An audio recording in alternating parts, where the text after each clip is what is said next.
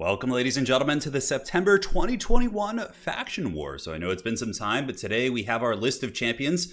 On the High Elves, it's going to be Charix, Dactyr on the Wood Elves, For Poland on the Lizardmen, Void Lulls on the Vampire Counts, Deadly Bunnies on the Tomb Kings, Saphir on the Bretonnians, Ice Powered Total War returning as his beloved Druchii. And today, if you guys are Dark Elf fans, you are indeed in for a treat, as we have double Dark Elf today. We have Carl Harmon, who's going to be on the 1000 Maws. So Rakarth's subfaction has been our subfaction for today's event.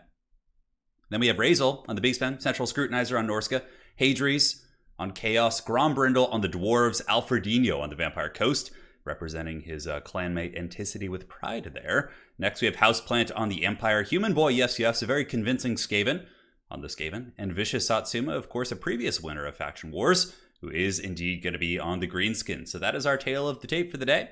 We shall be getting ready for our first match. It's going to be Carl Harmon facing off against For Poland, but let's go ahead and take a look at the brackets so you guys can see the tale of the tape for today's event.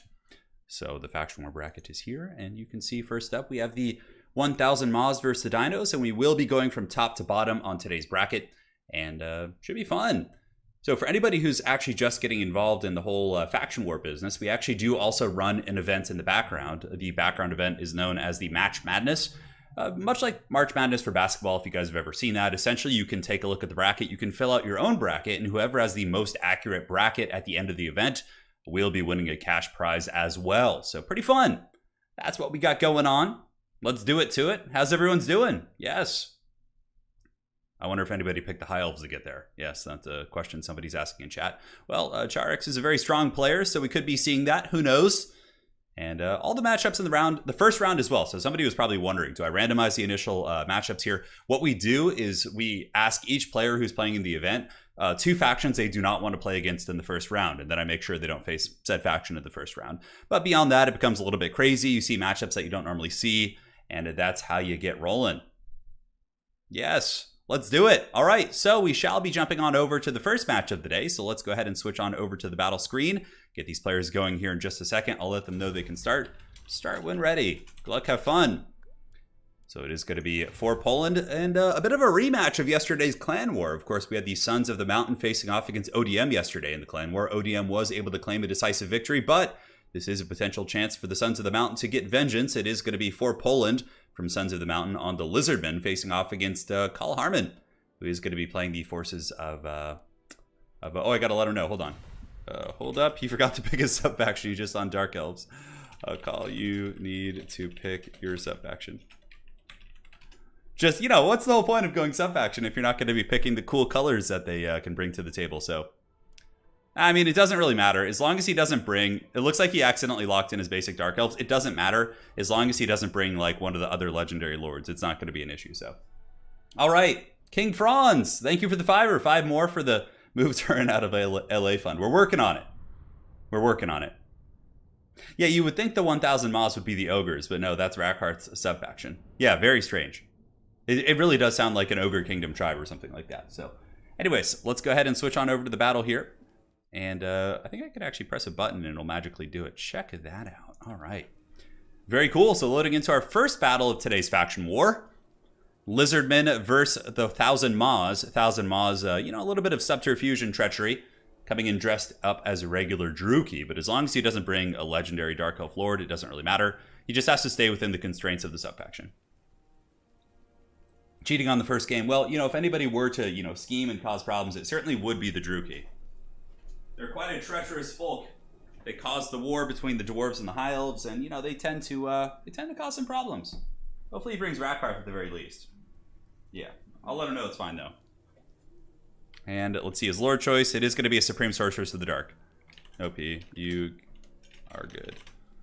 All right, so taking a look at the forces of For Poland here, it is going to be Chameleon Stalkers. So yeah, Chameleon Stalkers have always been very good against elves. Against Bleak Swords, Dread Spears, Sisters of Slaughter, Witch Elves, they do very well because their precursor ammunition really does some nice explosive damage.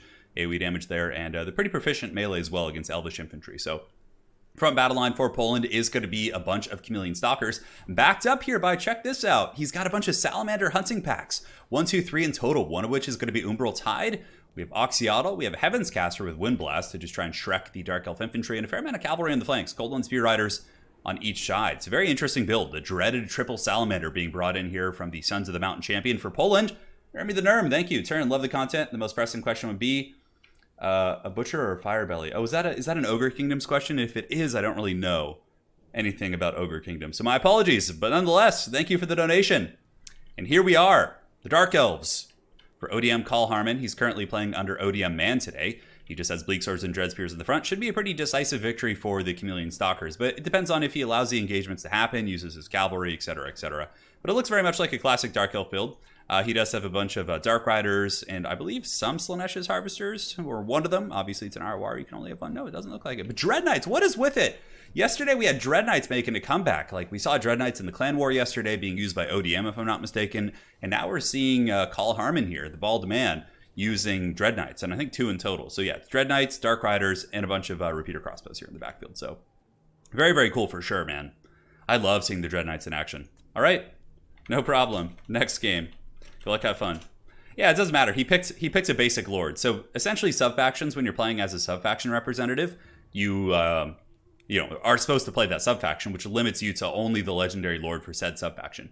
Unfortunately, the 1000 Maws don't have anything unique about them or any special units, which I feel like is really a missed opportunity for CA. Like, I feel like they could have added in like 1 or 2 special units for multiplayer for the sub-factions to add a little bit of spice. Yeah, I think that'd be really neat. But alas, we are here, and let us do it. So, Supreme Sorceress of the Dark is going to be rocking Word of Pain as well as Chillwind. Very, very interesting selection of spells. Word of Pain can be pretty good if you're using it on the target for the Coldland Dread Knights. So if Dread Knights are fighting like Coldland Spear Riders, for example, being able to use like Mark of Pain is going to make that a very, very decisive victory because it will be debilitating the stats of those Coldland Riders there. So pretty cool for sure. Here comes the Bolt Thrower shooting into the Salamander hunting packs, and for Poland is going to be taking a very aggressive posture. Will he be able to defend his Salamanders? I honestly think pushing up with your Coldland Riders here is a huge mistake. I think for Poland should pull them back and use them defensively to protect the Salamanders, because pushing into fight here is going to be a disaster. Call Harmon is going to dominate this fight, and I think this is a huge, huge, huge mistake here. We do have the cohort of Sotek moving in to help potentially, but Coldland Knights are actually going after the Dark Riders, and they get hammered by the Dread Knights on the flank. But if the cohort of Sotek for Poland does move over here and attack the Dread Knights in the back, that could be really nice. Call Harmon does get caught here, and it looks like the other Coldland Riders, are they going to pile in and fight? It's hard to tell, but holy shit, look at that front line. The entire Druchii front line gets absolutely melted by the Stalkers. Look how good they are against Elves. Holy shit, man. And now they're going to be pushing into the secondary, and Call Harmon here will be certainly pressed pretty hard. Thankfully for him, the only thing that's really static for him is the Reaper Bolt Thrower in the backfield. On this side, we have a similar situation happening. We basically have Coldland Riders going in to fight Dread Knights, and it looks like they both pile in to fight. With Salamander Fire, those Dread Knights should get shreked. And oh, look at the Spray Fire! For Poland getting a really, really nice engagement right here. And in the meantime, the little Chameleon Stalkers have accrued a massive amount of value. And the Lizards are pulling ahead pretty substantially in this game. Though on this side of the battlefield, Call Harmon's Dread Knights and Dark Riders seem to be having a pretty okay fight. Though, yeah, those Coldland Spear Riders holding pretty firm. I guess they ended up getting the 2v1, which was pretty nice. Now, Salamander's still blasting in. They do okay against, like, cheap infantry. They just have good, kind of explosive damage in general. Not quite like the Chameleon Stalkers, which just absolutely destroy that front line. But overall, we got a pretty good scrap on our hands. In the backfield here, the Lizardmen have gotten back and are pressing into the Dark Riders as well as the Reaper Bolt Thrower. We have more Chameleon Stalkers making their way back here. And Oxyottl's just being a little bit of a troll here, just kind of sitting and shooting. He probably should try and find a higher value target. He's just shooting at Bleak Swords, but I guess it is what it is. He can't choose everything. Coldland Riders here trying to chase down the Dark Riders. Call Harmon is not going to let that happen. And as soon as these Coldland Riders do turn around, they're just going to get Last Samurai in the back. But it looks like the Dread Knights were defeated pretty, not decisively, but both of them kind of got caught in 2v1 fights. And that seems to have been their death knell there. So there goes the Wind Blast hitting into the Bleak Swords, doing a little bit of damage. Salamanders still functional. We have one here and one here, both of which are being chased by chaff units, so they should be able to outmaneuver them. And the Salamander Crossfire getting in there and definitely helping to support their friends. And they could probably, honestly, these two units of Salamanders could probably pile in melee and finish off those Bleak Swords, but it's hard to say. Now, what has Call Harmon got going on? He's got a couple units of the Dark Rider Repeater Crossbows. They could be shooting in and getting a lot of value over the remnants of this game here, as they both have over half ammunition. On the backside, Coldland Riders coming in for Poland for the Lizardmen. His name is actually for Poland, if you're wondering. So, and the Skink Priest of Heaven's probably packing a couple Wind Blasts, which would be very good against these bunched up units, and also potentially good against the Dark Riders if they slip up. But the Salamanders are actually doing pretty excellent damage against the Dark Riders. You can see just getting pounded by that firepower. And here comes the Cold One Spear Riders looking to pursue them. A nice intercept here by Call Harmon. The Dark Riders will probably take some huge damage in this fight. They immediately take massive casualties, whereas the Cold One Riders only lose like one model on that impact. So very, very good stuff. But it looks like the Lizards are going to be in a little bit of a dominant position here. For Poland, getting vengeance potentially for the Sons of the Mountain from yesterday's clan war, as the Chameleon Stalkers continue to press in, and that really was the name of the game. The Chameleon Stalkers were so dominant in the front line.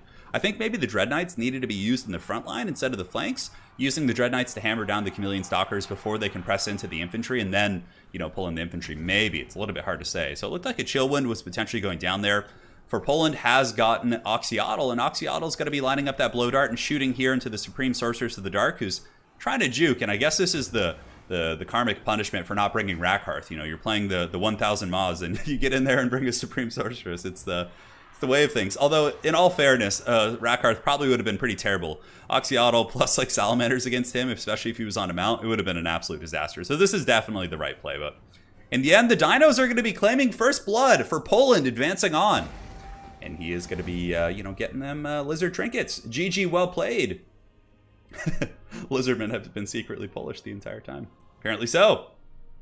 Apparently so. So taking a look, obviously we saw this. We saw the entire front line melt in a matter of seconds. The Chameleon Stalkers just obliterated the Druki infantry line. Absolute disaster. And honestly, the Cold One Riders for Poland here were able to do some excellent work in 2v1 trades against the Dread Knights. I feel like the Repeater Crossbows might have been a little bit out of position, but overall it was a really unique build. Usually you don't see triple Salamander, at least in my experience, but that is going to be first blood drawn here. So let us go on over to the bracket, update this bad boy, and we will be jumping into the next game in just a second. So Lizardmen do advance on to face the winner of our next match, which is going to be the Skaven versus the Empire. So very excited for this one.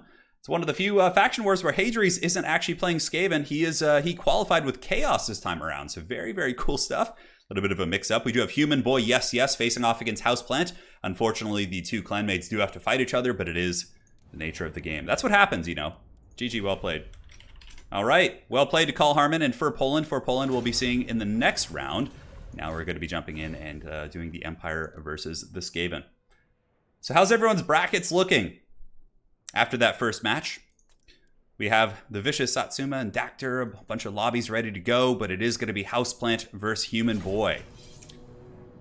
So definitely a fun format. It's fast, it's furious. We don't have to sit around too long. I think we're all set.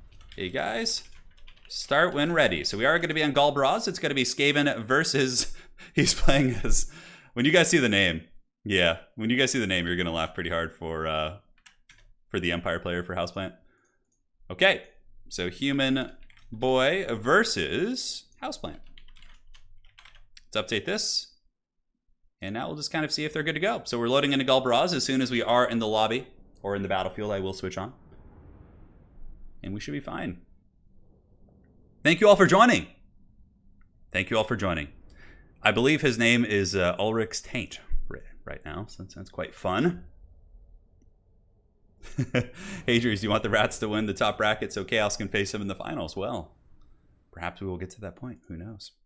All right, so we have the Houseplant. Both of these fine champions are of the RTK clan. It's pretty funny. Yeah, we get these big events, and then like you'll get people from ODM and from RTK and these other various big clans, and they'll be like, oh, I just don't want to have to play one of my clanmates. I'm like, well, half the tournament is basically your clan, so you're gonna have to roll with it here.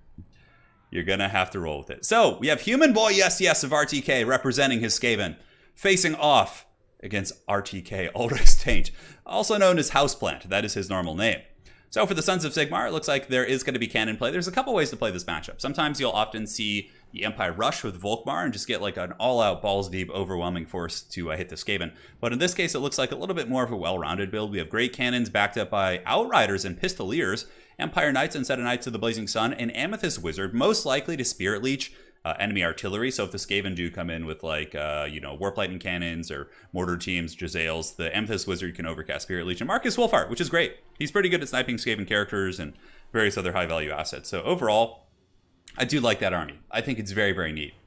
And now if we take a look at Human Boy, yes, most certainly a Human Boy, not a Skaven. He's got Deathmaster here in the front line. His battle core is going to be Clan Rats. So Clan Rats with Spears, going for a quote-unquote elite Skaven build. Certainly nothing soft here, no Skaven slaves in the front line at least, although there are a couple on the periphery. double Jezzail, and it is going to be Plague Claw Catapults and Warp Lightning Cannons. This is probably what the Empire was expecting, with the Overcasted Spirit Leech plus the Cannons, of course, trading there. And a couple Ogres in the backfield. So yeah, you know, pretty, I wouldn't say standard in this matchup, but it's certainly, he's got the Globadiers to deal with a rush, he's got the Jezzails to hit the heavy cavalry, and if the Jezzails can scoot up and shoot the enemy cannons, I think Skaven can actually win the artillery trade. It also depends on Marcus and his involvement and other things like that. So, there you have it. There you have it. The battle will be underway soon. Good luck to these fine champions. I'm sorry that you have to fight your clanmates, but eventually Obi-Wan does have to fight, you know, Anakin. So good luck, have fun. Let's do it to it. Predictions. Who do you guys think is going to be winning in chat? Are you rooting for the Skaven of Human Boy? Yes, yes. Or are you rooting for Houseplant? I guess that's probably a easier name to say on a perpetual basis here. So here they come. Cannons getting ready to scoot up and shoot. I would imagine they'll go after the Warp Lightning Cannons very quickly. Warp Lightning Cannon probably going to be the preferred choice, although maybe the Catapult, you know, based on the army composition, the Catapult probably will be a little bit more effective at breaking off the crews on the Great Cannon. So I'm curious to see what Houseplant here, our Empire champion, is going to be targeting. And we're going to sit here and watch the cannonballs come in for a hot second. So it looks like Human Boy is going to be getting his artillery and going after the cannons. And so he's not going to be trying to trade with the infantry. So cannons immediately go in, hitting a Poison Wind Globadier. Interesting. I wonder if that was a miss, like collateral damage, or if it was going after the Plague Claw Catapult. I think the catapults and the artillery are certainly the way to go. Skaven artillery tends to be, you know, a very big target. So yeah, cannonballs are coming in. Now they're going after the Warp Lightning Cannons and also hitting the Jezzails, which is a little bit friendly. And Deathmaster lurking in the front. Ooh, man, this could be super clutch. If Deathmaster, like, crept up on Marcus right now with Jezzail Overwatch Fire, oh, man, the caster might get it, too. That would be so clutch by Human Boy. The snare is pretty short, so you want to get as close as you possibly can. Okay, so he is snared, but it might have been too early. It's hard to say, because, like, Deathmaster's snare is very short. Although it does lead to a fair amount of damage. Is Houseplant going to be able to get away? Yes, he is. It looks like we do get one anime attack in there. And okay, he might get caught. The Jezzails might be able to get that character, or at least break it.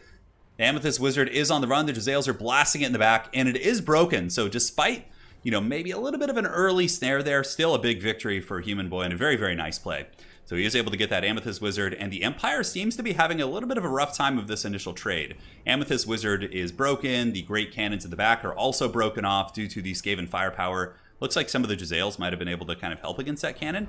And the Skaven artillery isn't in great shape either. The other cannon has been able to pound in and do some good damage, but so far Human Boy he's certainly hanging out. He's enjoying his best life here. So there's an Overcasted Spirit Leech from the Amethyst Wizard, which actually takes Overcast damage and breaks itself once again.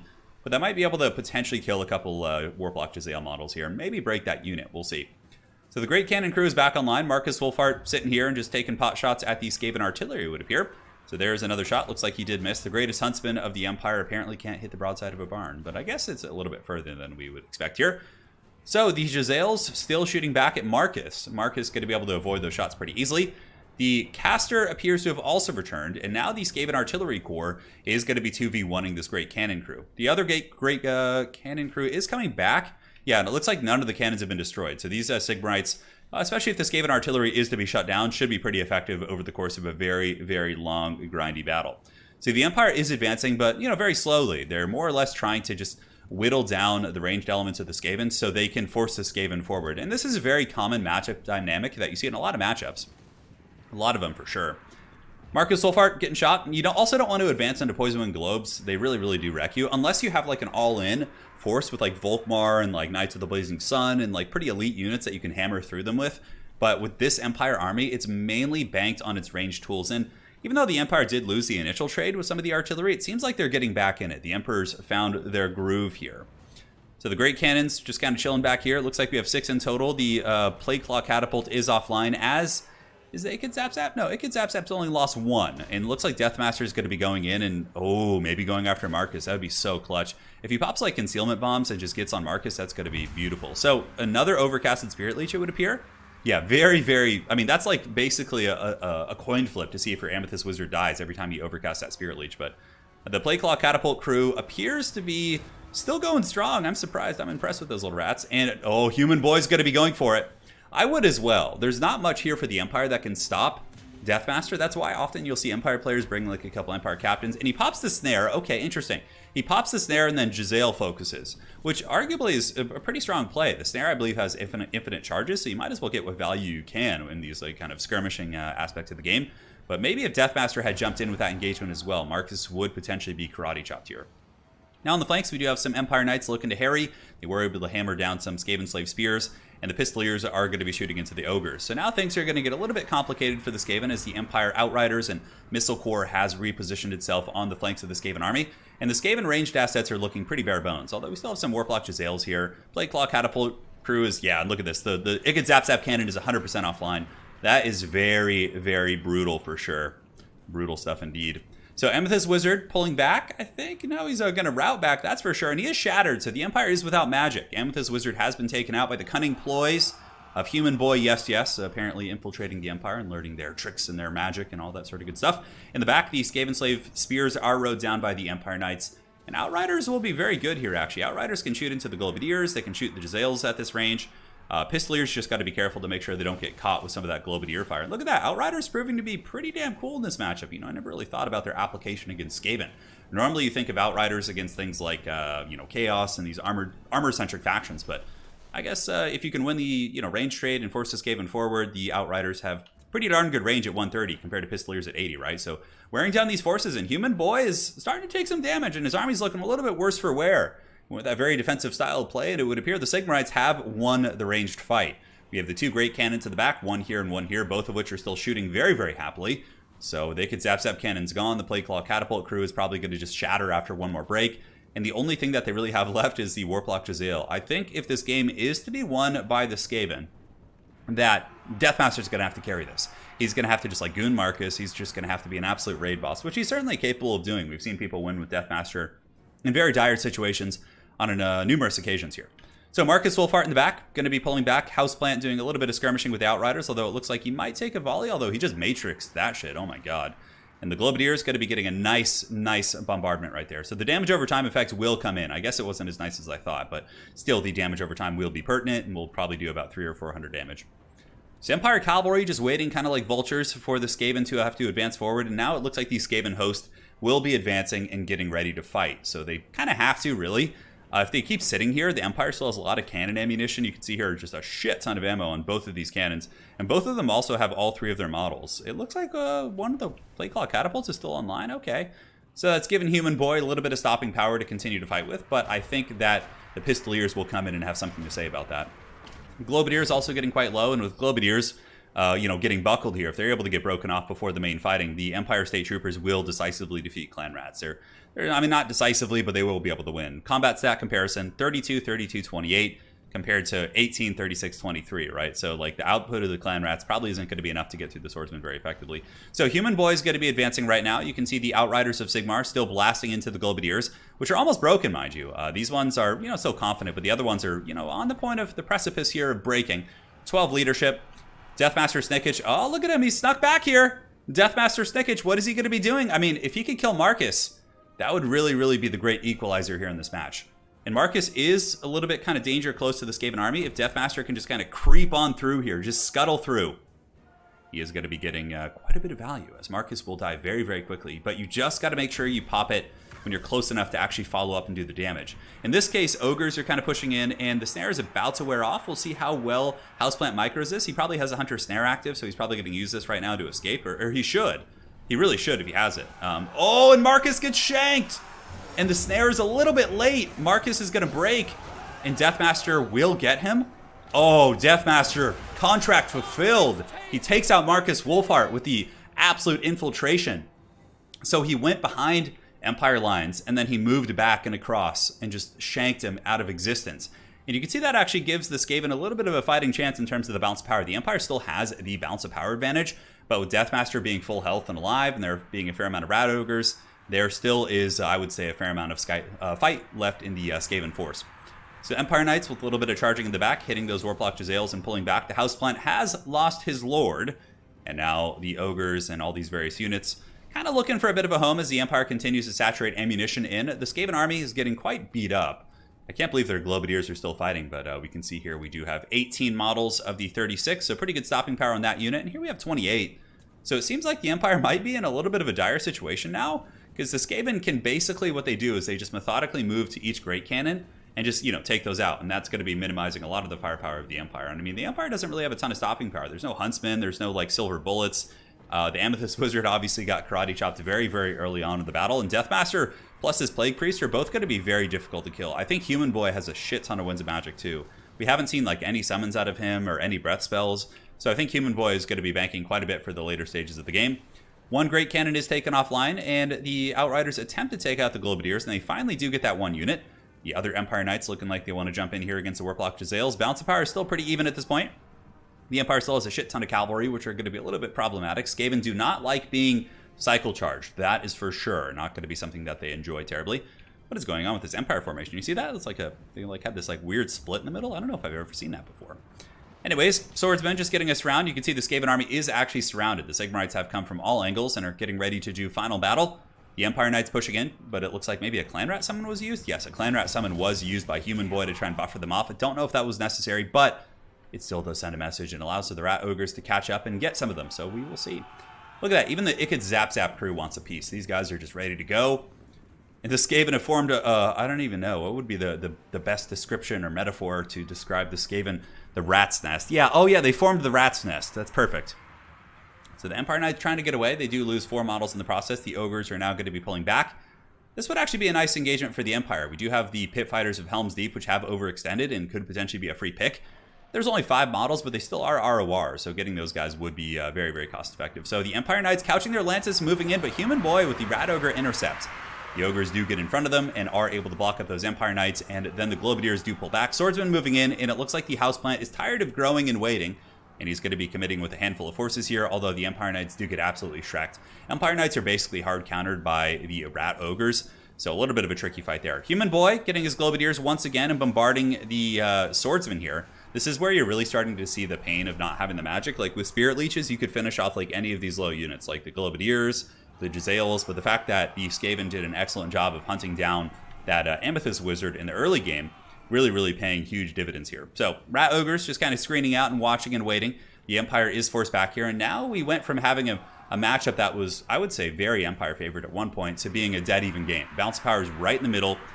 Houseplant getting the Pistoliers, continuing to shoot into the Globadiers, I believe. Globadiers actually have crazy good armor too, though. They have 100 armor. That's why the Outriders are better against them.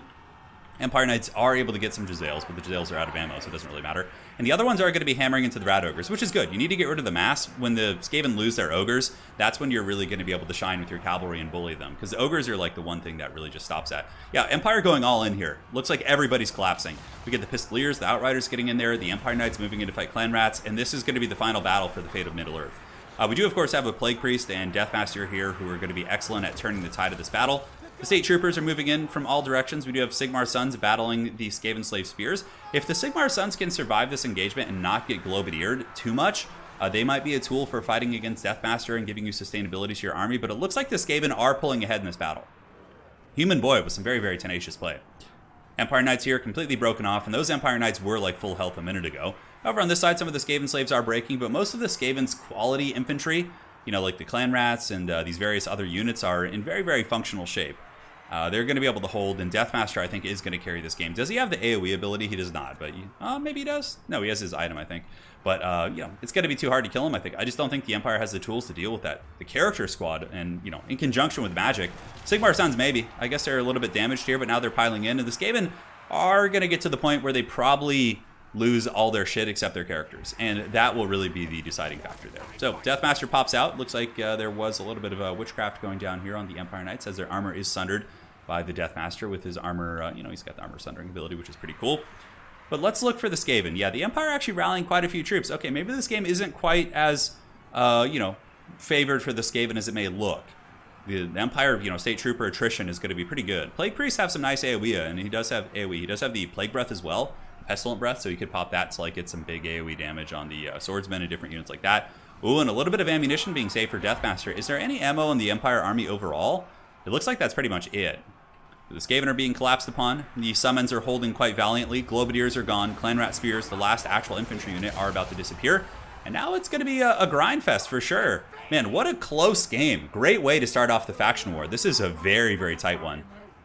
And Houseplant is doing an excellent job of making sure no rats come back. All of his Empire cavalry are chasing down the Clan Rats and the Skaven slaves and making sure what you see is what you got. So Sigmar Sons got 45 models. Basic State Troopers fighting here as well. The Empire Cavalry have cleaned up almost everything. It looks like the Pit Fighters might potentially come back, but you just got to make sure to get the Clan Rats. Clan Rats will be a little bit annoying if they can come back. And now it's Skaven characters, man. This could really go either way. I have no idea. It's going to be a little bit of a grind, of course, but the Skaven character squad really earning the, the investments they made earlier in killing those Empire characters. Oh, God, that was so good. Beautiful Pestilent Breath. Pretty much one-shots that unit of swordsmen, taking them down to 69. Slanesh approves, and it looks like they're going to be breaking. 2 leadership, will they hold? Not quite, and the Empire is attacking in multiple engagements here. You can see the Skaven slaves are being attacked here, and Empire Cavalry are chasing down those Empire Knights. So they don't have to engage the main Skaven army until they really want to, basically. Because chasing units that are broken does count as attacking, but if they are shattered, it does not. But some of the Skaven slaves and Clan Rats that are retreating are being attacked, so it does give the Empire a little bit of breathing room, as the Skaven basically just chase down those swordsmen. So it looks like some Pistoliers might be sent in. No, they're going to be shooting Deathmaster here, which is a good call. What a close game. What a close game.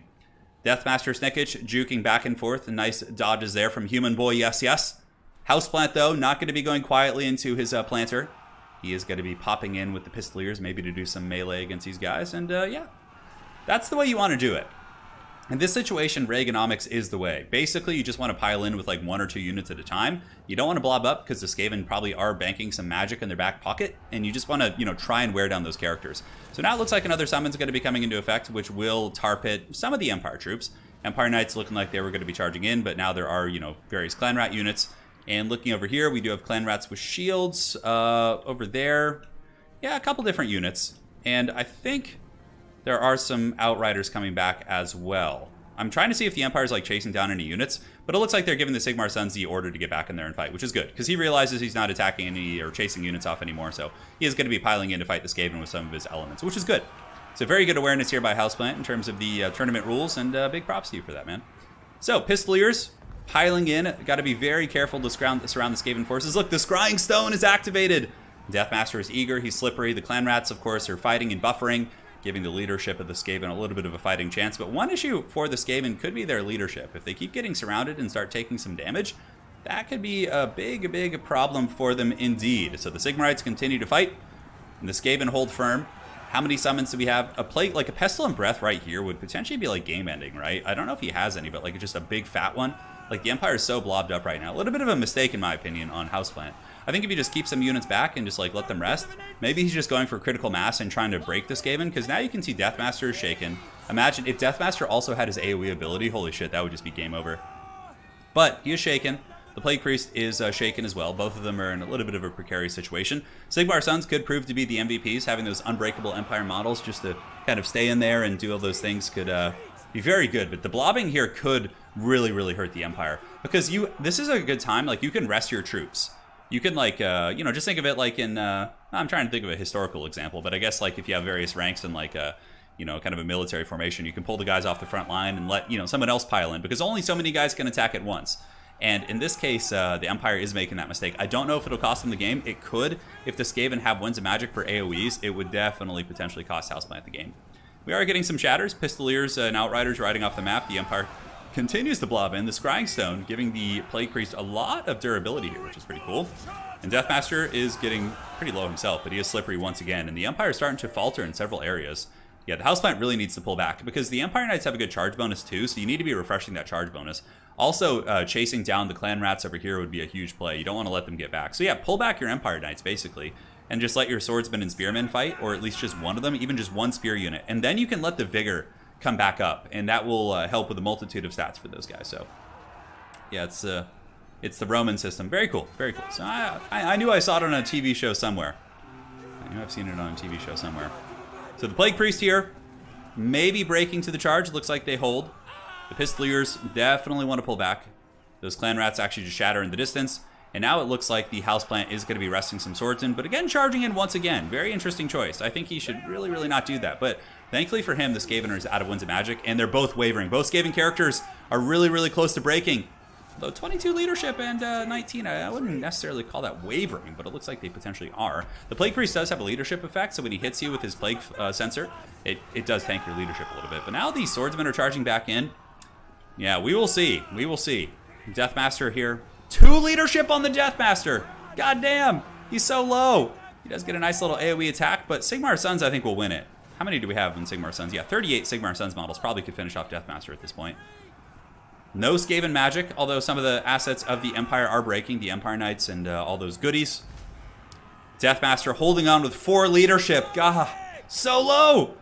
And he's broken. And with Deathmaster breaking, the Plague Priest is going to be like, screw this shit, I'm going back to Skaven Blight.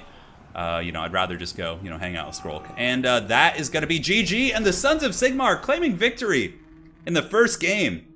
Dude, one spell would have won that. If the Skaven had enough wins for one breath, it would have been over. What a great back and forth game. It's a really, really fun one. Hopefully you guys enjoyed that one as well. So, GG, well played to both players. Value, we'll look for some. Gisele's had some decent value, of course. I know you guys like to see that. The Great Cannon's quite good, 1,000 each. Yeah, fun match. I like the build from both players, too. I think it's quite fun. You don't see play called catapults often. Sometimes you'll see, like, double Warp Lightning, but overall, quite cool.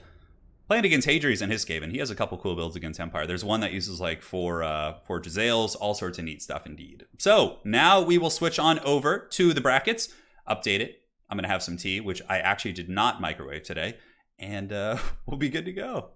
All right, so for the second round, it's going to be Lizardmen versus Empire. The meta for that matchup, there's actually some good Empire builds. There was one that Soothsayer kind of opened my eyes to, a very wide build for the Empire that I found to be pretty effective. Now we have the Beastmen versus the Vampire Counts, which is going to be Void Lulls against Razel. So let's see what schemes they have as we get ready for that lobby. GG, well played to those champs. GG, well played. All right, cool. So going to ye old multiplayer battles. Just like Marcus, yes, you have to have a little faith in the Empire. You can never count out the Sigmarites. That matchup usually goes very long and very grindy like that. So it's a fun one. All right, so we got Razel versus Void Lulls. Going to be Vampire Counts versus Beastmen, which used to be a heavily favored matchup for the Vampires, but now it's like an even matchup. And some people even say Beastmen favored, but personally, I think it's pretty even. So let's go ahead and update the nameplates, and we should be good. Loading in. Players can start when they're ready. By the way, if you're just joining, this is who's playing all the different factions. Start when ready. I'm gonna have some of this tea real quick. Oh, I hate when I got this tea from like a local coffee shop and it's like seeping out of the bottom of the cup, which is kind of annoying. The hot dog water tea. Oh, we're not gonna get into that today. Oh yeah, that's the good stuff right there. Good proper tea. You can't tell the difference. All right, my friends, thank you again. This is the Faction War. It's our favorite format here on the channel, at least for me. And here we are into the Troll Country as we load in.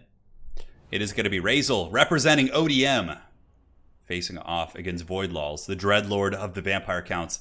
I played against Void Lulls Vampire Counts, and I have to tell you, they're very ferocious. I feel like if you want to be a really top-tier Vampire Count player, you have to have like a mean streak. Like, you have to have a mean aspect to your personality. I don't know what it is. I've never met any of him, of course, or even spoken to him in person, but I just feel like that's like a thing. You got to have that vicious side to you to be like a really top-tier Vampire Count player. Yeah. So it should be fun. Majora, if you want to join the Discord, one of our glorious mods here in chat will drop a link for you, but if they don't, I will at some point over the course of the stream. So we are currently on the third game for today. This is going to be Void Lulls versus Razel. Faction War in total, how many games do we have? Like 15 or 16? Yeah, it's a pretty solid dose of games. This is the third game, actually, Ferret Knife. If we go and look at the brackets, which I'll set up in a second, we'll show ya. We'll show ya. But we have Beastmen versus Vampire Counts. And, you know, I knew the matchup was just like, it didn't matter too much for ranged. So I was like, all right, let's just put him on Troll Country and have him fight a little bit quicker so there's less waddling across the map. Have the Beastmen ever won a faction war? I do not believe so. Beastmen, they've gotten to the finals, actually, though. Back before Beastmen got DLC, they made it to the finals. It was, I believe it was it Flying Taco or someone on Beastmen? I can't remember. All right, so taking a look at the hordes of the Beastmen. Let's see what they got. They have a, wow. You know, I was expecting a more kind of box-based build, but actually a fairly elite build. So, wow, 4 Centaurs with throwing axes, Sons of Goros, which are a very good choice because they do magic damage. So using them against ethereal units is quite strong for sure. Yes, thank you guys. And then he also has a couple Minotaurs with great weapons, so they're going to be dealing with some of the bigger threats. Torox the Brass Bull, the man is here. backed up by a Brave Shaman of the Wild with Traderkin, and no overpowered chariots to be seen. So Razel here, clearly, man of the people, because the rules do allow you to bring, one, basically, just so your caster doesn't have to be on foot, but he didn't even bring one. So he's got the Traderkin for the AoE damage, Minotaurs with Great Opens backed up by cheap chaff units to wear down some of the bigger threats, and that appears to be it. Now, taking a look here at, oh my god, look at this build, jeez. He's got Helmengorst, a bunch of zombies, Cryptors and Spears, double Necromancer. Of course, they don't have the same spells. One Necromancer is just a mana battery, and the other one is basically just here for Invocation and Raise Dead and things like that. Double Vargulf in the back, and I think that appears to be it. Yeah, he's got some Black Knights. So this is the dreaded Helmengorst build. We'll see if Torok, the Brass Bull, can get in there and melt down some of those bad boys, but it is indeed going to be Helmengorst. Now, a lot of you guys might be, cheering in excitement, saying, oh my god, Helmengorst, it's such a meme. Well, Helmengorst is actually not a meme in all matchups. He can actually be, he can be relatively strong. No heavy-duty infantry, though, for the vampires. Just, skeleton spears and things like that. Traderkins are going to be really nasty against this army. That's my one concern looking at Voidlaw's army. I feel like Traderkins are just going to absolutely nuke him if he sits in this kind of tight position like that. So, we will see. Centaurs, the Throwing Axe, is going to be getting in, dropping some harass. Obviously, the Beastmen have the advantage in that regard, so they don't have to take any fights unless they want to. Good micro, though. Razel getting some nice harass on the wings, but Voidlaw's responding very well, able to pull back a number of his troops, but some of the Cryptors there do take a little bit of damage. But yeah, Helmengorst better watch out. That is a lot of stopping power on the Gorse man. He could definitely get worn down. Sons of Goros lurking about, looking for maybe some freebies, some nice charges. They are pretty formidable, and Sons of Goros can actually dominate Black Knights very, very well in combat. They have excellent armor piercing and good armor as far as Beastmen goes, so that does help you quite a bit here. So here we go. Yes, the dreaded Corpse Carts. They're on their way. Helmengorst moving up, and it looks like he's going to get hit with something, or he's going to be using the Shotgun Blast. Yeah, okay, so he Shotgun Blasts up on the high ground, and it does hit Torox and does very little damage. So the Brass Bull doesn't give a shit. He's like, all right, well, I'll take, 8% damage for that overcasted spell you want to use, no problem. So the Beastmen have engaged. Ungor Spearmen herds in the front are obviously going to buckle very, very quickly. The Centaurs, the Throwing Axes, are being screened quite well here by Voidlaws, and here comes the Centaurs, the Throwing Axes, getting ready to maybe position and go after the Cryptors. We will see. I'm curious what Torox will fight as well, like what's going to be his priority. So it looks like another Gaze is going to be going down, trying to blast the Bull, and that one actually hits very, very well. That was like a square damage. The Helmengorst shotgun apparently doing his thing. Yeah, nasty, nasty stuff as he does shoot there into the Brass Bull. A big Traderkin going to be responding. That pretty much hits like most of the Vampire Count army, although it doesn't hit Helmengorst. It looks like it was over here on mostly on the Knights and some of these other units here. So Torox maybe just wants to get busy. If he's engaged in combat, it's going to be much harder for him to be focused down by Helmengorst's dreaded sniping. So Centaurs with Throwing Axes also need to get active. They can wear down the Black Knights here, but Helmengorst is also a great target. And the Beastmen do pile in. One unit of Cryptors getting absolutely dunked on. Absolutely dunked on. A lot of damage being taken. And now the Great Weapons are going to be pulling back here for Razel. Vargulf's getting ready to move forward. It looks like a Zombie Summon's going to be used as well to try and mitigate the effectiveness of those Throwing Axes. Throwing Axes looking like they want to get in here and maybe start poking on some of the monsters or Helmengorst. Cryptors, of course, are falling back. And Sons of Goros are now going to go after the Black Knights here, which is a good play. Getting rid of that mobility does free up all of your various, throwing weapons and tools like that. So sorry if there's a little bit of lag here, but of course we have players connecting from all over the world, and that often is the case. Now, this is a little bit problematic for the Vampires. Torox the Brass Bull has gotten into their main lines, and he also has Minotaur Great Weapon support. And the Necromancers here could potentially be, beaten down by the Brass Bull if they're not careful. Sons of Goros charging in, throwing weapons, going to be responding onto the Cryptors here. Some Skeleton Spearmen moving out to buffer. And now we have a big fight of fights here, as one Vargulf actually heavily overextends. There could potentially be a good opportunity for the forces of the Beastmen to take out that thing, but we'll see. Looks like it's going to be fine. It's able to get back to its support. And the Minotaurs with Great Opens are fighting against Spear units, which is not good for them at all. Now, as far as Vampiric Chaff, a fair amount of damage is being taken. The Necromancers popping the Forbidden Rods and the Magic Animus and all that stuff going down. Mortis Engine effective Helmengorst, of course, very strong in the current patch. It basically just needs to be hitting the edge of the formation. And the balance is pretty even at this point. It's, it's showing that Beastmen and Vampires have both done a relatively reasonable amount of damage to one another. I'm surprised we're not seeing more action into the Sons of Goros. So, okay, it looks like they're going to be charging into some zombies now. And the Minotaurs with Great Opens do pile in and get a little bit of impact damage here on the Necromancers, but I think the Minos need to pull back. They're very expensive and are not having a good fight there, although the Centaurs with Throwing Axes getting a formidable amount of firepower into the Vampires as they throw into the Necromancer, it would seem. It's a little bit hard to tell. Anyways, Brass Bull being beaten down by two Vargulfs? No, just one. but also taking a little bit of damage. Brass Body is not popped at the moment. The Minotaurs of Grey Opens are effectively cutting through some of these units, so maybe this actually turned into an okay fight. Traderkin here would be super clutch as well. That would hit both of the Vargolfs and would hit a lot of units. The Centaurs, the throwing axes there, are also getting some decent damage in the back. And how is the Haggard Helm and Gorse Blob? The Beastmen do have the mobility to avoid the Gorse Blob. Liber Noctis is active, which of course does a little bit of damage to himself, and you can see the Mortis Engine is draining here, but it's not going to be super effective against like Minotaurs with Grey Open. Sons of Goros coming in as well. That is going to give some nice impact damage against these units. Balance of power is still very, very even at this point, but I feel like Beastmen generally are a little bit ahead on the balance of power. And there goes the Traderkin. So Traderkin is active, going to be hitting all those units, including the Cryptors, the Black Knights, the various other assets there in that vampiric army. And it looks like the vampires are quickly being reduced to a point of only having SEMs, but you know, the thing is, that's all they really need, right? Although Razel still has a shit ton of throwing weapons. So the throwing weapons could be enough to maybe finish off Helm and Gorse. It looks like Torox the Brass Bull trying to get away, which is smart. That like blob fight wasn't going to be a welcoming place to fight. He really needs to effectively use his ammunition on his throwing weapons here to wear down some of the vampiric forces. So Minotaurs the Grey Weapons getting in there. Torox the Brass Bull pulling back. It's really good to save Torox the Brass Bull for the late game, because then he's going to be able to effectively deal with the SEMs if there still are some. Throwing weapons, though, doing really, really solid work here as they do throw into this army. And it looks like more are coming from the other side. A couple zombies and skeleton spears left. Not a whole lot. Minotaurs with Grey Weapons pulling back once again, as the throwing weapons do work on the Cryptors. So you can see here we do have 11, and it looks like we do have 9 right there as well.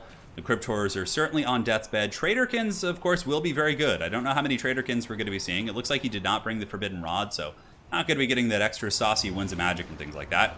And the Centaurs with throwing weapons throwing in, going after the Cryptors. Yes, there we go. So the Beastmen still have a fair amount of tools on the battlefield. They have the Brass Bull, who's not, in terrible shape. He's still got, probably a couple thousand HP. Yeah, 2,500. The Traderkin caster, and the Vampires, of course, have summons that are slowly dissipating. The Cryptor Blob is being focused down by the throwing weapons, it would appear. But the problem is Helm and Gorse, like the Gortys engine is going to be a big problem. If the Gortys engine, and if you run out of ammo with your throwing axes and Helm and Gorse is still alive, you probably are just going to lose. Because he'll be able to drain down most of these Centaurs. Although Torox could carry, it's going to be hard though. And Magic Animus, of course, is active there, giving a nice little leadership buff, which may keep some skeletons from crumbling, but that's pretty much it. The Gortys engine going in, and it does go after Torox, but only does like a couple hundred damage. It did about 300 damage to him there. So not too bad there for that shotgun blast coming from Helm and Gorse. And every one of those you see is like one less invocation coming out, one less raised dead. So, that still does have a little bit of a boon for both sides. Throwing weapons, still throwing in there. There it goes, shooting in. And the big Vargolf punting away the Ungor Spearman herds. Centaurs, the throwing axes, are able to finish off the Cryptors. So the Cryptors are officially gone, but I mean, the problem is vampires have so many SEMs left. A Traderkin is going to be really, really necessary here to get the Beastmen back in this battle, because they currently are behind in the bounce power. It's not like game over, though. They have a lot of shit. But the Mortis engine is going to be very, very tough to deal with. So one Vargolf has approached its healing cap. Unfortunately, some of the throwing axe ammunition does get used on the skeletons here. And will we see like a big Alpha Strike fight followed up? Yeah, it looks like Torox may be thinking about it. He's like lurking in the back there. Does he have the AoE ability? He does not. So, Shotgun Blast going down on the Gorst again. It does hit the Brass Bull. The Gaze of Nagash does do a lot of damage. It did about 500 that time. So that was certainly very, very cost effective. Now the Beastmen are going to be piling in with their infantry. So it looks like I think this is just a Traderkin bait. I think he's just going to be trying to blob up this force and get the juicy, juicy Traderkin there. So we will see. We will see. So firepower going in. The Vargolf taking a little bit of damage. And there you have it. The Vargolf's getting worn down. At about, what, 3,000 HP, give or take. Here comes a rear charge coming in from the Centaurs, maybe going to be surrounding this force. One of the Vargolfs taking quite a bit of impact damage. The Brass Bull maybe just wants to get his hands dirty now, just like push in there and, get some work going. So we'll see what he decides to do. Minotaurs with Grey Upland sitting in the back, just recovering vigor. I believe they're both exhausted. Let's see, very tired and exhausted. One of the Vargolfs going to be chasing. The Helm and Gorse, the Drain, of course, still doing some very, very strong work. And the Sons of Goros, maybe? No, those are actually Centaurs with throwing axes. But yeah, it's looking like the vampires are just going to out-attrition this one. The shotgun blasts on Torox, the Brass Bull, definitely causing some work. And the Minotaurs with Grey Opens might be able to get a good isolation here. One of the Vargolfs actually a little bit overextended here. Could go down to that pressure. And a Brass Bull maybe could jump on Helm and Gorse right now. He's a little bit vulnerable. You could start wearing that bad boy down. One Vargolf is crumbling pretty hard. The Beastmen forces have got it, and it looks like Razel's going to be going in. The Brass Bull unfortunately misses. That was like his one chance for glory, and he just like horribly misses the attack. Battling Helm and Gorse. Helm and Gorse does actually knock over the Brass Bull, which is pretty hilarious. It looks like there still is some Gorbull syndrome left. And yeah, one Vargolf is down. Okay, the Beastmen maybe have some sort of play here. He does get back with the Brass Bull, and here's the Traderkin that we've all been waiting for. I'm kind of curious. This is going to be overcasted, probably. Nope, just basic variant. That might help to finish off some of the skeletons and chaff units, which honestly the Beastmen might be able to pull something back here if they can. The Vargulf being that healthy, though, is a big issue. 100%. Sons of Goros are in there fighting, and they are going to be pulling back as well. The Traderkin didn't appear to do that much damage at all. Did not appear to do that much damage. And here comes another cycle charge from those units. The Brass Bull needs to get back in there as well and start beating down on Helm and Gorse. These zombies and various other units get hammered pretty good. Looks like as far as the Skeleton Spearmen goes, we only have 45 left. And yeah, that is that. Corpse Guards trying their best. Getting around there. Apparently, I saw some people in chat saying that the Helm and Gorse, or the Corpse Guards, are a little bit bugged as well, which is unfortunate. Well, I guess everything's bugged right now, so hopefully there will be something soon to fix all this nonsense. Helm and Gorse is healing capped. Torok's Brass Bull is beaten down by the Vargulf. And he is back, and he is gone. So the Vampire Counts will be advancing on. GG, well played to both sides. It was a very scrappy fight for sure. And we're gonna be advancing. I have to wonder what would have happened if there was like 1 or 2 Ungor Raiders. Wouldn't that have just owned that army? Like 1 or 2 Ungor Raiders just shooting into the Corpse Guards probably would have killed it, huh? I guess like you think the Centaurs can handle it, and they did pretty well. Like good value, 1300, 1100, 14, and 1300 as well. Yeah, 16. Pretty good performance from a lot of the Beastmen units. Centaurs with throwing axes did good. Yeah, and again, it makes me think like 1 or 2 Ungor Raiders probably could have defeated that. Helm and Gorse getting crazy value for sure. Check that out. So Helm and Gorse, Mortis Engine valued 3,200, but the other Corpse Guards got a little bit of value as well, but not too much. They like got 1 hit worth because they do 300 damage, so it's more or less like, in that ballpark, a couple hits. All right, so there we have it. Let's go ahead and update the bracket, and we can move on. The Vampire Counts have actually also never won a faction war. So let's go ahead and get the Vampire Counts up here. And see who they're going to be facing, either Wood Elves or Greenskins. Now, the Vampire Counts would probably rather face the Greenskins, I think. It's a little bit hard to say. A little bit hard to say for sure. Won $5. Oh, are you and your friends betting on all this stuff? Let me go ahead and look, yeah. Yeah, so it is, you're allowed to have 5 single entities, but only 2 of them can basically be monstrous, I think. I'm trying to think. Well, Helm and Gorse, does Helm and Gorse count as that? I'd have to double check that. Yeah. Cryptor value. I don't think Helm and Gorse counts as like a rare SEM on his chariot, does he? I'd have, because if he does, we would obviously have to replay that, and they'd have to use different armies and things like that. I don't think so. Yeah, the Ungor Raiders would have been pretty destructive. I mean, you could even keep you could like cut down Centaurs and just like 2 of them, and then get like 3 or 4 Ungor Raiders and have a little bit of both, right? I feel like that would have won that game. Yeah. It's hard to say. 5 Raiders don't have the GPS. Well, something to consider. Something to consider. All right, so let's go ahead and get into the next match of the day. It is going to be Vicious Satsuma versus Dactyr. He does not as of yet. Okay, makes sense. Yeah. Makes sense. So here we are. It is Dactyr versus the Vicious Satsuma, an ODM and RTK clan duel. I feel like we have a lot of those, pretty much every single game here. All right, so it's going to be Dactyr versus Vicious Satsuma. The Greenskins versus Wood Elves. I feel like this matchup has gotten a little bit more even these days. And I think we're good to go. So start when ready. Good luck, have fun. Here we go, my friends. Here we go. Yeah, Helm and Gorse as an SEM is interesting. He's very slow. Like other Mortis engines are faster and a little bit more dynamic, but he still does count as a Mortis engine. It's kind of curious. So today, basically what I'm doing right now in terms of tournament rules is I'm alternating between my bigger events. I'm alternating between banner rules and fruit rules, the 2 main rule sets that are active right now. And I'm collecting feedback from people, after set events. So, so then, potentially we can, improve the rules and do sorts of stuff like that. This tournament is using banner rules, so I'm not quite curious about the nuances between fruit rules and banner rules as it pertains to like Helm and Gorse and Corpse Guards and things like that. But yeah, had to win with Beastmen, bring broken chariots. What I was really surprised we didn't see too was the Bloodbrute Behemoth. Like I feel like the Bloodbrute Behemoth is super good against vampires. It like dominates most of their monsters, and like what? All right, what would they have done against Bloodbrute Behemoth there? I'm trying to think. Like the Corpse Guards would have kind of gotten owned a little bit, right? Well, anyways, subject for another day. The Skaven have done pretty well for themselves, and again, I'll show you the bracket here real quick. You can see the Skaven had an excellent fight, though they did lose. They put up a great fight. Human Boy was excellent. That was excellent. All right, so here we are. It's going to be Dactyr of ODM facing off against Vicious Satsuma, both really, really high-level players here. And it looks like Vicious Satsuma is going to be going for Foot Zag. Oh, yeah, baby. Talk dirty. Check that shit out. So we do have Foot Zag. In the front line, it is going to be a bunch of goblins and various other units like that, backed up by stone trolls, a shit ton of skirmishers. So this is like, you know, what we used to see from Greenskins before the most recent patch. Although no Grom the Paunch is a very, very interesting play here. So Orc Boys, who appear to all be gold chevron Orc Boys, 34-31 for their combat stats, a million Spider Riders, Foot Zag, and Stone Trolls. Damn. That is pretty wild for sure. I don't know. Yeah, it's hard to say, Ice Power. I think it could have been pretty good. We will see. So, looking here at the forces of Dactyr. Dactyr, of course, got first place in the qualifier for this faction war. So he was able to win the entire event. Now, looking here, we do have a shit ton of Dryads backed up by a bunch of Glade Guard, Starfire Shafts, Eternal Guard, and Glade Riders.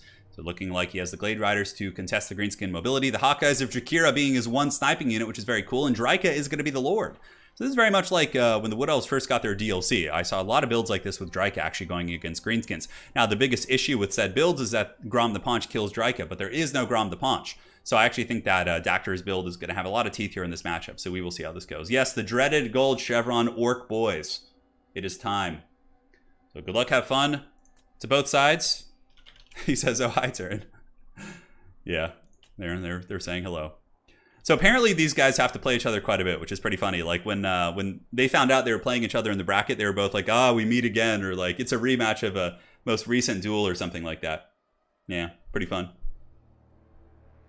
Pretty fun stuff indeed. The Wood Elf army looks very tough to beat. No, it's hard to say.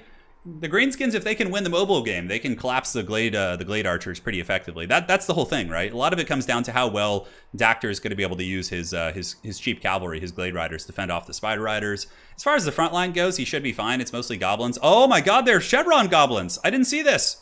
So guys, the dreaded Vicious Satsuma is bringing not only the ROR goblins, but also max chevroned goblins.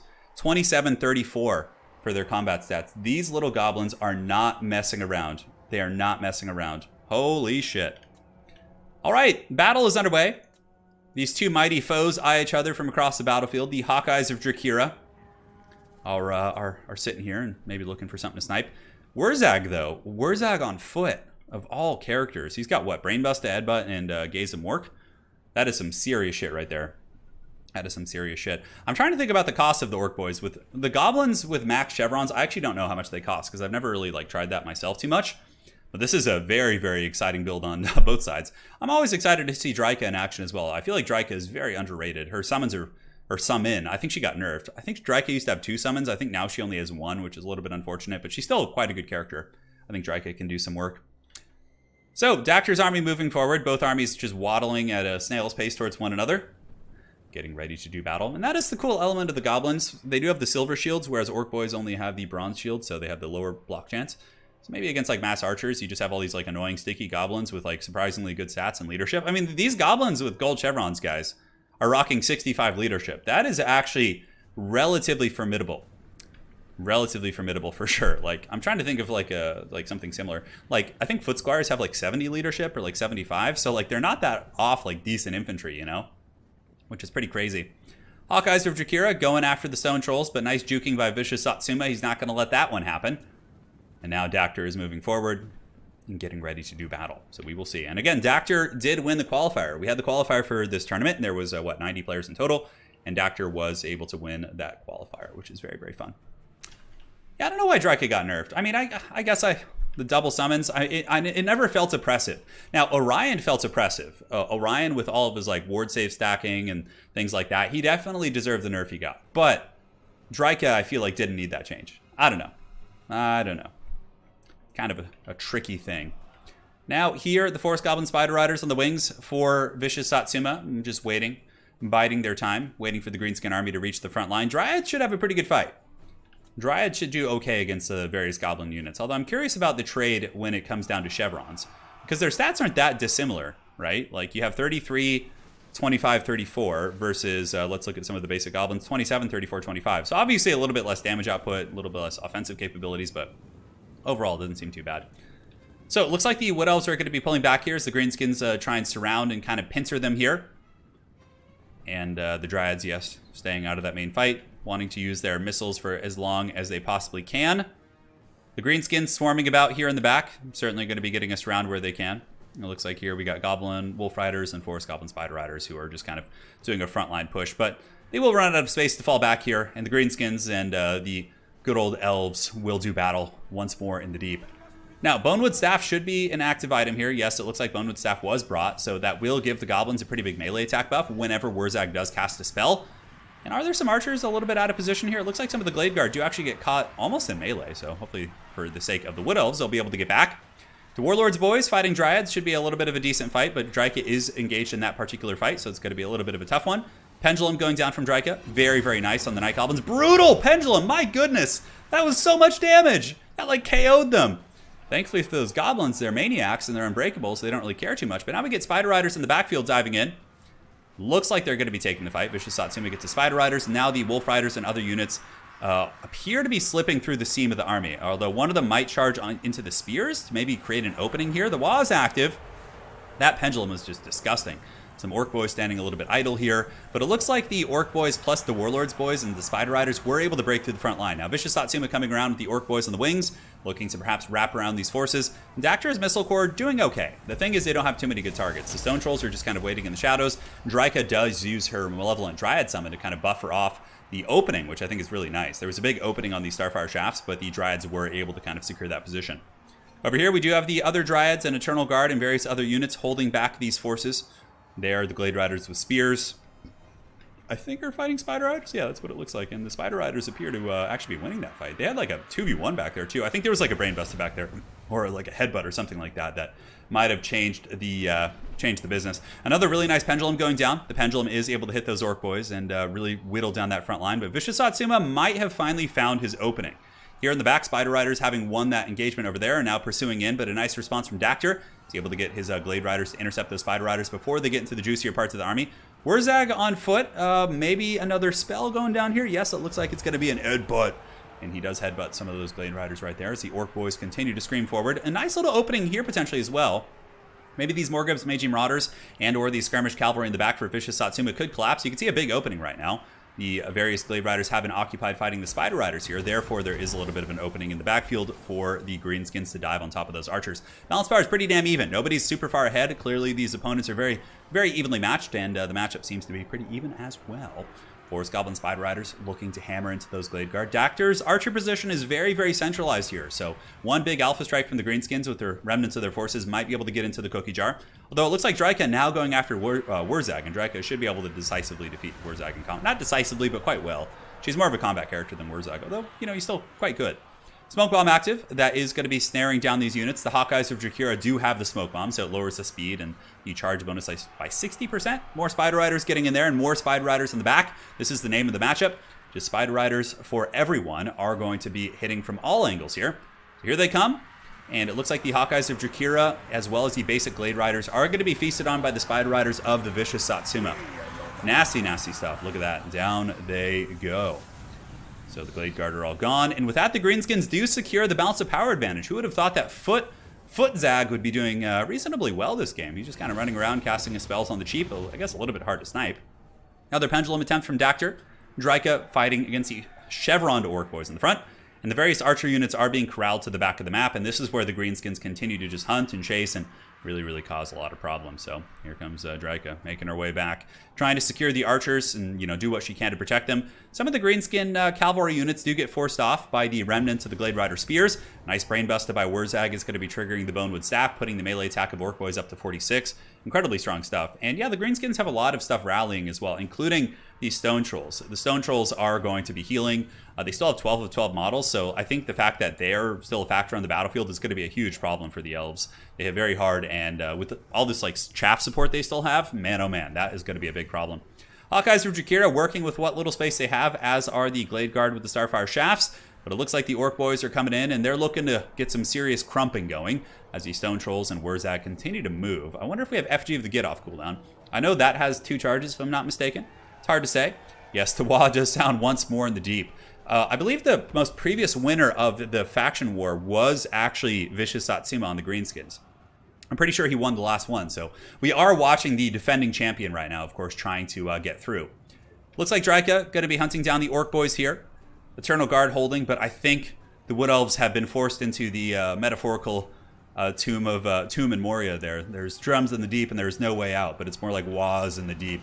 As the goblins chase, Smoke Bomb is active. Hawkeyes of Jakira trying their best. Draika going to be surging in to try and peel off some of these units, but I just don't think it's enough. I think there's too many Greenskins left. They're angry. The wahs in the deep. The chevrons and the bonewood staff are amazing tech. Yeah, it's pretty damn cool, actually. All these like cheap chevrons, like the elite of the elite goblins. These are the bad boys for sure. But Wurzag also's got, you know, pretty decent little damage output. Should be able to help finish off Draken. You know, as far as the caster character goes, he's pretty formidable. The elves have been forced to the corner of the map. And there you have it. It was, oh no, it was Voidlaw's on Greenskin, so it wasn't Satsuma. Okay, so Voidlaw's one with Greenskin. Okay, yeah, thank you. I wasn't sure, I thought it was Satsuma. Could have been wrong. I'll have to double check after this game. Yeah. Has anyone won a faction war twice in a row? I think so. I think so. So after this game, I'll give you guys a little bit of a breakdown of all of our previous winners of the faction war and the factions, so you guys can get a little bit more in tune with the lore and all that sort of good stuff. But very well played game to Dactyr and Satsuma here. It was very, very fun stuff for sure. All right, so the Orc boys piling in to fight. Draika does get stronger. She gets damaged. And, yeah, looking around, I'm not seeing any other Elvish play on the battlefield. I really, really do think that was it. Never mind, it was the one before that turn. So, was it him? No, it was Satsuma. Okay, that's what I thought. Yeah, somebody in chat confusing me. Satsuma won the previous one. Voidlaw's won before that with Greenskins. We did have 2 Greenskin back-to-back victories when they were in their overpowered state. But, I mean, yeah. It was fun. I believe Anticity has won twice in a row with Vampire Coast. Now, I'm quite curious. How is everyone doing on their brackets? Let me know your score in chat. How many have you gotten right out of the total games? Very well played match. Footzag with like mass chevrons, just like crap units. That was a really interesting build. And great play by Dactyr as well. I mean, I loved both their builds. I thought they both had a solid chance of winning, and it was very, very fun to watch. So, let's go ahead and update the bracket. I will double check the winners. And there it is. All right. So the Greenskins will be advancing on. I don't know what Greenskins versus Vampire Counts is actually like right now in terms of a matchup, but that should be interesting to see. Next up, we have the Dwarves versus the Dark Elves. Taking a look at the players that we have for today. These are all of our respective champions playing on each faction. Now, looking back at the old faction war. Let's see. Checking. And where is the Faction War Hall of Fame? So in the Faction War Hall of Fame, the most previous faction war, which was in May 2021, was won by Vicious Satsuma. Prior to that, Voidlaws won with Greenskins in April 2021. Before that, we had an Anticity victory with Vampire Coast. Before that, it was Hadries with Skaven, Anticity with Coast, Hadries with Skaven, Felcon with Wood Elves, Anticity with Coast, Hadries with Skaven, Felcon with Lizardmen, and the very first faction war ever was won by the great legend himself, Talaxlon Soothsayer with the Empire. So the Empire has actually won a faction war before, which is pretty cool. So that is the total tale of the tape for the event. All right. So for the next match, we have our Dwarf versus Dark Elf game. Let's see. 1 of 4. Oof. 3 of 4. Okay. We got some people in there getting some good reps in there. I like that. Yeah, very cool. And here we are. The Dwarves versus the Dark Elves. It's always a fun one. So this is going to be Ice Power Total War versus Grom Brindle. I know, that alternating list. It's like several of the same players. Yeah. Yeah, it's always fun. All right, so taking a look at where players are. We have Ice Power on the left and Grom Brindle on the other side. So just need to update this. Total War and Grom Brindle. Good game so far today. It's been quite a bit of fun. Thank you all for joining. Start when ready. All right, looks like they're way ahead of me. Let's enjoy some tea. Yeah, buddy. Anticity, Felcon, and Hadries are trading spots for like half a year. Yeah, it's true.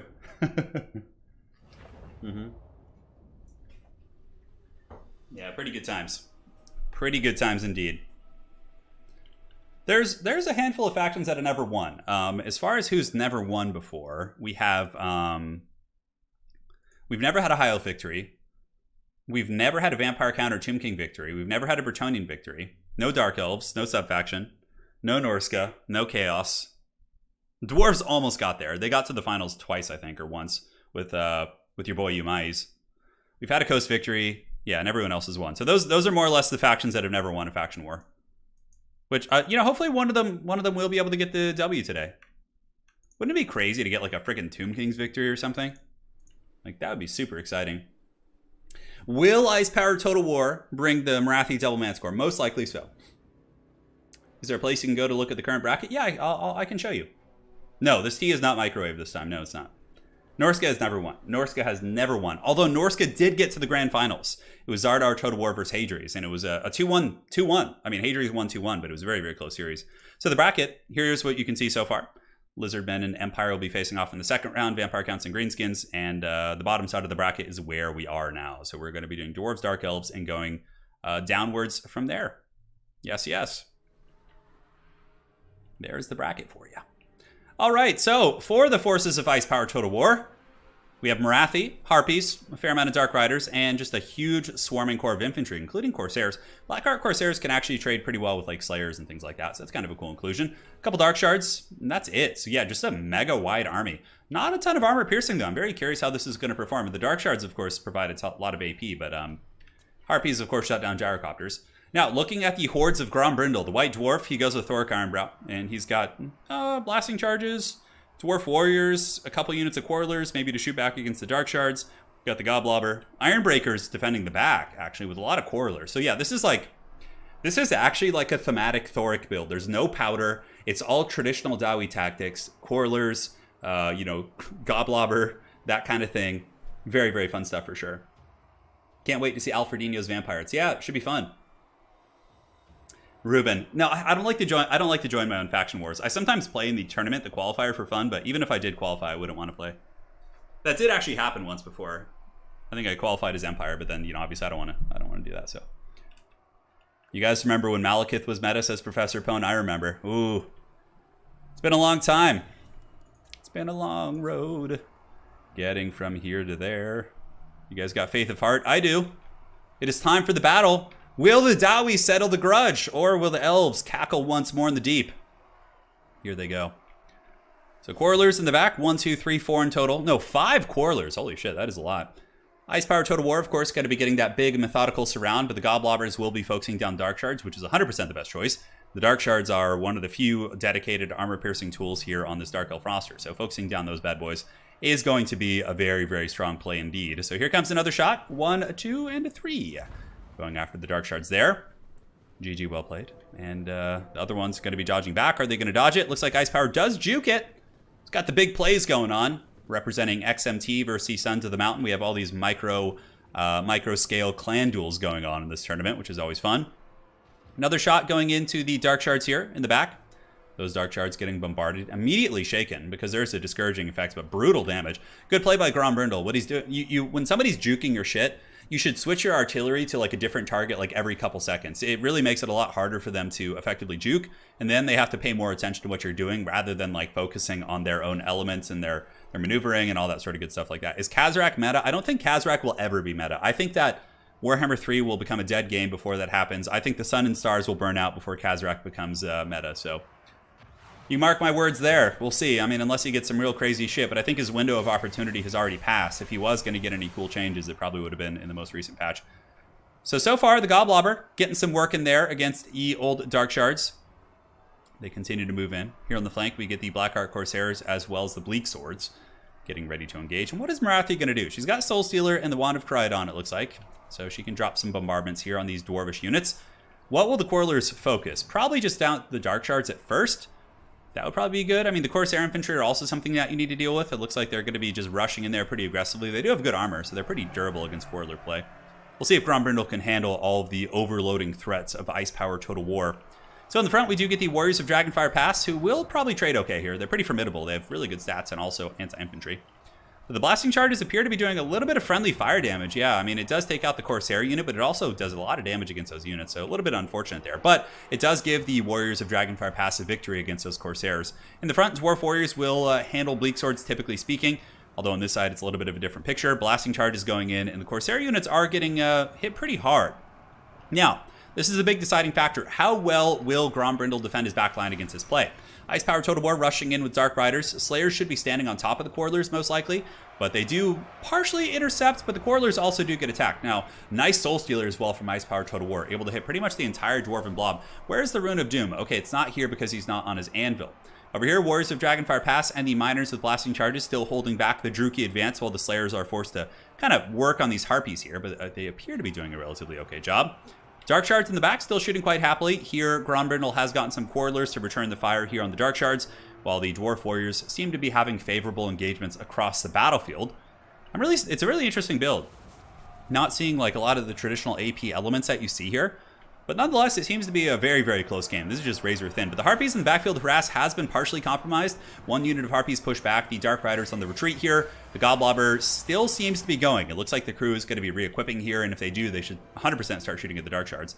And now it looks like the Slayers may be thinking about pushing after the Dark Shard units, which is a little bit precarious. I've done that myself, and they tend to just get crossfired. So these Slayers are going to be taking a ton of damage. Probably should just pull back right now and, make sure to stay on defensive duty. We will see.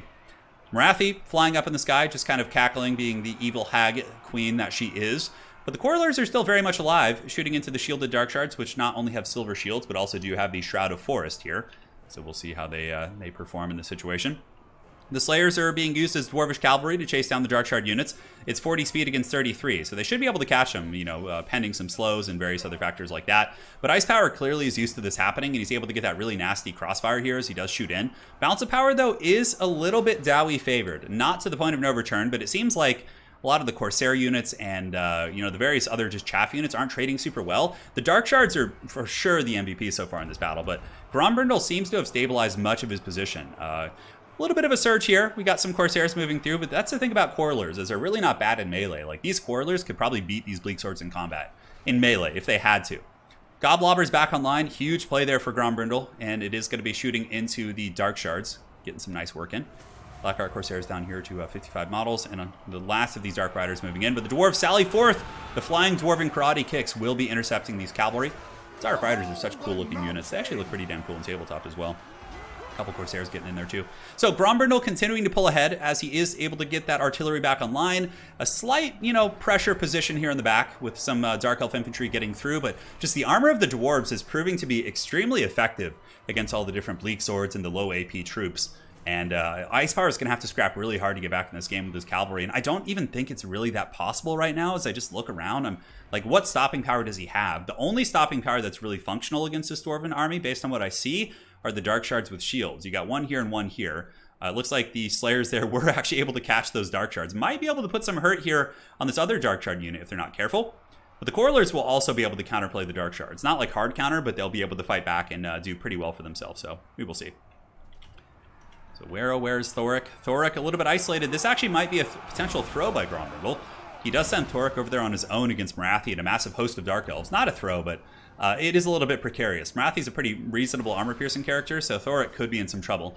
And there is the Soul Stealer to be healing up Morathi, and also does hit the Dwarven Force. Grombrindle really needs to get his missiles back online, like in a comfortable position. Maybe move them here and here, like in the backfield, and try and get your shooting back online. 7 Slayers have gotten back here to cause problems, which is pretty heavy metal. They've actually taken out quite a few of these Dark Shards. But the last of the Slayers, all 3 of them, fighting and tearing down Dark Elves as they go with their death blows. You can see the death blow animation is pretty cool. And it does actually take out one of those Dark Riders. But Balance Power kind of creeping back to the middle. Ice Power Total War proving why he is a top-level player. He's able to scrap and pull this Balance Power back. Slayers still chopping away at the Harpies. And Morathi is full health, which is a problem. And Thoric Eyebrow is kind of getting whooped on a little bit. He's going to have to start hanging out with his Slayer buddies to make sure that he's safe. What spell is this? The Master Rune of Slowness is active. Okay. A bunch of Dwarf Warriors pile in, and then we also get a shit ton of Slayers moving. Double Quarrelers, but the Quarrelers are going to be hammered pretty heavily by the Cavalry here, most likely. Ice Power Total War will probably push in there and maybe compromise those units. He does. But Morathi's in the danger zone. The Master Rune of Slowness, she is very trapped right now. Slayers, Dwarf Warriors, and Thoric Ironbrow's coming in with them massive Dwarven biceps to just absolutely crush Morathi. Oh no. Man, what a brutal turn of events there. As Grombrindle, the White Dwarf, able to really, well, Thoric, but the player. He is the White Dwarf playing on his PC. That's game. Morathi gets owned. Oh my god, what a catch right there. I actually thought the Dwarves are starting to look a little bit dicey there, but with Marathi getting owned, that is GG, well played, and the Dwarves will be advancing. Wow, what a game. What a match. So Grombrindle, champion of the Sons of the Mountain, does advance. Well played to Ice Power. It was a fun match.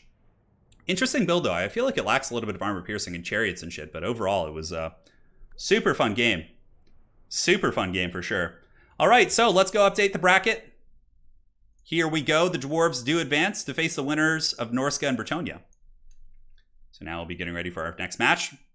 You guys can hang out in the bracket for now. And thank you all again for joining. GG, well played to both sides. Ice Power saying GG. His opponent saying GG, well played. Good sportsmanship all around, which I love. Hey, Drew's yelling no in chat. Mama Marathi, no. All right, next up. Where, oh, where is the matchup I'm looking for? Hold on. I have to make sure I can find it. Norsca versus Bretonnia. So that's Scrutinizer versus Sapphire. And they do not have a spectator slot open. How dare they? All right, so let me go ahead and tag them. Central and Sapphire. And they've been tagged. So I'll go ahead and message them as well, just to make sure we can get into the lobby.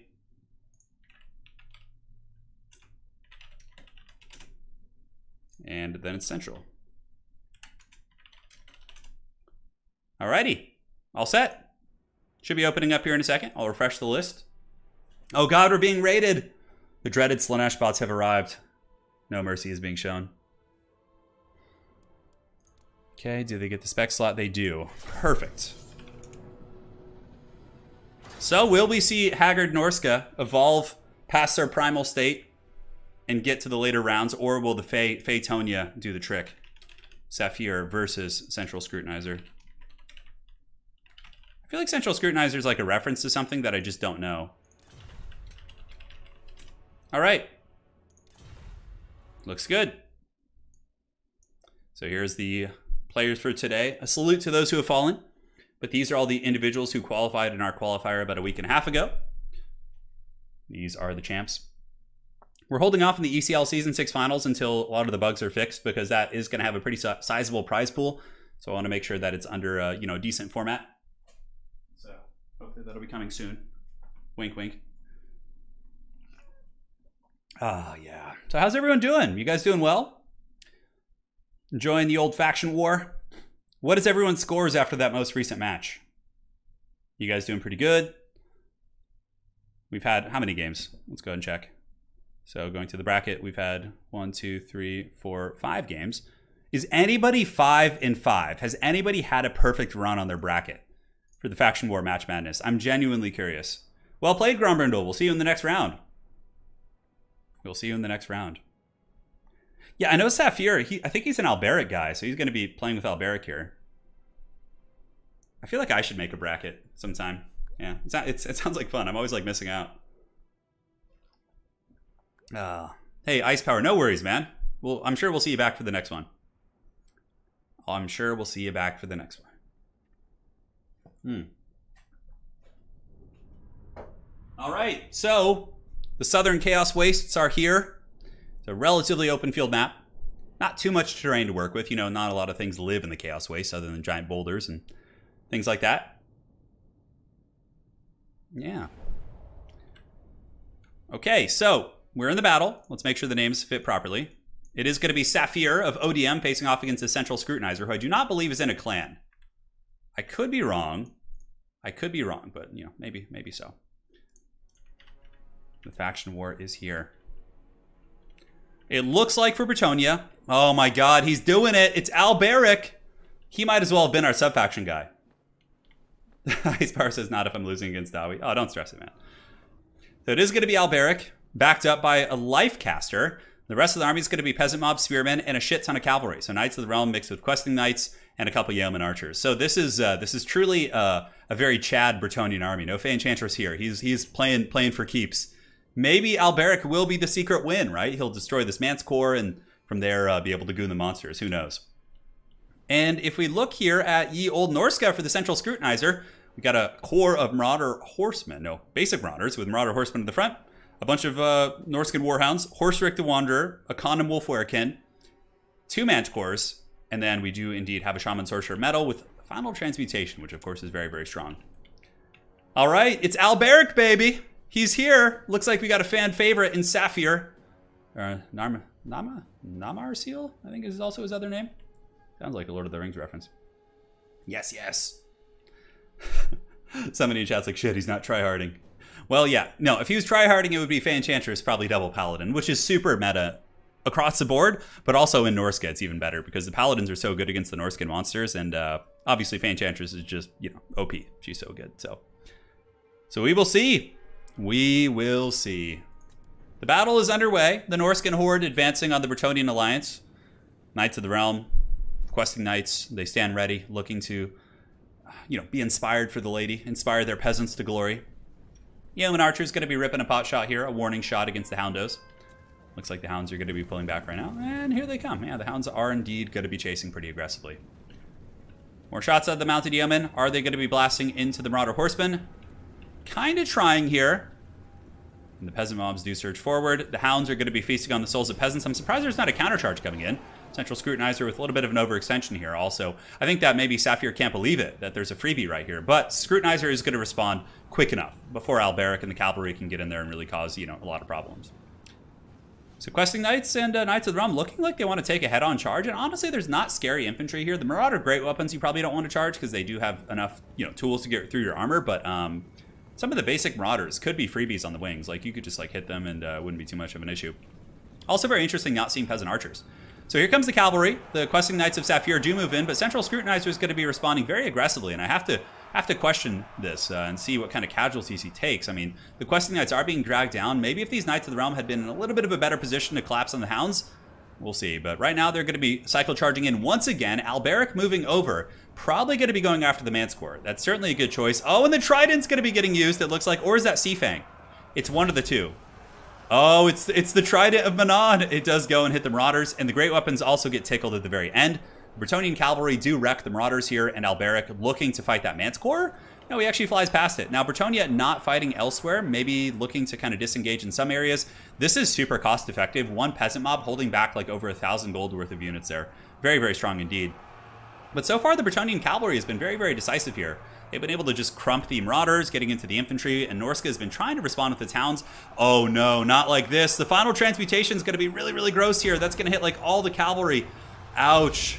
Ouch, ouch. That hurts so bad. It hits everything.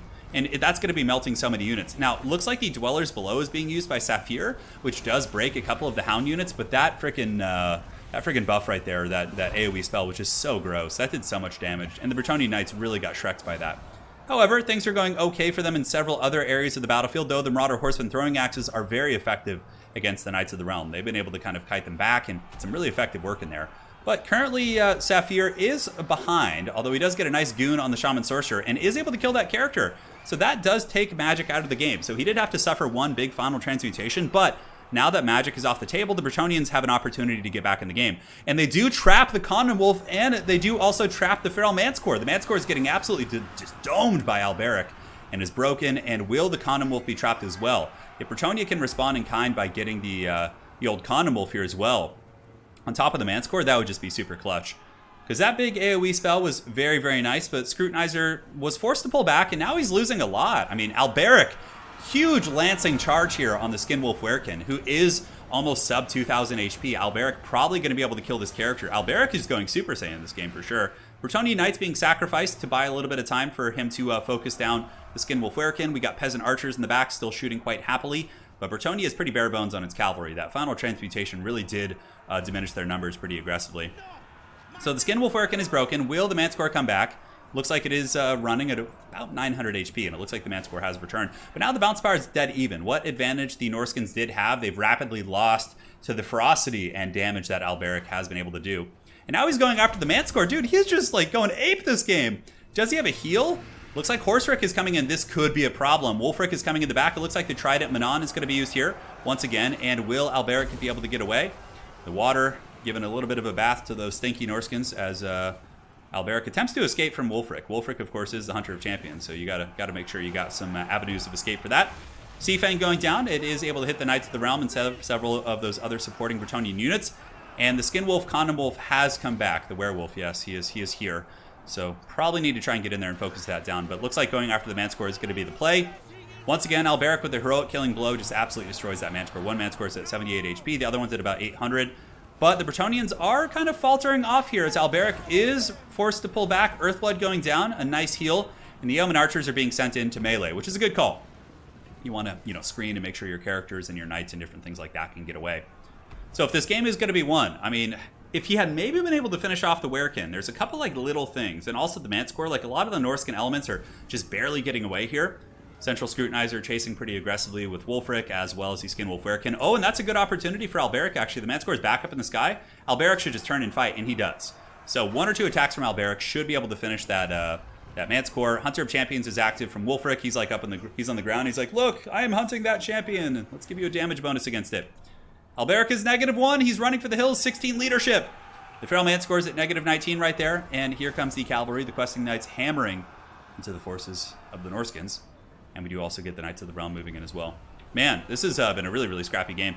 And it looks like Alberic was getting in once again. He's really aggressive. But Bretonnia seems a little bit light on assets here.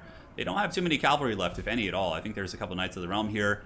Alberic could feasibly finish off the Werekin, for sure. But with Wulfric kind of bodyguarding him, it's going to be a little bit of an issue. Looking around the battlefield, does Bretonnia have any rallying troops? Some Peasant Bowmen will most likely come back, and they do come back.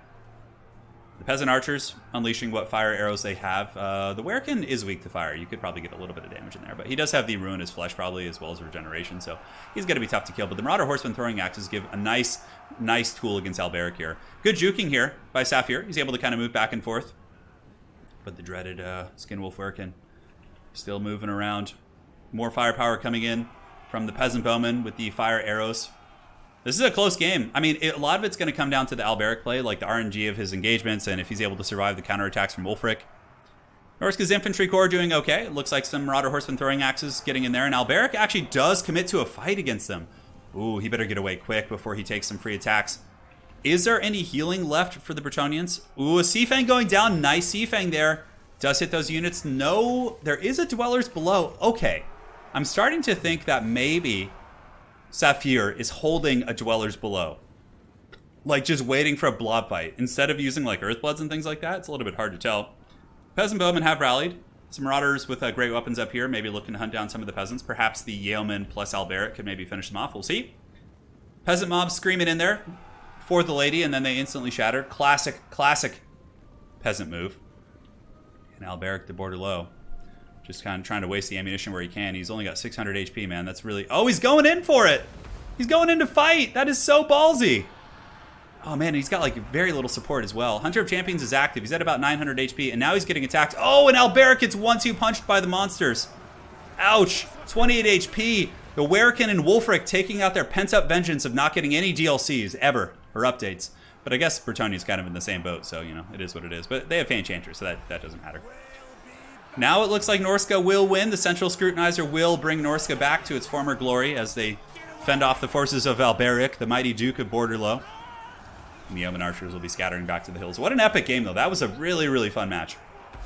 A really, really fun match. And the Hunter of Champions going to be jumping over here, going after the Damsel of Life. And victory for the Central Scrutinizer. GG, well played. Yes, somebody has to tend the fields. It will indeed be those routing peasants. Yes, there you go. So hopefully you guys enjoyed that one. Norsca advances on. Yeah, Bretonnia got 1 update at least. That's true. Well, 2 technically. Because if you played game 1, Bretonnia didn't like have any units. They had like 5 units on their roster. It's pretty funny. Yeah, Alberic almost went Super Saiyan that game. He almost did. But he wasn't quite able to carry it. There goes my hero. All right, let's go update the brackets. So, advancing on is going to be the Central Scrutinizer and Norsca. So it's going to be Norsca versus Dwarves, which is actually a really fun matchup. And we have High Elves versus Chaos. So it's going to be Hadries facing off against Charix here. Let's get that hype going, man. Let's do it. All right. So, 1 sec here. So, here, please get next.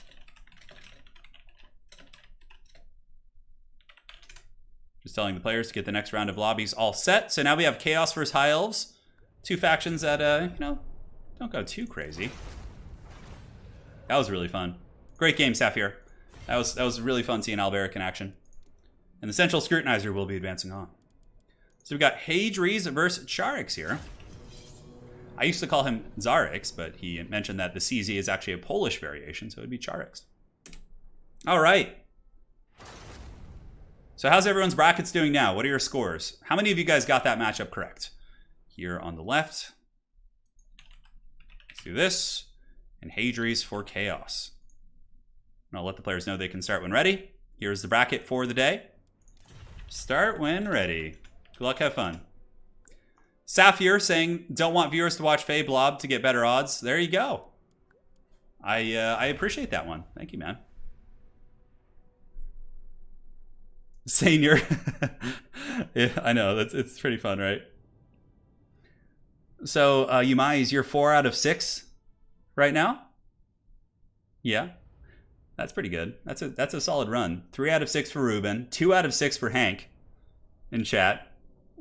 What else we got going? The champion was indeed hunted, yes. Norsca with the bracket buster. Yeah, well, because a lot of people probably expect Fae Enchanters, right? So then they're like, oh, it's going to be like pretty strong there. All right, so just fixing the nameplates a little bit. We'll get this match started. Thank you all for joining again. Letting the players know to get the next rounds all set. There's one quick question in chat I just need to handle. Cool. All right.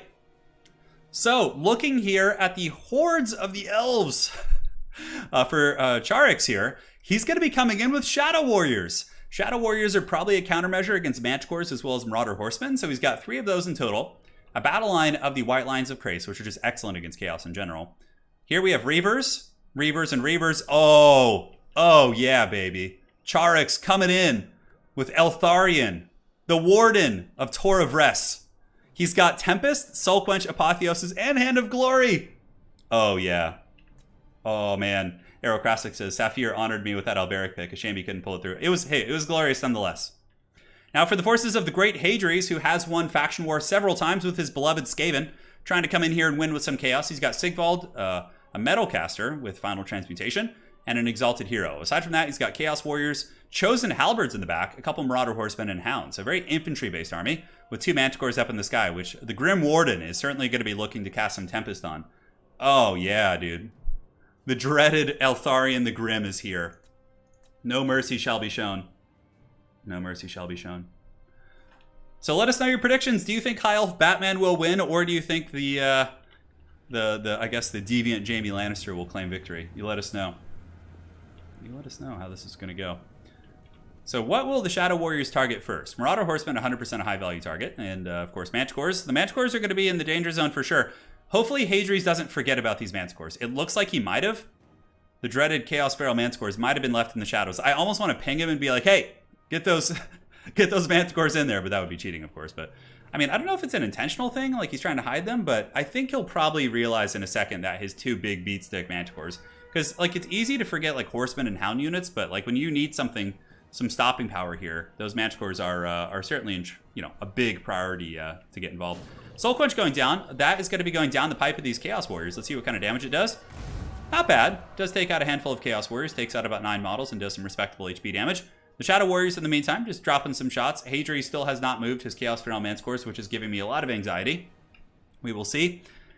On the flanks, we get the Shadow Warriors unleashing into the Chaos Warriors. They are shielded with silver shields, mind you, so the damage is going to be pretty subpar against those bad boys. Yeah, that's a pretty big tactical reserve for sure. But we'll see if he pulls them in. It looks like the Manticores are on vacation. They're like, screw this shit. They probably see Eltharion and they're like not interested in any of that nonsense. So we will see. Manticore's still hanging out in the back. They are they're enjoying their time off. So the White Lions of Krace will actually have pretty efficient trades with basic Chaos Warriors. They're not great weapon Chaos Warriors, so a little bit of a problem there. Hadri's getting his Chaos Warhounds with poison and popping Standard Die to give them a little bit of a melee attack buff. And thinking about committing to that fight, but he does pull back at the last second. Does get the cooldown out of Chaos there. The Shadow Warrior is going to continue to pull back. Charix really needs to retreat them, but the Reavers will hammer into the Hounds. Should be able to do some really devastating damage, and the Shadow Warriors should be able to get away with relatively low casualties. Maybe Sigvald will get like 1 or 2 models. In the meantime, though, the other Shadow Warriors on the flank, trading into the Marauder Horse and Throwing Axes, which is 100% what they should be doing.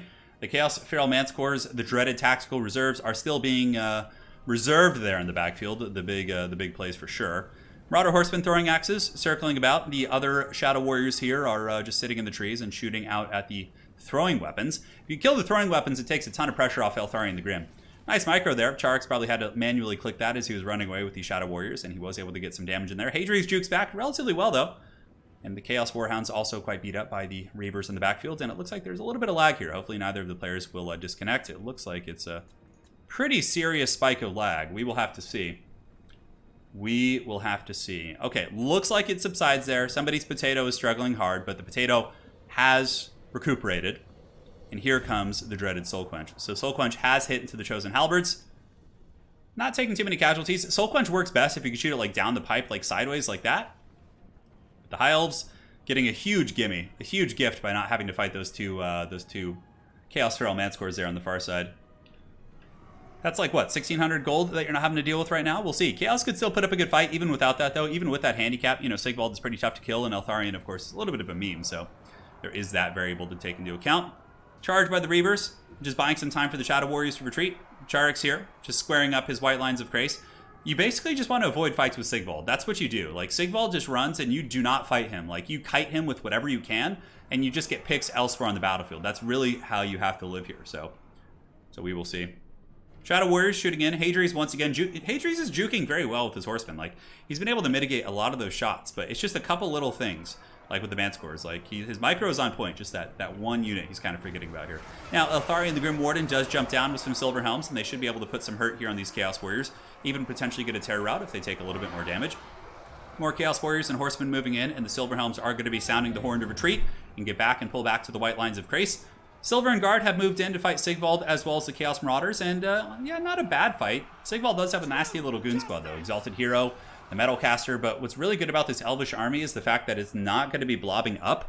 It's very, very spread all over the place, right? So Hadri's Final Transmutation isn't going to be that devastating against them. Another Soul Quench going down, it looks like, and oh, that one was okay. Not too crazy, but it did a little bit of damage. Chosen Halberds are certainly going to be tough to deal with in the late game as well.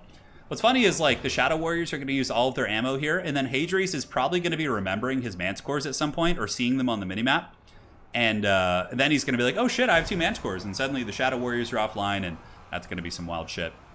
A big Erect Final Transmutation. That's about as good as it's going to get for Hadri's cast there. It does hit the Silver and Guard, hits some white lines down here, hits these white lines up here for Charix, and the Balance Bar is still surprisingly even, considering that he isn't using almost 2,000 gold worth of monsters in the backfield. It's not just gold, it's monsters as well. So Cavalry around the back, the Illyrian Reavers may be looking to flank into the Horsemen of Hadri's as the Chaos Warriors continue to fight. Sigvald able to break these white lines of Grace with his Exalted Hero, and the Silver Helms of Charix here are going to be kind of getting in position on the flanks and getting ready to fight. So players aren't saying anything in chat, just kind of hanging tight. I'm sure Charix is like looking at those Manticores, just like, you know, just like hiding around the door, like, oh god, please don't remember them. Silver Helms, nice sandwich here on the Horsemen. The Horsemen actually try and retreat through the Chaos Warriors, but then they're sandwiched by the Silver Helms on the other side. So there's probably going to be a substantial amount of damage that all of these Marauder Horsemen take here, which is really going to free up your boy Eltharion the Grim. The Frost, the Fang Sword of Eltharion is popped, only putting him up to 525, but it does give him 40% physical resist. Makes him pretty resilient for sure. And the Silver Helms do get a nice charge. Many of the Horsemen are buckled, and the Shadow Warriors continue to shoot into the Horsemen with relative efficiency there. Now, as far as what Chaos has left in the infantry department, we still have a pretty good core of troops. We got Chaos Warrior Halberds here, Chaos Warriors, we got more. Just imagine if those 2 Manticores were on the battlefield, though. But the true bounce of power, if you remove those 2 Manticores, would be very, very highly favored right now, most likely. But the white lines are going to be pretty good against Chosen Halberds. You know, they have good general AP values and combat stats, and can do quite well for themselves. So a couple Chaos units, a little bit isolated here. Shadow Warriors have some ammunition left. Not too much, but really there's not too many good targets. Honestly, probably just shooting the Chosen Halberds is going to be the best bet at this point, just trying to wear those bad boys down. Silver Helms getting charged. Eltharion, the Grim Warden, piles in and begins tearing apart some of the Chaos Warriors here on the ground. We do not get a Terror Rout yet, but as soon as any of them are Terror Routed, I'm sure we will be seeing some sort of a, you know, chase from the Silver Helms. Yes, the tactical reserves. Well, you know what? Maybe he has a bet with a friend that he can win without him. You never know. There could be layers and layers to this conspiracy theory that we have running here in chat. So the Elves are going to be surrounding once again. Sigvald is still quite healthy. Eltharion could actually start cycle charging the Metal Caster. That's probably the best bet because, you know, funnily enough, if the elves bunch up too much like this and send in too many units to fight Chaos at once, Chaos could still win with another final transmutation. They could 100% like nuke the entire blob. So you really got to be careful. That Chaos Sorcerer metal, I think, needs to die. I think you need to get your big flying beast here, Eltharion the Grim Warden, and move in and attack this bad boy here. So yeah, Chaos leadership starting to falter a little bit. Chosen Halberds, of course, holding firm. And the dreaded Manticores have been summoned. The Eagles have come to save the hobbits from Mount Doom. Or to save them from whatever they really need saving. Save Gandalf from, you know, Isengard. You get the picture. But I think it's too late for the Manticores to get in and make a difference. They have returned. They have returned. The Manticores, who knows what they'll be doing right now. It's just like Sigvald just doesn't have the support now. The balance power is still crazy even, which is really shocking. If that Metalcaster can get another big final transmutation on the Blob High Elves here, you know, Hadri's might be able to pull a win. That would be really, really shocking. That would be incredibly shocking for sure. So both Manticores going to be going after the Grim Warden. I would imagine he'll either pop Tempest or just run away. It looks like he's going to run. The Metalcaster is broken, and I think if Charix here can make sure the Metalcaster stays broken, I think he can secure a victory. The Manticore is moving in, and you know, what's crazy about this is we still have a close game. We still have a close game right now.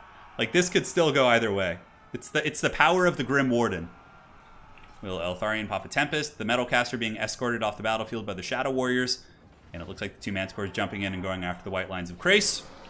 Eltharion the Grim going to be swooping into the back. Maybe looking to get a rear charge. Better be careful, though. I mean, Sigvald plus the Exalted Hero are down there. Ooh, a little bit of a misplay from Charix. He could get pounded here pretty good. Despite the physical resist, I mean, that's 4 single models just beating on you, right? It looks like Apotheosis is active. The White Lines of Krace are getting in there. Eltharion doesn't take that much damage because of the Fang Sword, which did give him the physical resist, but even still, that was a very, very dicey engagement there. But now this is where you charge in. Now that they're a little bit busy, you can move in and hammer the Manticores, and it looks like Eltharion's going to be jumping in. He does get on the Manticore unit here, and somehow, some way, the Metalcaster actually rallied for Chaos. Will he be able to get a final transmutation off before he goes? I think he's out of range. So he's just going to be using that on himself, probably. Yeah, which is a little bit unfortunate. It will probably damage these Silver Helms very heavily, but that could have been devastating to the High Elf army right here. Shadow Warriors shooting into the Chaos Feral Manticore. And Eltharion the Grim just trying his best to keep wearing through that Chaos Feral Manticore. And he's getting it. Shadow Warriors with a nice volley in the back. Sigvald and the Manticore going in. Gooning here is probably the best bet that Hadri's has. The Silver Helm's able to kill that Chaos Sorcerer there, so the Chaos Sorcerer is down for the count. And now I think it's just a matter of time. It's basically just going to be the grind. Going after the Exalted Hero, finishing off the other Manticore. I think this one is actually shattered too. Is there a Tempest online? Probably not. We've seen a shit ton of Soul Quenches this game, and a lot of Apotheosis usage, so I don't think there's probably enough Winds of Magic to be actively using that. Manticore trying its best to catch here. Sigvald might be able to carry too. Sigvald's going to be a raid boss for sure. It depends on how much damage Eltharion the Grim ends up taking from this Manticore. So it looks like the chase is disengaged. The Exalted Hero plus Sigvald trying to fight, with the Exalted Hero taking a little bit of damage from the old White Lines of Krace. They have solid armor piercing values. And there is no more final transmutation. So what you see is what you got. In the back, Charix does indeed have some Reavers. And here comes the big boy, Eltharion the Grim, looking to fight once again. But the Manticore does get the initial jump on him.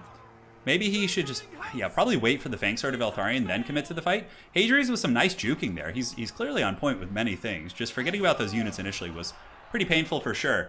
Yeah, Sigvald absolutely could still win this. Absolutely. This is just a scrap. But Eltharion cycle charging probably can end him if there still are other units. So here the Silver Helms are able to isolate the Manticore. A nice volley coming in from Charix there. He's able to shoot into the Chaos Feral Manticore. Sigvald making his way over, trying to support his monstrous friend. And there goes your boy Eltharion the Grim. He does get the nice attack. The Manticore is rampaging, therefore it can't be controlled to actually attack Eltharion the Grim. And I think at this point, it's got to be a high elf victory. Although Sigvald is Sigvald, man. He's such a raid boss. Like, he's breaking off these white lines. The other white lines are kind of beat up, and so too is Eltharion. And the Manticore is kind of... Oh, the Manticore actually attacks, and look, the bounce power is kind of even now. Oh my god. This is just absurd. This is absurd. He, like, fought without the Manticores, like, the whole game, and it's still so close. So the Reaver Archer is going to be chasing down ye old Chaos Feral Manticore. It looks like, nope, they're kind of losing interest. But definitely Eltharion should chase that thing down. If that thing comes back and is able to get a couple attacks, that could be very, very problematic. So the Elves are trying to chase down the Exalted Hero, but Sigvald's pretty fast. He's got 40 speed, so he can actually catch a lot of these Elvish troops and get, some constant damage. Eltharion going after the Chaos Feral Manticore. The Reaver Cavalry going after the Exalted Hero. Oh my god, is Sigvald going to get this? That's going to be some crazy shit. Look at him. He's just picking, like, I think the white lions should just fight him. They're just going to keep taking casualties. Maybe leave one to fight him, and then the other ones can get away. Like, leave the one with 15 models to fight Sigvald, and then, like, you know, scatter with the rest of your units. A lot of it's going to come down to the RNG of Eltharion, because he's very damaged. Does he have Apotheosis? Does he, is Sigvald going to be able to get him when he gets the charges in there? There's a lot of factors like that. So there is the Chaos Feral Manscore being escorted off the battlefield. Farewell, noble beast. You've served well. When you came in and eventually got active, the Manscores were perhaps agents of Tzeentch trying to betray the forces of Slaanesh. You never know. So here comes the Shadow Warriors getting ready to fight against Prince Sigvald the Magnificent. Shadow Warriors aren't slouches in combat, but they have pretty poor armor piercing. So they're going to be struggling there as Charix just chases down Sigvald, which is so funny. Reavers look like they're going to be piling in as well. Sigvald probably not too close to his healing cap either. Let's go and double check here. So Sigvald zooming in on his glorious form. Ooh.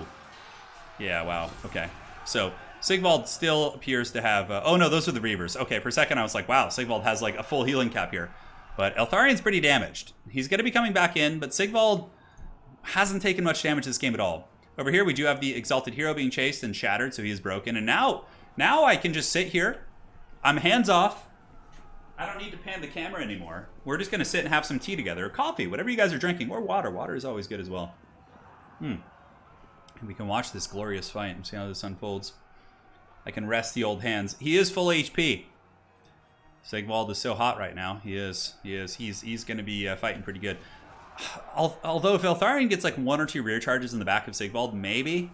Sigvald isn't unbreakable, but he does have like 100 leadership. He's pretty insane to break. He also has perfect vigor, which makes him an absolute monster in the late game. And you can see many of the Elvish forces are not having a good time. Sigvald's still fresh. You know, he's on that Slaanesh workout plan. Apotheosis coming in. That's very strong. That will mitigate pretty much 1 or 2 attacks from Sigvald. Probably 2. So that's the equivalent of more or less 2 attacks from Sigvald. I mean, Sigvald hits that hard, but of course... he doesn't have great AP, so much of the damage will be mitigated by Eltharion's armor. So, Siggy soaking in its hub of elf flesh. Yes, he is. So, here comes Eltharion the Grim with the rear charge. Nice one. Sigvald is healing capped, but Slippery, Standard Die, and all the different buffs have been activated. And the Scion of Slaanesh is going to be turning 1500 HP on Eltharion the Grim. Will he get attacked? He does take a hit. Okay. Despite the Fang Sword, he takes a lot of damage right there. Oh, man, if Hadri's wins this, that's going to be so funny. With, like, the 2 Manticores being gone the whole game. Okay, big charge coming in. Eltharion connects, which gives them the bounce of power advantage. Some of the white line units may come back as well. Only 13 models, but there's still a shit ton of Shadow Warriors. But these are all Shadow Warriors. They have, like, no AP. And, like, they're going to really struggle to get through that 60 melee defense. Eltharion, you know, has a much better chance. Here he comes once again. He does hit or miss. No, Sigvald takes it. He does take a little bit of hit there. Eltharion does not get hit. So Charix needs to just keep doing this, like rinsing and repeating all day. And again, it will come down largely to the RNG of Sigvald. Is he going to be able to, you know, get the attacks back? That's some crazy shit. So here comes another one. That was able to make contact.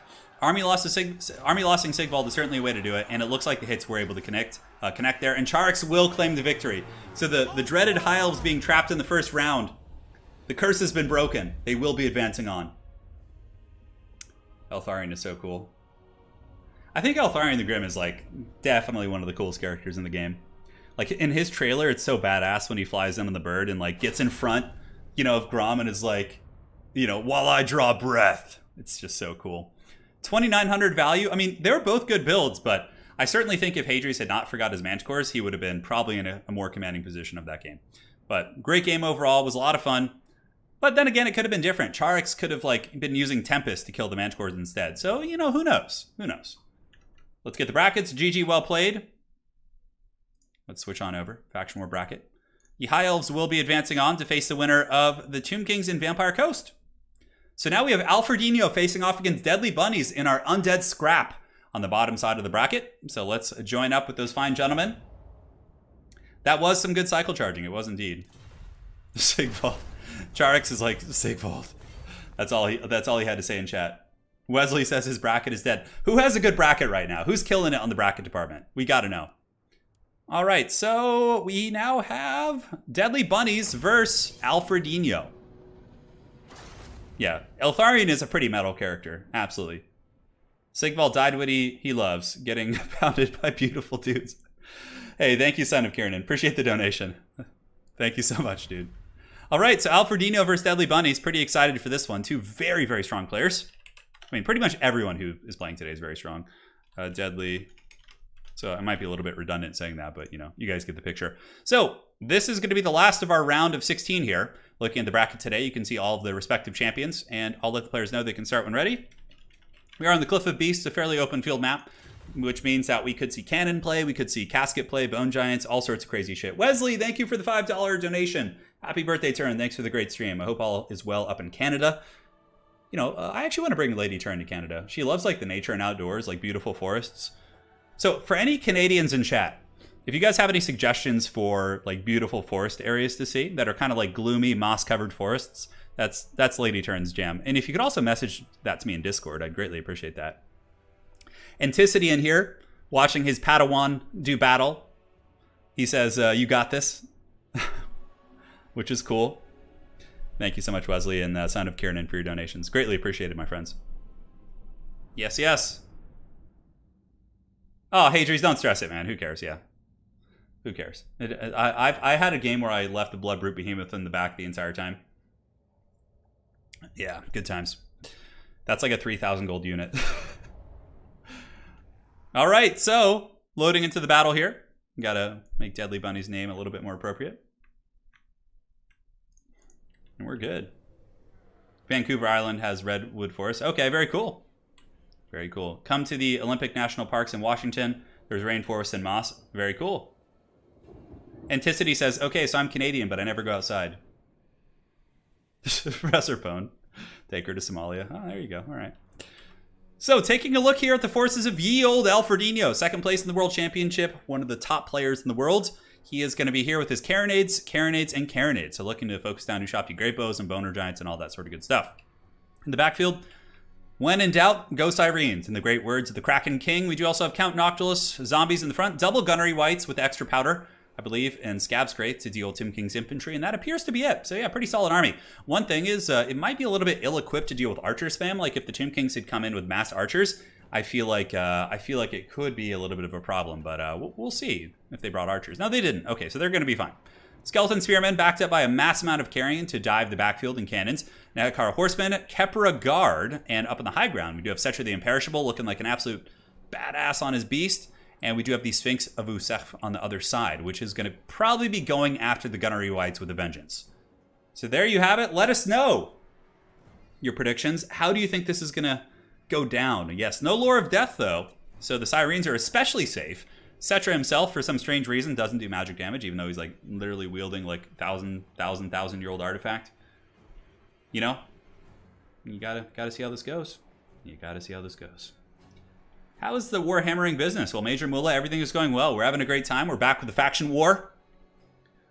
Faction War is certainly quite fun. We'll be having some fun tournaments this week. We have the 2v2 single list tournament coming back, among a couple other things. We'll be doing some King of the Hills in the early week for those of you guys who want to participate. So a lot of fun stuff. So yeah, it's more or less a melee rush. You know, I'm surprised we're not seeing a Chariot also. Sometimes I feel like Chariots can be okay in this matchup because Chariots really own the Scurvy Dogs pretty well. And they're also pretty good at just getting through like zombie chaff and things like that. No burning head, that's correct. The Tomb Kings are quite happy to not have any burning heads. Good luck, have fun. So these two mighty champions, we have another clan war. We have ODM facing off against PE. His name is partially illiterate right now. Oh, very interesting. So let us know your predictions. Are you rooting for the Vampire Coast? Are you here to hail the mighty? Or are you rooting for the Bone Daddies? Does Setra serve? Does he rule? Well, you let us know in chat. So there they go. Thank you to Green Moz for the $5.94 donation. Go Tomb Kings. Get this rotten flesh off the battlefield, says Green Moz. Thank you so much for the $5, and we'll see if your wish comes true. So Carrion getting popped pretty good in the face there by those Gunnery Whites on the ground. I would imagine the Carrion will probably just jump on top of the cannons here. Like, what you would probably want to do for Deadly Bunnies is get the Horsemen, attack, occupy the Halberds, dive with the Carrion. Because the Carrion plus Horsemen could probably overwhelm the cannon crews and or, you know, get some solid damage there. So we'll see. Skeleton Warriors against Zombie Pirate Jetcan Mobs, a bit of a wash. Cannons are shooting into the Sphinx here. The Sphinx clearly has its eyes set on the Gunnery White. Count Noctiles can kind of protect it, but Setra plus the Sphinx here should be able to put some serious hurt on the Gunnery Whites. And honestly, I would probably just go all in for that. I would just grab the two big monsters, start A-moving after the Gunnery Whites, and see how you can do. So the Carrion have landed. Carrion are infantry size, if I'm not mistaken, so halberds will take some time to finish them. But in response, Alfredino is going to be pulling back the Sirens to help kill them a little bit quicker, which is a good play, and they should be able to get some good damage in there. And the big Sphinxes for the Tomb Kings kind of just hanging out in the front line. Maybe they should go after the Gunnery Wights, though, because the longer they're taking these shots, they don't have the healing of the, traditional undead. This is, like, where they shine. And they're like, what is Noctilus going to do? Like, he'll get a little bit of damage, which is cute, but you need to just go deep for these guys back here and basically hope your Carrion can occupy the cannons. And this is good. The Gunnery Wight here taking some work, Cetra getting in there as well, and now they should be able to lay some damage here on these units, especially if they could pull in some Nehekar Horsemen or things like that. Cannon still getting some good work in. The incantation of Kurt's Blaze is active, but you can see one of the Gunnery Wights really taking quite a righteous whooping right there, and I believe the Carrion are also going to be jumping in to maybe help out in this fight a little bit. The Sphinx here does do magic damage, so that gives a little bit of a kind of fun play against the old Sirens, but now they're going to be retreating. I think at least one of them should have stayed, the healthy one. It looks like it is going to be cycle charging back in there, so... We got some idle Nehekar Horsemen, could easily jump back here and maybe shut down some of the Carronades, because the Carronades are more or less all shooting happily. A lot of idle Horsemen that really need to get active here in this particular engagement. Trying to run away from the Sirens, but not really too much of an issue. And now bouncing over to maybe attack the zombies and, let the Kepra Guard get into the secondary line. And here comes the 2 units of Nehekar Horsemen. Will Alfredino respond quick enough with these polearms to save the cannon, or will the 2 horsemen get the kill? It looks like they might be able to get on top of the cannons based on the positioning of the halberds. Hard to say. Now back in the front line fight, we do get the big Tomb Cats, and they are able to get this Gunnery Wight very low with a nice little countercharge right there. Kepra Guard, of course, working through the battle lines, and some of the Sirens are also crumbling down. So the big Sphinxes appear to be having a pretty effective fight against the Vampire Coast Monster Corps. One cannon crew in a little bit of trouble. Carrion over here, I've jumped on this one. And now we have some nice micro here by Deadly Bunnies. He's like juking around the halberds to try and get on top of the cannon crew. That's some really good tenacious play. So the Sphinx of Usek here, plus the big party Sphinx, able to get one Gunnery Wight in the absolute danger zone. Negative 55. It looks like his leadership is crumbling, and it will be going down there. So one of the Gunnery Wights has paid the troll toll. And now the big Sphinxes are going to be going after the other one. And suddenly it looks like a game in which the Tomb Kings might be able to work some magic, especially if they can get the Carronade. So one Carronade is down for the count. This one is still very much alive. Alfredino needs to make sure to protect this. That's like one of his best tools against these big monsters. And the other crew is offline as well, I think. They're crumbling. Skeleton Spears have gotten on top of them. And the Cetra Sphinx Goon Squad are doing an excellent job at getting through these characters here. As, yep, another chop right there. Gunnery Wight does take the attack. Cetra the Imperishable, still about 3,000 HP and 2.5 on this one. Absolutely knockdown drag-out fight here in this game between these 2 champions. So Carronades being attacked, Sirens crumbling on them. Not crumbling, but collapsing, I should say. And should be able to get some work. And the Ushapti Summon has been used by Deadly Bunnies. They drop it right on top of the Carronade, which is a very smart play. The Carronade is like the last bastion of hope for Alfredino. If that thing dies, I think the Tomb King's infantry will just eventually grind everything to dust. Especially if Cetra is still alive.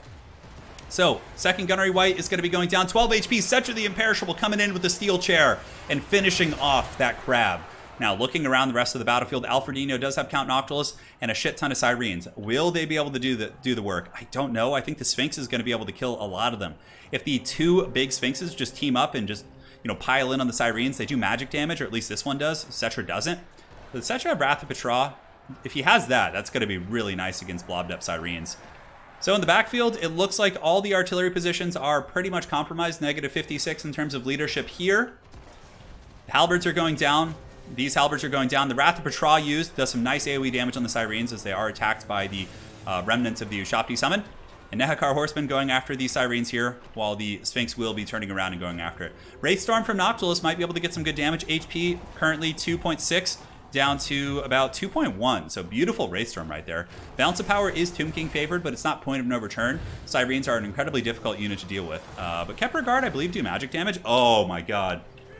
The fact that the Kepra Guard are still alive, that is so good. Like, if the Kepra Guard can just live and just kill, they will kill Sirens so fast. The fact that they were able to live and like Scab's Grace didn't focus them down, they were able to just kind of keep grinding happily in the front line. And here you can see the big Sphinx is getting its consistent magic damage on the Sirens, which are down to 17 models. What an excellent match we've had here so far. This has been a really fun one for sure.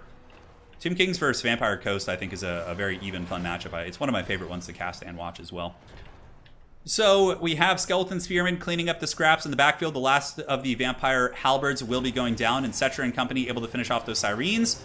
Couple Sirens making their last stand here, but the Kepler Guard are not going to be taking this shit. They are easily going to be able to finish off these Sirens. Good play here by Alfredino, though, using Invocations on the Sirens. It really maximizes the efficiency of their physical resist, but definitely not going to be enough. Cetra doesn't serve, man. He's ruling today. Kepler Guard MVP for sure. So looking about, Kepler Guard with 80 models, regenerating still, of course.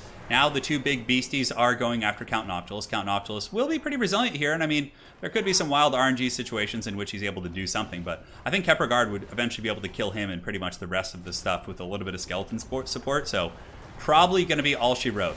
Nice summon by Alfredino, to buy a little bit more time for Noctilus, make him a little bit less isolated here. Some of the skeleton warriors are pulling back. Kepler Guard will keep grinding, but I think the two big Sphinxes should be able to, just gang up and finish off Noctilus. It would be easier if he was an open field, but I just don't see any avenue for Vampire Coast to get back in this game. And it looked like it was going very well for Coast early. The cannons were doing some really nasty damage, but when Deadly Bunnies just decided to pull the trigger and just start chasing those gunnery wights with his two big beasts, just like we kind of talked about, it became a very, very solid lead there for the forces here of the Tomb Kings.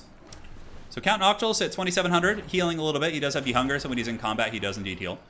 Looks like the halberds here, the last bastion of hope, crumbling. Good Wrath of Betrayal there from Deadly Bunnies. They drop it right on top of the gunnery mobs and are able to do some nice damage. The classic Count Noctilus, the final stand of the Vampire Admiral. He's going to be trying his best, but there's no way. There's just too many Tomb Kings left. The Bone Daddies and this is a I think this is like an unheard of precedent in the faction wars. We have had not only the High Elves make it past the first round, but we've also had the Tomb Kings make it past the first round. These are factions that almost always get karate chopped in the earlier rounds. Not always, but typically, they're some of the first to go. Yeah. And I think, you have to take into account a big reason why.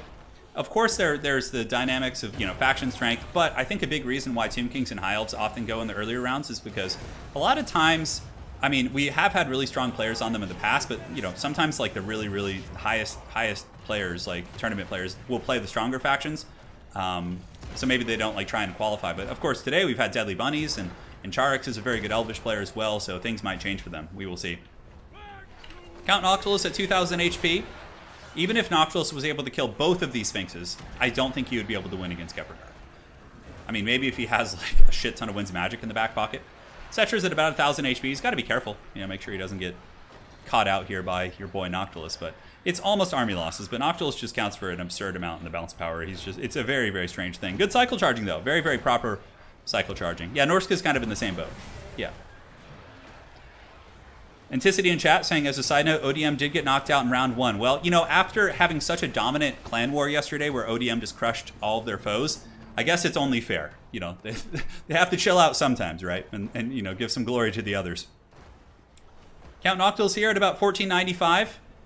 Cetra the Imperishable, just kind of hanging out. And this is proper play. So when you have a single entity, you don't need to pile in with all of your infantry units. You pile in with one, you let the other ones recover, and then you just charge with single entities if you have them. Or if you don't, you just let the units fight one at a time.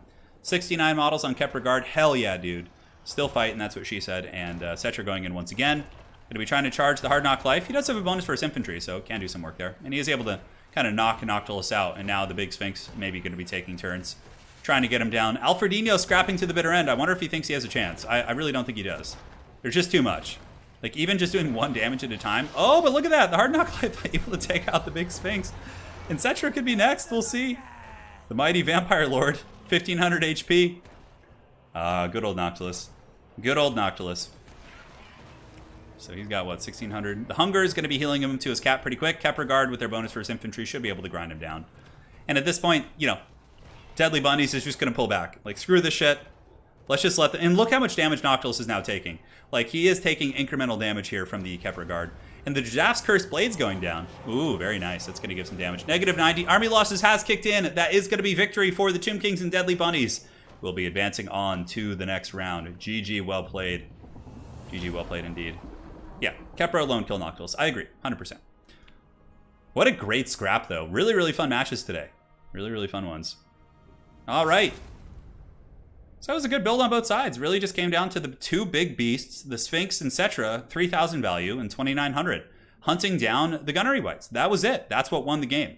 and there was no handguns. There was no like consistent big fire to kind of peel them off. The cannons can kind of do it, but it's more of a progressive thing. So let's go to the bracket. Let's fix this bad boy up.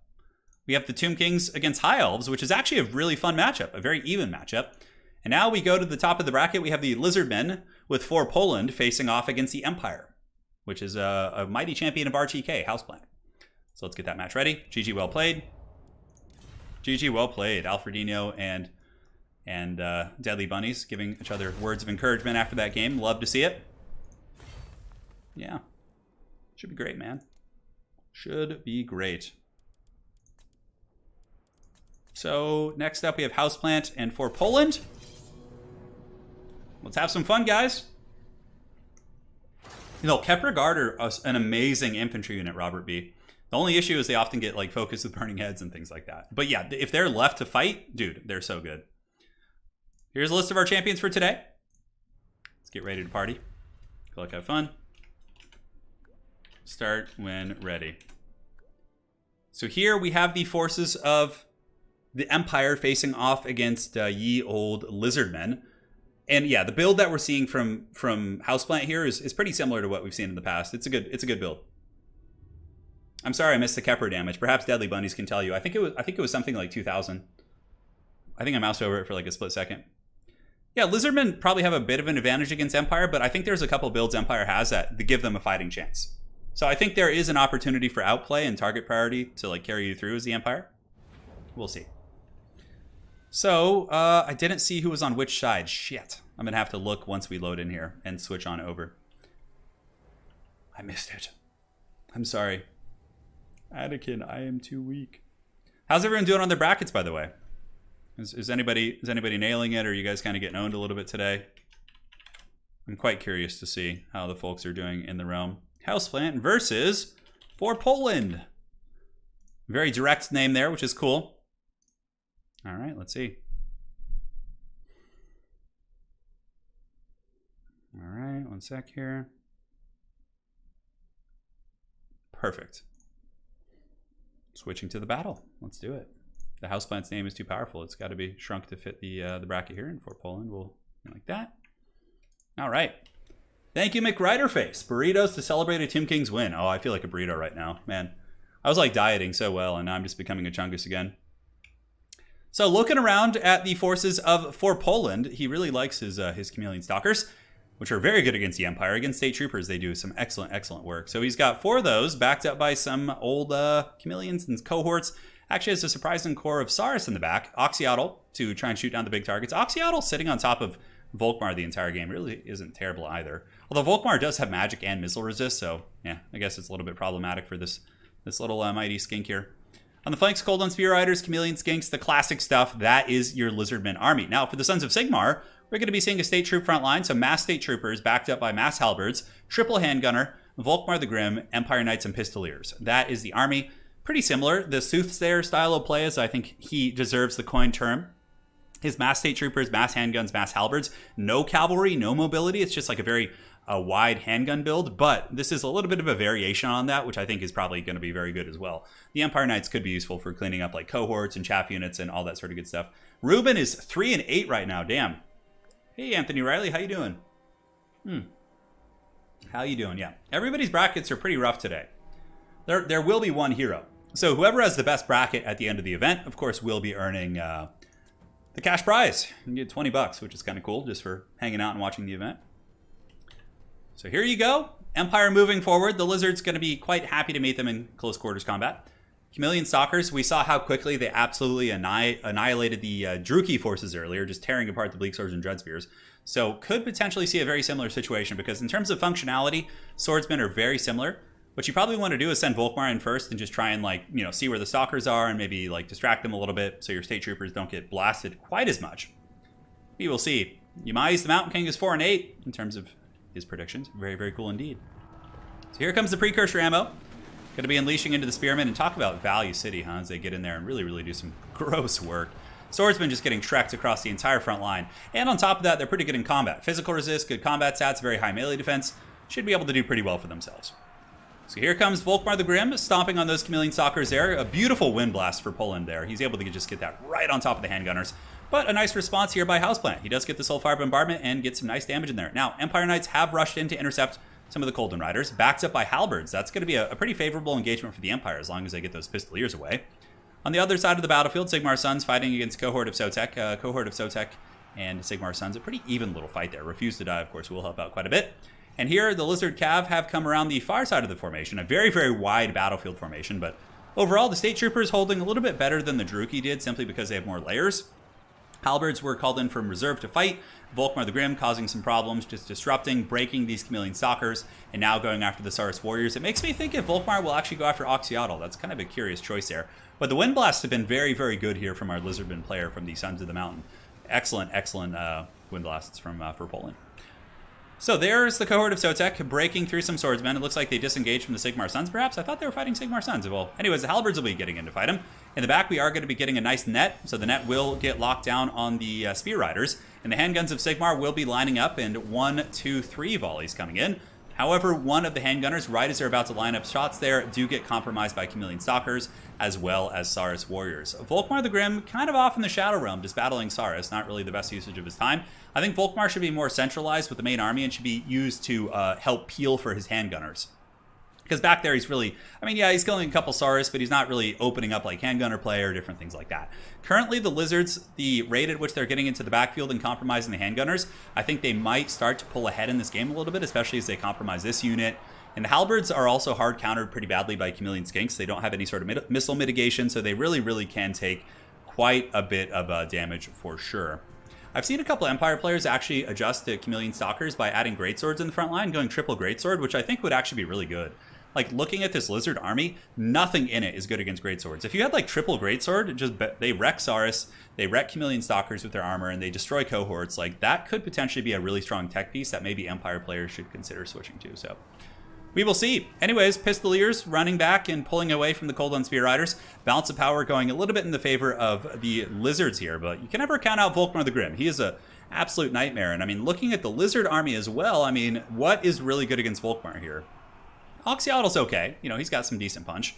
But really not that much is good against Volkmar. So if the Empire can get it to a point where the Lizards are worn down enough, they can kill the Cold Spear Riders and they're anti-large, there's still going to be a reasonable chance that Volkmar the Grim could carry the game.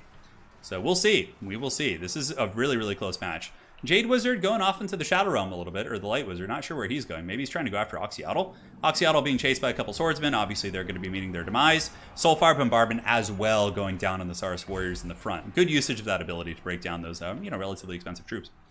Now, big macro look. Balance of Power is dead even once again. We have the Chameleon Skinks here, but the Pistolier Corps from Houseplant has done an excellent job wearing down the Colden Riders. And also, the Silver Bullets were rallied on the edge of the battlefield. Check that out. Yeah, look at that. Handgunners really, really blasting into those Lizards right there. Now they're going to be turning about face, maybe ripping some shots into the Chameleons, or maybe they'll just restock and just run away and try and unify with the rest of the Sigmarite forces.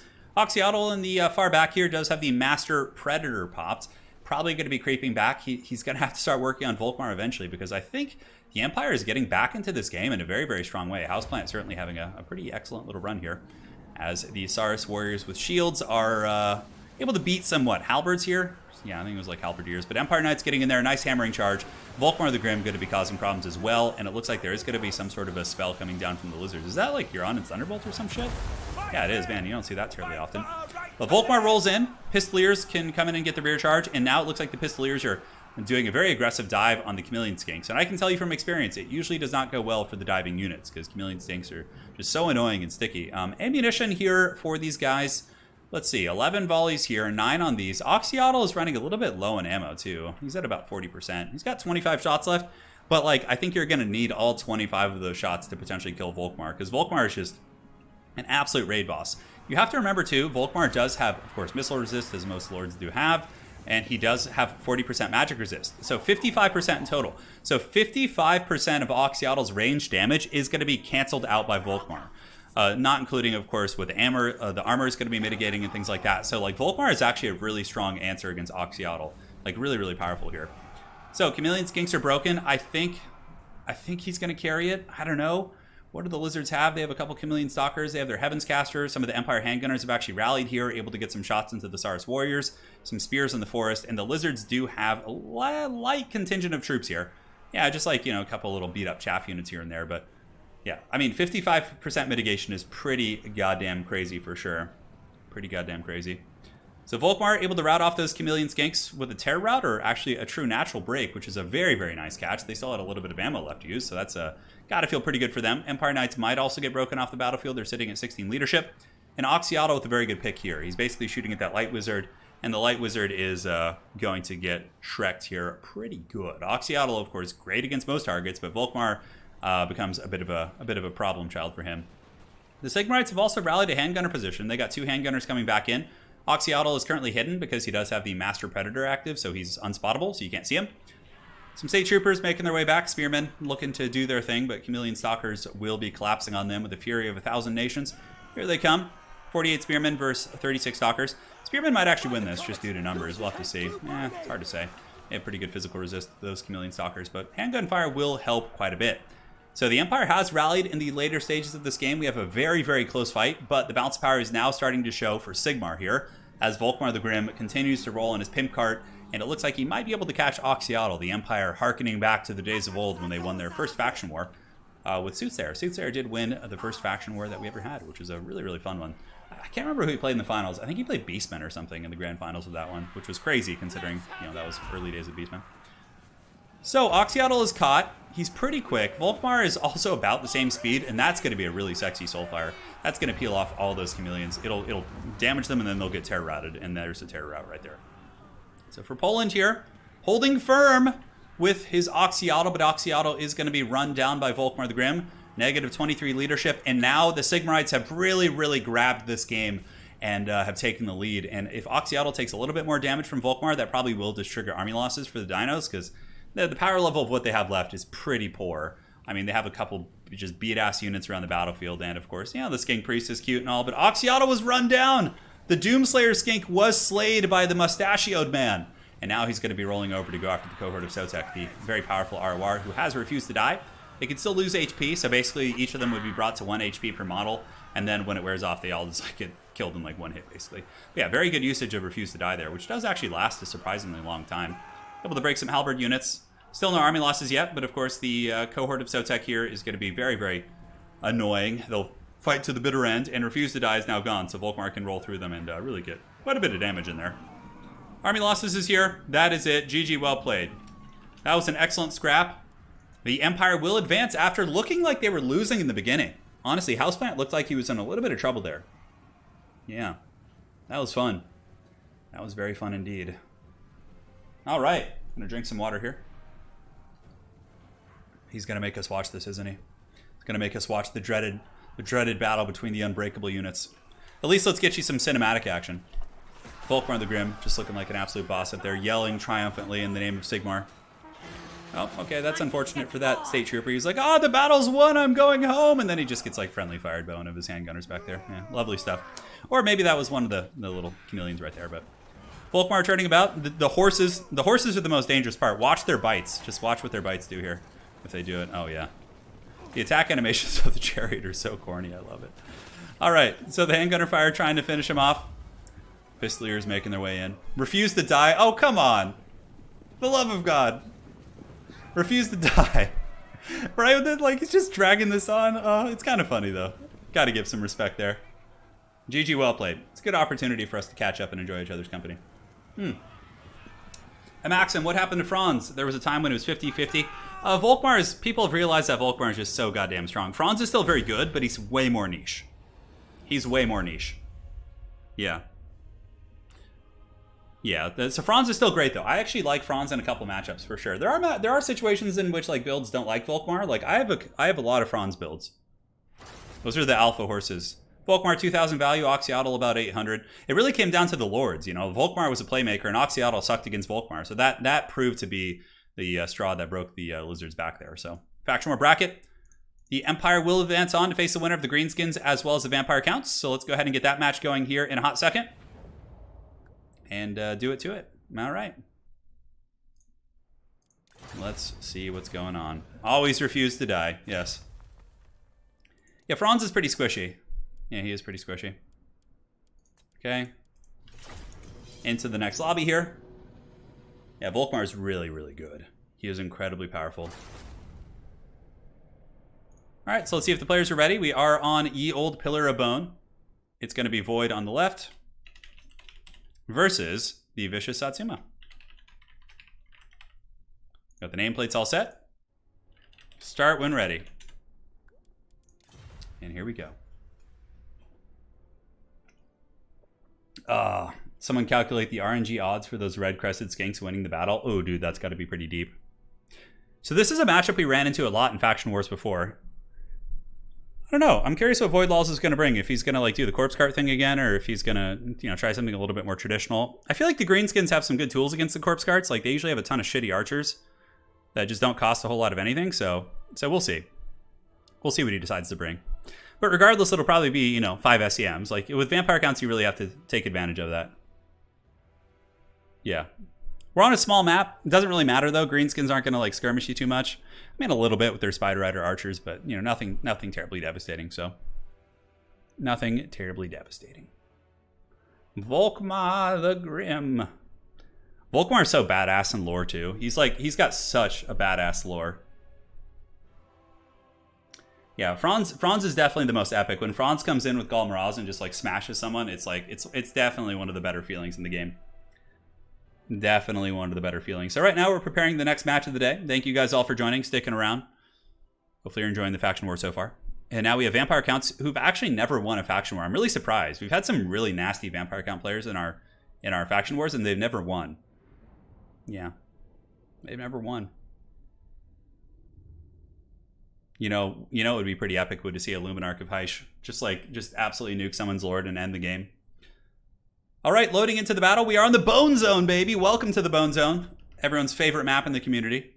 And here we are. So Vicious Satsuma's name is too powerful to be left alive, so it needs to be shrunk down to fit on the nameplates here.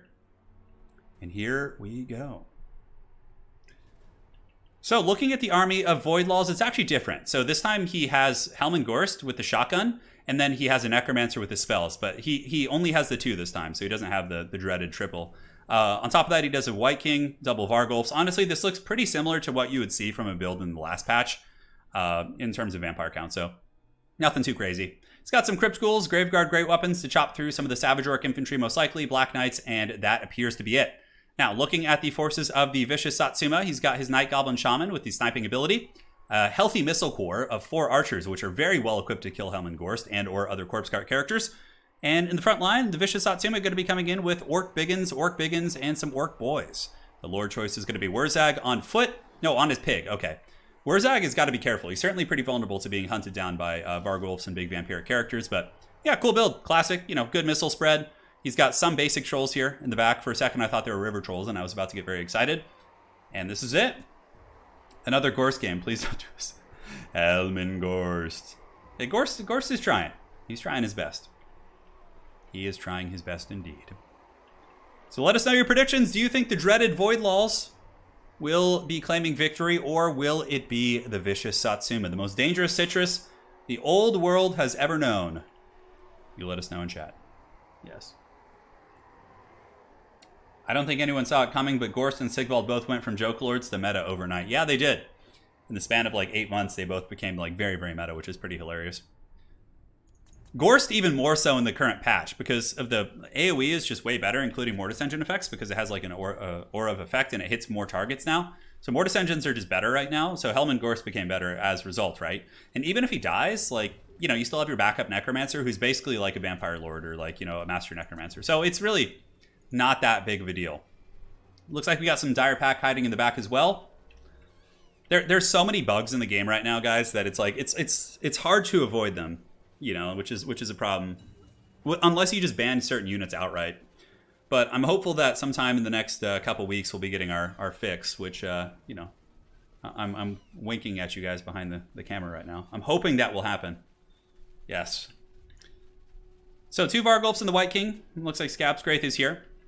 The Greenskins stand ready to meet their undead foes, and immediately the Vicious Satsuma discovers the ambush. He sees the Dire Pack in the back.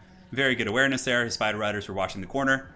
And now he's just going to be able to poke those guys down. He probably won't be able to catch them and finish them. Although Wurzag, honestly, sending Wurzag over there and using an effigy to finish them off, like if you really wanted to, wouldn't be the worst thing in the world. But probably catching them is going to be a problem. We'll see. So the Vampire Horde is moving forward. This is, Grom the Paunch was pretty meta in this matchup too. Grom the Paunch is a real tough character to bring down. And he's a surprisingly good SEM duelist. Like, he can battle the big characters and things like that. So we will see. The Shotgun Blast coming in, going to be going after Wurzag, I would imagine. No, it's going after the Goblin. Yeah. I mean, look, that's only a couple hundred gold of value, but is it going to shatter that unit? It does take a lot of damage. And, oh my god, it actually stabilizes. The little Goblin Big Boss that could. So the Goblin Big Boss probably should just retreat backwards right now. I think the Greenskins should push up. The Vampires, of course, are moving, but just very, very slowly. And it looks like, yeah, they're going to be doing the same thing to each other. That's so funny. Helman Gorst also gets blasted, but the Greenskin variant doesn't do that much damage. And it looks like Wurzag going to be doing it as well. So both of them are just trading like Haggard missiles. And Helman Gorst, okay, he's down to, 4,000 HP. Probably going to force out an Invocation. But I would imagine that the entire game, Vicious Satsuma is just going to be doing that. The entire game. Yes. That is what's going to be going down. So, Forest Goblin Spider Riders, Morgub's Magi Marauders, going to be blasting into the Goblins. They're basically Goblins, into the Crypt Ghouls on the flank. Getting a little bit of damage in there. And the Helman Gorst Shotgun Blast going to be reloading here and preparing to go after the Goblin Big Boss. Such missile attacks usually do very well against like mounted targets. So Helman Gorst certainly no-scoped that Goblin with Overcasted Gaze of Nagash. It's pretty strong these days. And let's see what goes down here. Are we going to get more bombardments from Wurzag? Wurzag is staying out of range of that. And Helman Gorst has healed, but it's getting him closer to his healing cap, right? So it's progress of sorts. In the backfield, we do have some Dire Pack waiting, looking to get into the Archer line. The Archers are 100% going to be the MVPs this game. No Crypt Horrors this time, just better infantry quality. But I think Satsuma's infantry, the Goblins, and the Biggins should be able to hold respectably well. And another Shotgun Blast, both players shotgunning, and the little Goblin gets nuked again. He's only like 500 gold, so it's really not that bad to lose that character. It still sucks, but he might be able to come back. And Helman Gorst does get Shotgun Blast, but look at this. Oh my god, he uses the Vargulf and the other Necromancer to actually get in front of him and screen him out, which is pretty absurd for sure. So the little Goblin is broken. Perhaps should have hidden the trees after the first engagement. Skirmishers just shooting at some of the Spider Riders, or excuse me, the Bats, and those various units flying up and around. And Skirmishers trying their best here, but Satsuma better be careful. His Forest Goblin Spider Riders here could be caught if he slips on his micro for even a second. One Vargulf being focused down by a shit ton of Greenskin Daka. Wurzag going to be dropping another blast at Helman Gorst in the back, and Helman Gorst does take a fair amount of damage, but the Scab Scraith also does a lot from the Vampires, so the little Goblins here might break. It looks like their leadership did stabilize, and one of the Vargulfs was brought down to like half health right there, which was very, very strong for sure. So the little Goblin that could is broken off the map. The Undead are moving in, and they have it kind of surrounded from all sides. The Vargulf's certainly taking some work. What is he down to? About 60%, give or take? Yeah. Now the Greenskin Daka is going to be unleashing. 100%, I think, go after the Corpse Guards. They can't really dodge the arrows, so I think Vicious Satsuma needs to get all of his Concave Archers and just waste the Necromancer. That gets rid of the Invocations, it gets rid of all the healing, and I think you can, do very well for yourself in that situation. In the backfield, Cavalry swarming in, Trolls are being used from Vicious Satsuma, and the Biggins are going to be given some sort of a buff, it looks like, Fist of Gork, which will help them buzzsaw through some of those units. And now the Archers are going after Helman Gorst. And he's juking okay, but still taking a fair amount of the shots. Scroll of Shielding used by Void Lulls right there, able to mitigate some of that pressure. And now the Greenskins are being forced back a little bit, but in the backfield, things are actually going pretty okay for them. They were able to beat up the Dire Pack here, finish off some Black Knights, and the Bats on the flanks are being dealt with as well. And the Greenskin frontline fight isn't going to be bad. Orc Boys will hold for some time against like various chaff units. ROR Night Goblins occupying, and you see the difference between this game and the Helman Gorst Beastmen game is that the Helman Gorst hasn't really been able to drain anything yet. He's kind of just been hanging out a little bit. Effigy of the Git going down on top of the Vargulf here. Going to be snaring that bad boy in place, and the Wa is now active, so the entire Greenskin army going to be quite sauced with rage as they bump and grind through the vampiric forces. And will you be able to get the Vargulf based on that? Invocation going down. It looks like an overcasted Invocation, which will be hitting some of the Black Knights there. A nice catch for sure, and a good flank from the Crypt Ghouls. So the Crypt Ghouls able to get around the back. So too are the Dire Wolves. That's the key to success here for the forces of the Vampires. If they can kill all the missiles, the Greenskin Archers, they are going to be in a very, very commanding position right now. So here comes the Gortys engine moving forward. The Necromancer as well. The double Vargulfs have been able to get on top of some of the Archers, but there still are Trolls here and Orc Biggins, both of whom are reasonably respectable against these units. Good Scab Scraith coming in, and another blast coming in from Wurzag up on the high ground. He is able to nail Helman Gorst, who's rapidly approaching his healing cap. So the Gortys engine is going to be, potentially in the danger zone here as we do progress into the later stages of the game. Graveguard Great Weapons are going to be kind of tough to deal with for sure. You can see they're both very healthy. Biggins can kind of put a bit of a dent in them, but overall, I think if you just keep working down Helm and Gorst and avoiding blob fights against the vampires, like committing 1 or 2 shitty units at a time, you'll be living your best life. Cryptical is about to be finished off. A lot of Greenskin Daka here is functional. Now is the time to switch and start shooting at either Helm and Gorst or the big monsters, which I think the Helm and Gorst is the right choice. He's certainly a little bit of an easier target. He can't juke very well. He kind of can with those, wheels, but overall it's gonna be a tricky pickle. Balance power is pretty even at this point. A little bit vampiric favored as they have been able to kind of get through and mitigate most of the damage they've taken on these big boys. And the Vargulf's chasing down the trolls. Trolls will be broken. Probably will come back. I don't see Voidlaws committing to a massive chase right here. Another snipe going down, and Wurzag does get the Vindictive Glare on Helm and Gorst. The Mortis Engine is now getting a big drain, which is a big problem. This is where the battle starts to turn in the favor of the vampires. Helm and Gorst may die this battle, but I still think the other vampire SEMs are probably a little bit too strong. Satsuma needs to rally these archers somehow, like peel off these little golems off them, get these Savage Orc Airboys turning and shooting, and focus down the Gorst man if they can. Orc Biggins clearing stuff up. I mean, the vampires don't have a whole lot left in terms of, normal units. I guess they do have some Graveguard Great Weapons here who are battling a lot of angry orcs. Wurzag, in the meantime, just circling about while the vampire guerrillas continue to hunt down, whatever they can here. Yeah, the Borgum's Major Marauders. Wa is active. That will give immune psychology to the entire orc army. That does help to mitigate the terror routes. Good play from Helm and Gorst, keeping them away from the missile play of the Greenskins. And it looks like skeleton summons were used actually by Voidlaws. Oh, but this is where things get real ugly. I mean, Wurzag is very, very vulnerable. He's an incredibly squishy character, so he has to use an effigy to survive, basically, which is never a good thing. Will he drop another missile attack and go after Helm and Gorst himself? That would be very ballsy. So some Greenskin skirmishers coming around the flank here. We have some goblins making their way back in. Archers are the most important thing here, and we have 36 here and 37 here. These skeleton warriors will be disappearing in just a second, but not before they actually get a nice break. And Wurzag is going to be running, getting away from the Vargulf, but at a relatively high cost, because he's going to be forced to send in quite a few units into melee here and give some problems there. So, Orc boys getting routed. I think the battle is starting to kind of tilt into the favor of the vampiric hordes right now, so it looks like it's going to be the classic vampire counts versus Empire, which is probably a little bit vampire count favored. However, the Empire does have some builds. As a matter of fact, I played Voidlaws on ladder like 3 days ago with my Empire, and we had like a razor thin game, which will be going up on the channel. I'm not going to tell you guys the outcome, but like my Empire build was really, really powerful. Basically, we used Balthazar Gelt, handgunners, outriders, a steam tank in a box with like some state troopers, and it was pretty good. The final transmutation really nuked the army, but looking pretty tough here. The vampires they've got what they want, right? They got that unified blob, but Vicious Satsuma has rallied 3 archers.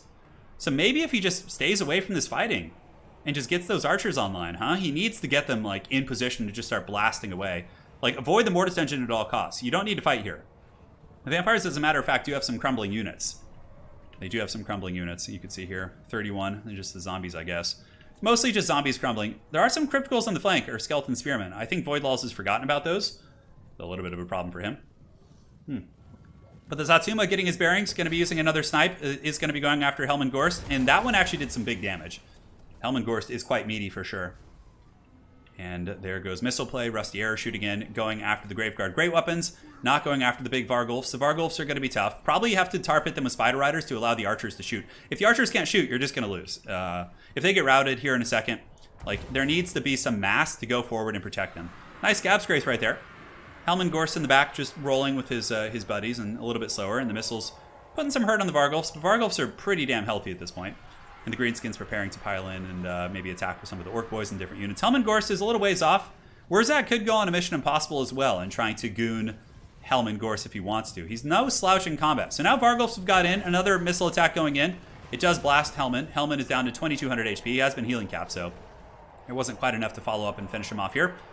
The Graveguard Great Weapons are also proving to be very tough. None of the Greenskin army was really good against them. The Graveguard Great Weapons were very, very formidable threats. And Vicious Satsuma has finally stabilized these archers. He's gotten them going. He's getting one of the Vargulfs down to its healing cap at the very least, 4000 HP. I guess at this point, do you even go after Helm and Gorst? Probably so, because you can't win a grind battle if Helm and Gorst is alive, so I think it's kind of a mistake not shooting him.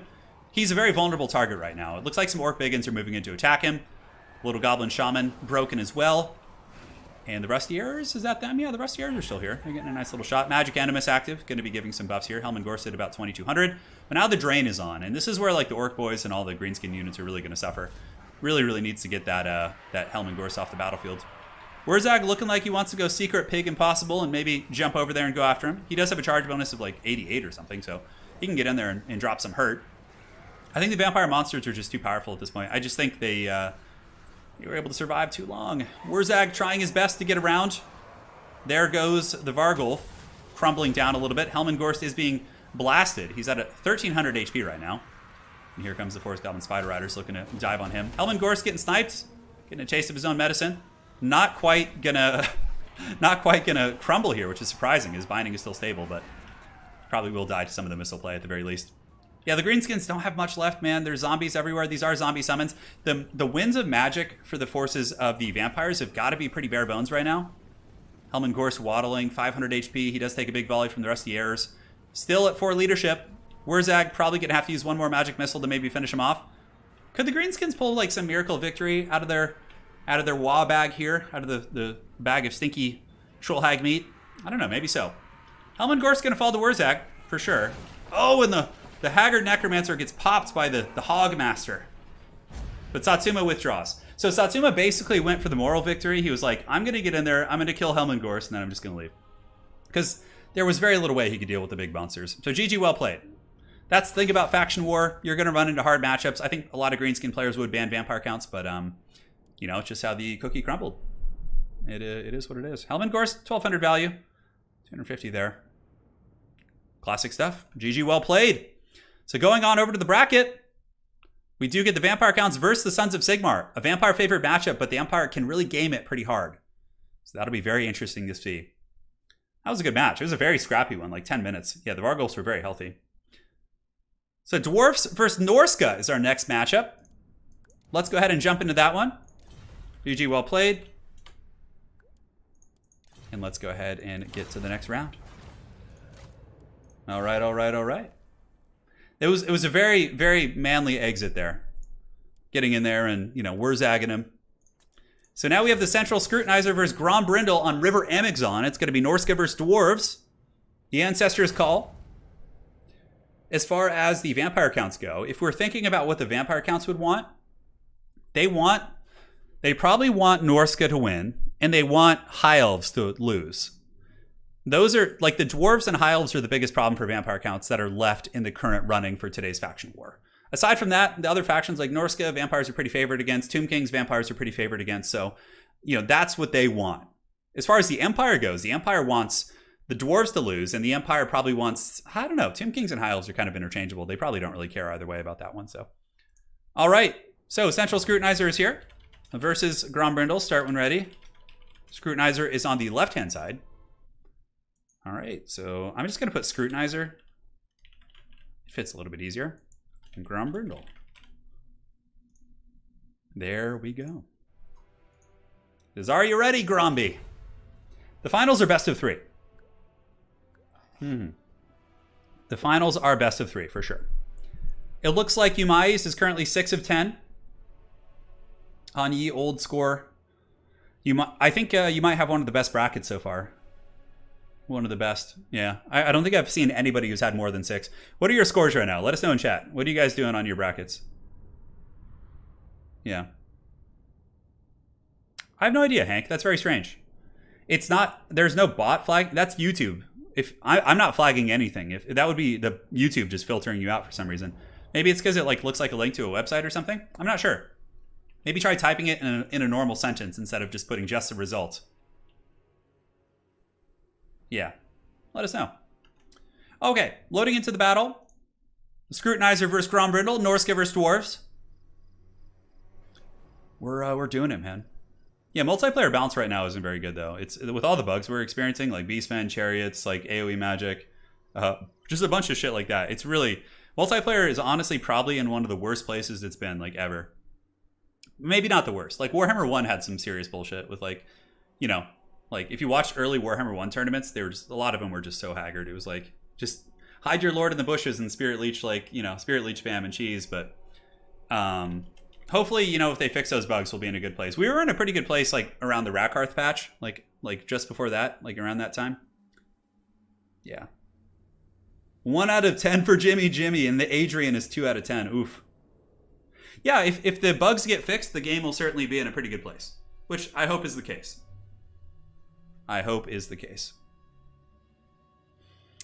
So what is the dwarf build against Norsca? There's a bunch. There's actually a multitude of ways you could play. You actually have a resident dwarf expert in chat with B Master, aka the Mountain King Umais. You can ask him if you're curious. He can tell you. But nonetheless, Grombrindle, another master dwarf player, is going to be coming in with what appears to be Thunderers, which I think are the way. They're pretty good against Mammoths and things like that. So triple Thunderer, backed up by Ironbreakers, Dwarf Warriors, Slayers, a single Organ Gun in the back, and Thoric Ironbrow on the Anvil. Yeah, holy shit. Yeah, Warhammer 1 was way worse in terms of balance. It was really bad. No healing caps, infinite summons, sniping cheese with Spirit Leech, Fate Abuna, like costing like 11 wins of magic and instantly deleting any unit it touches. It was pretty bad. Turin, remember Vampire Count Death Star with infinite healing and summons that never goes? Yeah, no. Game 1 was like, it was pretty bad in terms of all that, but I think Creative Assembly saw that there was like a forming multiplayer community and started to put more effort into it, and that's what led us to where we were recently. Of course, here we are now.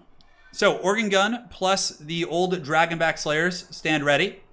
For the Central Scrutinizer, a very, very deep deployment. He is starting off in the Shadow Realm. Marauder Hunters, Javelins. He also has a couple of basic infantry, double Manticore, and yeah, this is like standard. It's like armor piercing infantry, basic infantry chaff. You get some Marauder Hunter or Marauder Chariots.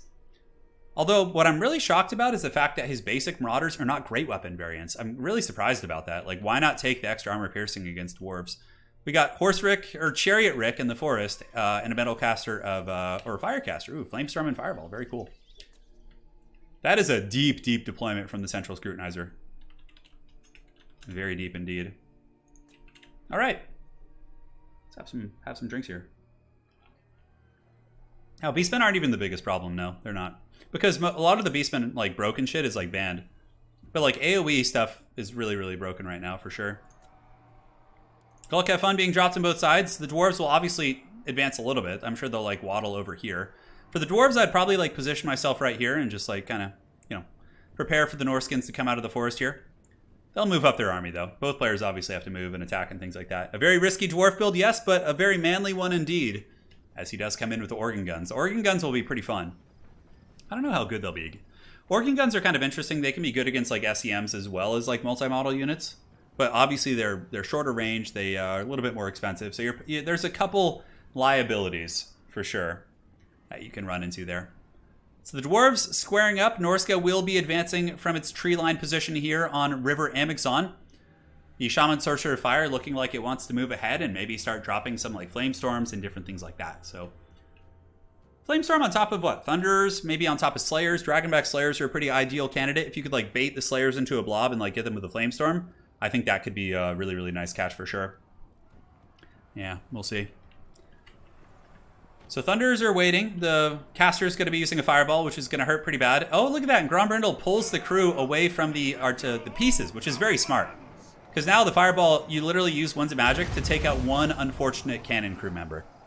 That is extremely cost-effective for Grombrindle. That was an excellent play, and he clearly knows what his opponent is up to. So the Organ Gun going to be re-equipping itself here. The crew is going to be getting back on track as the Fireball does drop into the horde of Norsca. Norsca continuing to march. Norsca could probably move a little bit slower. I don't think they need to like hard march until they get close, because they are going to be getting affected in the vigor department a little bit. The Dwarves moving up, another Fireball coming in, and it looks like Grombrindle is paying very, very close attention and is going to be getting the crew off, although I think the Fireball is going after the bunch up Thunderers here. It's going to do some good damage. Yeah, look at that. 11 damage, or 11 models, I should say, are taken out there as the Dwarven formation is cleaved asunder by a mighty Fireball. And the Organ Guns are going to be jumping back online to shoot into the forces of the Norskins. Wulfric going to be going right down the center. Call your banner down the center. The Thunderers are moving up from Grombrindle, although a little bit of an obstruction, a little haggard there with his Dwarf Warriors, but nonetheless, the Thunderers should be able to get a partial shot. You see they're obstructed because the Dwarf Warriors were standing right on top of them, but now they get a couple shots. Good juking from the Central Scrutinizer, so he is able to go back and forth there and do his business. And here comes the Norskins. The Throwing Axes have good AP. Marauder Hunter throwing axes, we've seen them in faction wars before do very well against dwarves, so that could perhaps be like an X factor as to how they're going to try and get the armor piercing out of their army. Organ gun blasting into the Marauder Hunters, man. Look at that damage. My goodness. Just absolutely nuked. Down to 41 models from the 68. The organ gun probably going to keep going after them. And then the dwarves get off the organ gun again, and they keep dodging that fireball. Although the fireball that time, for some reason, just heat-seeking onto the organ gun crew, but it didn't actually destroy the model. So the organ gun should still be a very functional piece. Now, Norsca, going for a very big flank overload. Moving around here, actually completely ignoring this side of the flank, more or less. They have a couple base units, but it looks like they really want to just take advantage of an overload on one side. So the firepower is now beginning to exchange. The Thunders shooting into the throwing weapons, but Javelins with their solid range will be able to get some work in there. Seafang active here on Wolfric. It does go through and tickles the pickle of those Thunder units, but Grombrindle able to dodge that pretty well. We get the first Manticore coming in. Manticore will be landing on top of the Thunders, and clearly he's trying to bait out the Slayers so then he can jump on top of the Organ Gun, and the Organ Gun's still doing some really nasty damage against the Marauder Hunter units. But the throwing weapons from the Marauders are actually potentially going to be able to break the Organ Gun if they can keep going, but Slayer is actually able to catch some of them. Now, the Manticore is forced back. The Dwarven Infantry preparing to hold off the advance of the Norscan Chaff units. The second Manticore going to be jumping in the backfield, but one unit of Slayers is able to actually catch those Marauder Horsemen, so a little bit unfortunate there. But the Manticore does come in and actually destroys one of the Organ Gun models. But now that Dragonback Slayers are on top of it, it's being shot by the Thunders. This Manticore most likely will rampage here and then get taken apart by the Dragonback Slayers. The Rune of Doom is active, so these Slayers rocking 72 melee attack, and look at them buzzsaw through that Feral Manticore. Absolute punishment. Brutal, brutal damage coming in. Now over here, we have the Thunders shooting into what appears to be the Marauder Hunters on the far side. We have the Marauder Hunter throwing axes. This is going to be some good damage. Let's zoom in and give you guys a little bit of a close-up on this action. HP is at 26. They take a lot of throwing weapons, and the Chariots also get a ton of damage. A really nice alpha strike there by the Central Scrutinizer.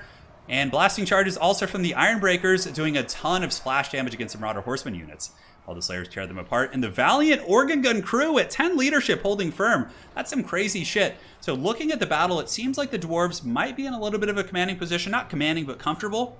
One Thunder unit here is okay. The other one here might be able to stabilize with Thoric and the Slayers now being free. And blasting charges from the Iron Drakes will be excellent against the very lightly armored Marauder Hunters, who are only rocking, what, like 15 armor? Basically wearing like rags and cloth and leathers and things like that. So Thoric Ironbrow on the hunt, going after the Feral Manticore. The Feral Manticore here is going to be getting back up in the sky. The Throwing Core of Norsca, getting some okay work in there, but I feel like the Dwarven armor is just kind of enduring a little bit too well against the Javelin units, and the Marauder throwing axes are doing okay, but I don't know if there's enough of them, right? I feel like the Dwarves are just happily cackling, and the Organ Gun is back online again. Although now it looks like it's officially going to be shut down as these Chaos Marauders do pile in there. Manticore going after the Routing Thunder units. A good play there by the Central Scrutinizer. Wolfric as well as the Marauders making their way back in. And oh, the Flamestorm of the Gods! Nice Flamestorm there, but it goes the wrong way. It kind of went okay for a second, but it didn't even get the Ironbreakers. It basically just got the Dwarf Warriors. Another Seafang is active, doesn't do that much damage either. And it looks like the Dwarves are getting more and more comfortable here in this battle, as the Dragonback Slayers easily going to be able to take apart these Chariots and sustain combat. Marauders probably will break as well. Two Thunder units are still very much alive. If they can kind of pull back and resecure themselves, they'll probably be okay. Thoric Ironbrow is still pretty healthy also. And Norsca looking a little bit bare bones on stopping power. One Manticore is broken, the other one is on death's bed. Chariots are still very strong here, and there still are a fair amount of Marauder Hunter throwing axes, I guess, here and here. So maybe Norsca could pull some witchcraft to get back in this one. But I don't know if I see that happening. The Organ Gun crew being sent into melee, which is pretty funny. Rune of Doom is active. Norsca falling behind. And if the Dwarves are able to secure their weapons here, the Thunders will start to shoot again. I think that's going to be GG. Thoric on his toilet seat, moving forward to attack the Marauder Chariots. More blasting charges coming in from the Iron Drakes here. Getting some nice work for sure. Chariot charge into the back of the Dragonback Slayers. They don't really care about that too much. Dragonback Slayers can certainly fight back pretty well. Looks like the Organ Gun crew is going to be going out with a bang, getting into melee and trying to fight. Dwarf Warriors giving some buffering to the Slayers so they're not isolated, being focused down by themselves. But I think that the White Dwarf Grombrindle is probably going to be winning this match. And we've had so many really, really close games today. A lot of like 8 to 12 minute games, which is quite excellent to see for sure.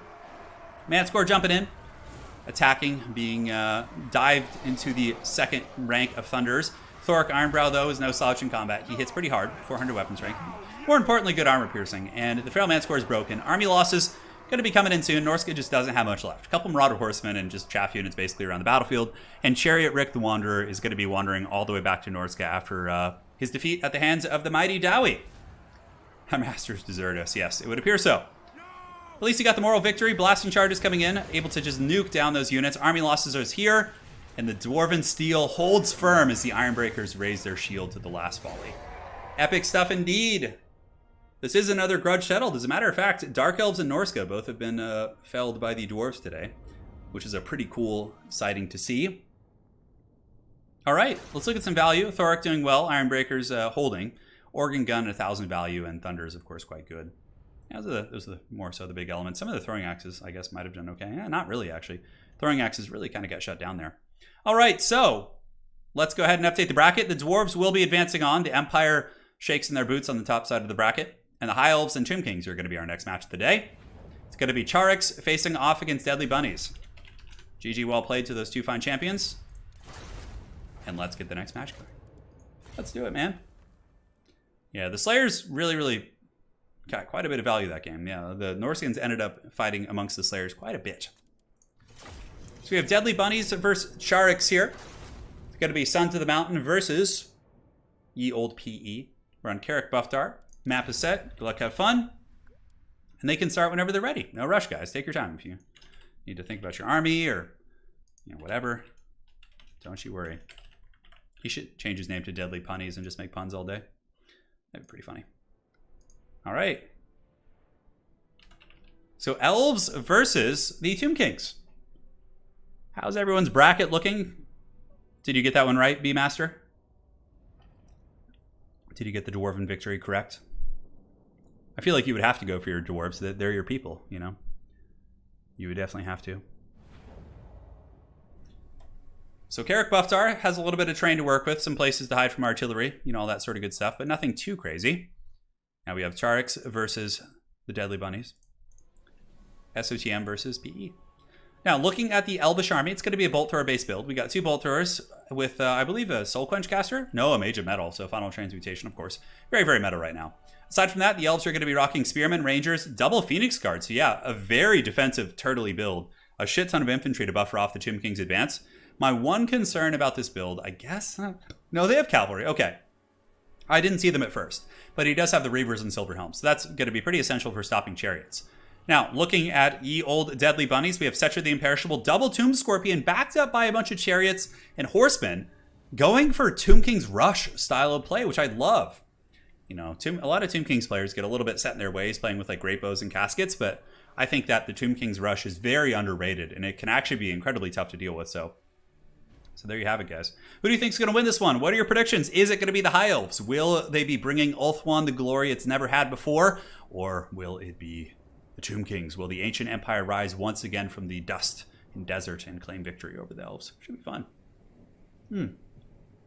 Planet the Great says, I think High Elves will win, but your heart wants the Tomb Kings to win. There's no Tyrion, but yeah, the Archmage of Metal, a little bit unexciting for sure. But look, guys, Zarix gave us Eltharion the Grim earlier. We got Eltharion already, so we should all be grateful. Now we're getting the classic Archmage of Metal here. This isn't the Bone Zone. No, it's not. We had the Bone Zone earlier. We had it, but this is not the place. This is not the place. So the Bolt Throwers will immediately probably start shooting the chariots and or the monsters. Bolt Throwers are designed to counter Ushapti Greatbow play typically, but this build from the Deadly Bunnies is very different. It's a very aggressive build, which I like. I actually think that's probably going to catch Zarix off guard a little bit, but he does have good holding elements. He has like Phoenix Guard for high leadership. He's got some cavalry, and the Mage of Metal can punish blobs too. So if like the really get into like a big Sphinx blob with Tomb Scorpions, you can nuke them pretty bad. Pretty bad indeed. Turin needs a burrito, dude. I'm so hungry right now. I had like some rice cakes and like almond butter for breakfast, so I'm in the danger zone right now. I could definitely use some feasting, but we probably still have another hour to go. So if not more, I will feast another day. Eagle Claw Bolt Throwers appear to be going after Settra. Deadly Bunnies, very privy to this, is going to be juking back and forth. And here comes the Horsemen. Yes, Skeleton Horsemen Archers getting in position while the Nahakaru Horsemen prepare to surround the formation.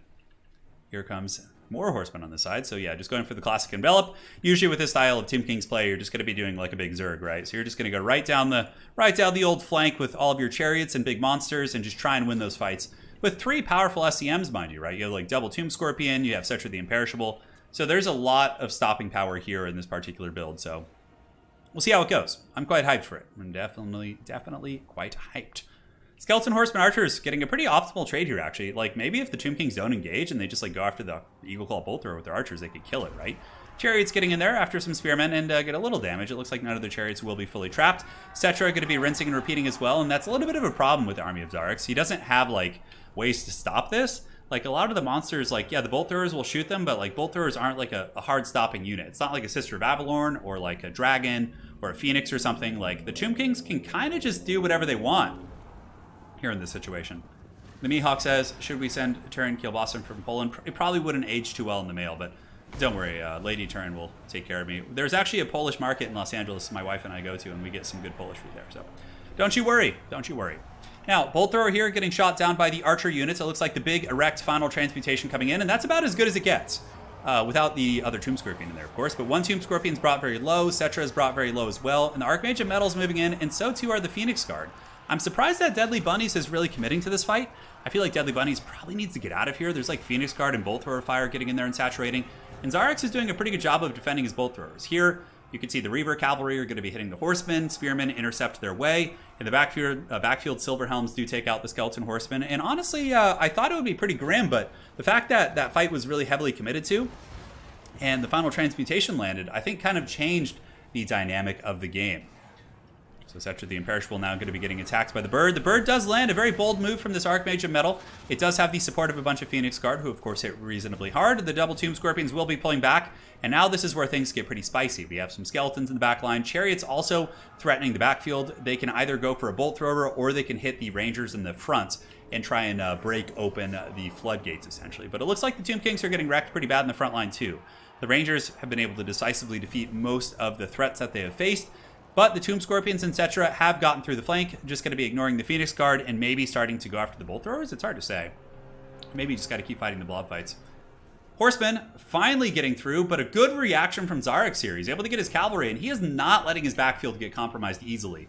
Although maybe finally one opening in the armor. Deadly Bunnies has been trying for so hard to get into this backfield, and just so many units have been just juking and weaving and bobbing and ducking, and he's the old Muhammad Ali rope-a-dope, but you know, finally he is able to get some Spearmen on top of the Bolt Thrower. We'll see if it actually yields the forbidden fruit. So they have kind of blobbed up again, and now this could be the straw that breaks the Tomb King's back. That is going to be hitting a lot. The Chariot's going to hit Cetra, hits the other Tomb Scorpion. Is it overcasted? It's not. They're not going to be quite as bad, but that was a very, very devastating final transmutation. Hitting quite a bit and getting some good value for the forces of the Elves. So one Bolt Thrower piece being shanked by Skeletons, but continuing to shoot. The Bird does decide to move into combat. I guess the Archmage has already basically used. It's going to be able to get one more. If it survives here, the Archmage will get one more good final transmutation before this game's over. But it has gotten Cetra and the other Tomb Scorpion down. A really good Ushapti summon here by the Deadly Bunnies on top of the Bolt Thrower. Might actually be able to finish it. We'll see. And we'll see if the Bolt Thrower is going to be holding firm as they do shoot up into the sky here against Cetra the Imperishable. Phoenix Guard also going to be potential MVPs. There's not a lot in this army that's great against Phoenix Guard. I mean, Tomb Scorpions and Cetra are feasibly decent against them, but they need support. You can't just fight them alone or else the Phoenix Guard will trade well. And look at this. Oh, Zarix lands. And the Archmage of Metal is just getting crumped. And that is going to give Deadly Bunnies a lead in the Balance of Power. What a big blunder. Oh my god. That thing got devoured. The Cursed Blades on Cetra plus the two Tomb Scorpions. It gets shattered. And now suddenly the Elves are not going to be getting that third final transmutation. That is a very, very painful loss. Ouch. Ouch, ouch. The Balance of Power would be dead even right now if that were not the case. When the Ushapti summon disappears, maybe the Elves will be able to scrap something back. They do have Phoenix Guard moving in. More Phoenix Guard here. The Bolt Throwers appear to all pretty much be offline. But losing that Mage of Metal, man, that has got to hurt. That has got to hurt. Let's see what they're saying in chat. Good luck, have fun. Yeah, all that sort of good stuff. So it looks like the Tomb Kings might potentially be getting pretty damn far here. But they are going to have to face off against Dwarves next round, which is probably a slightly favored matchup for the Dwarves. Not to say Tomb Kings can't win it, especially with Deadly Bunnies and his style of play where he likes to get really aggressive and rush in. Zarix dropping a GG here.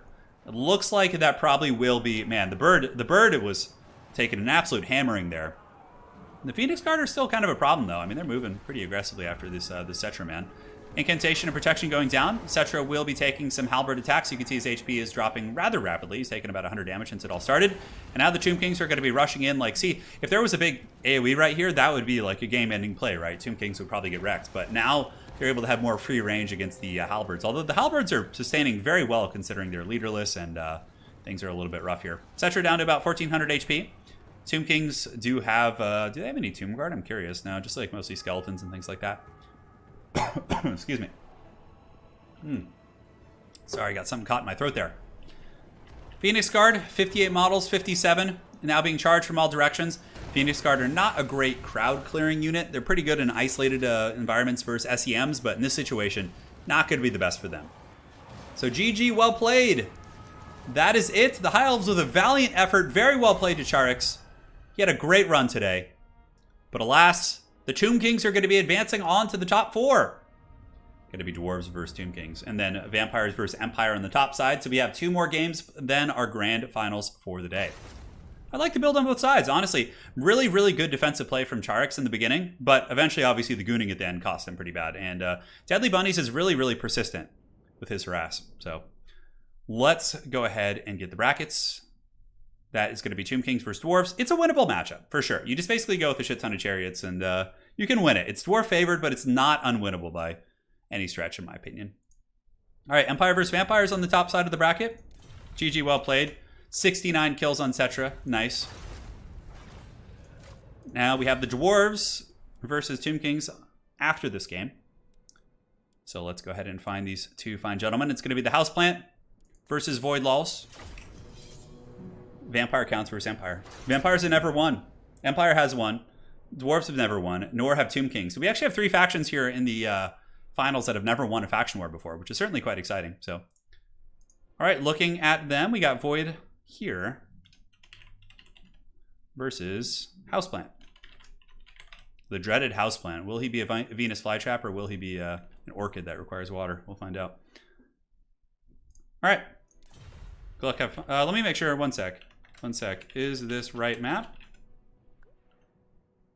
Just going to double check the map real quick. Going to the bracket and the map. Okay, so we have Bloodpine Woods. Don't remember if this is the right map. Okay, looking at the top here. Oh, I think I forgot to put maps.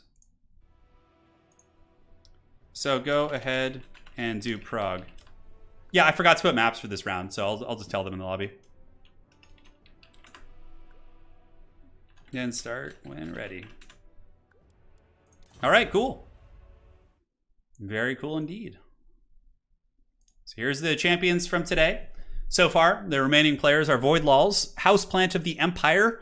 We have Grombrindle of the Dwarves, and then the Deadly Bunnies and the Tomb Kings making their glorious appearance here. Players are going to get going. I'm really curious about Houseplant's build. I have a couple builds that work pretty well against the Vampires, but I'm curious about what he's going to bring here. Yeah. Vampire counts have never won. No. They've never won a faction war, which I'm really surprised about. I feel like Vampires would have gotten one, but they have some weird matchups. They have some weird matchups indeed. They're like very strong in some and very like weird and gamey in others. So let's load in. Thank you for the donation, McRiderface. Tomb Kings win. Papa Turin gets a burrito. Hey, I get one anyways, dude. I'm going right after the stream is over and feasting. Like the heathen kings of old. Yeah, I wonder what like the meta, like the proper meta of Tomb Kings against Vampire counts is. I always feel like that matchup is so hard for Tomb Kings. So here we are. For the forces of Void Lulls, we have a Strigoi Ghoul King, a Mortis Engine, a Necromancer to bring the standard magic, I'm sure. Raise Dead, and a White King. Aside from that, we have some basic chaff units, mostly Crypt Ghouls, Cairn Wraiths, Blood Knights, and that is it. So yeah. And I think some Hex Wraiths as well. Did I see the Chillgeists? No, I think it's just basic Cairn Wraiths on the ground. Yep, that is it. And now if we take a look at the Empire army, is it going to be the defensive play, the Pistolier Outrider? Yeah, this is the style of play I like. It's basically you have a defensive build, and then you have a lot of skirmish. Although it's a little bit weak in terms of their troop quality. Sometimes you'll see greatswords in this matchup. Sometimes you'll see flagellants and Sigmar Suns, which I think is the really effective way to play this. But this build is actually much different than most builds I've seen. I'm excited to see how it works. It's a big build. It's a big build for sure. All right, so we got Swordsmen into the Sunset, backed up by Halberds as well as Sigmar Suns.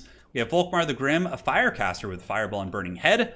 And aside from that, it's going to be Outriders and Pistoliers into the Sunset to win this skirmish game. And that's actually really big. If you can, nullify the Vampire Count mobility, you can really, really abuse them pretty badly. My one concern, though, is like dealing with the Strigoi Master. Like, Volkmar isn't going to be great. Like, there's not a lot to fight the Vampire SEMs. I often actually feel that Franz is pretty good in this matchup in the sky if you support him with firepower on the ground. Yeah. Yeah, so we'll see. We will see. How far are we into the faction war? We're in the round of 4. B-Master says my max bracket score possible is now is 8 of 16, which is not great. I think actually you might be the highest score. I don't think I've seen anybody get more, than that right now. So, hey, well played, Charix. Well played, man. You had a great run today. You certainly did the elves proud. Good luck, have fun. The Necromancer waddling here. He's ready to go. We will see what he brings. And Outriders and all that sort of fun stuff. Stand ready. Ammunition efficiency is going to be one of the most important variables for the Empire here. If the Empire wastes its ammo on stupid, poor targets, then I think they're going to struggle to kill, like, the Mortis Engine and, like, the Strigoi Ghoul King. Because, like, what can kill the Mortis Engine outside of the missiles here? I mean, I guess you have Fireball spam from the Bright Wizard. Burning Head is also good against, like, Cairn Race and clearing out, like, the Königstein Stalkers and all those various units. But I'm a little bit concerned, for sure. Volkmar can kind of do it. I mean, he can get in there on his chariot, but it's still not the prettiest fight in the world, so... don't be using ammo on your Outriders here. It is such an important factor in this matchup. I can tell you from experience. I have played against Void Laws on ladder with Empire versus Vampires on many occasions, and you really, really have to make sure your ammunition usage is just, prim and proper if you want to win that fight. So, shooting at what appears to be Stalkers with the Outriders. Again, I think you can just use your troops and Volkmar to win the infantry fight. Everything the Vampire has in infantry sucks. It is not worthy of your ammunition. So yeah, they need to pull back. They need to make sure to be saving it for the Strigoi Master and saving it for the Mortis Engine. A little bit of lag here in this battle, but that is the nature of the beast. Hopefully it will subside. It's also interesting to see the Empire play so wide. Normally most people are kind of afraid to go wide against Vampire counts, because Vampires can isolate. But this is proper usage. Pistolier should be killing the mobility, going after the Dire Pack. Nice picks right there, able to pick off a handful of models. And it looks like the Dire Pack is still going to be committing to the fight, which means they'll be taking most likely another volley to the face.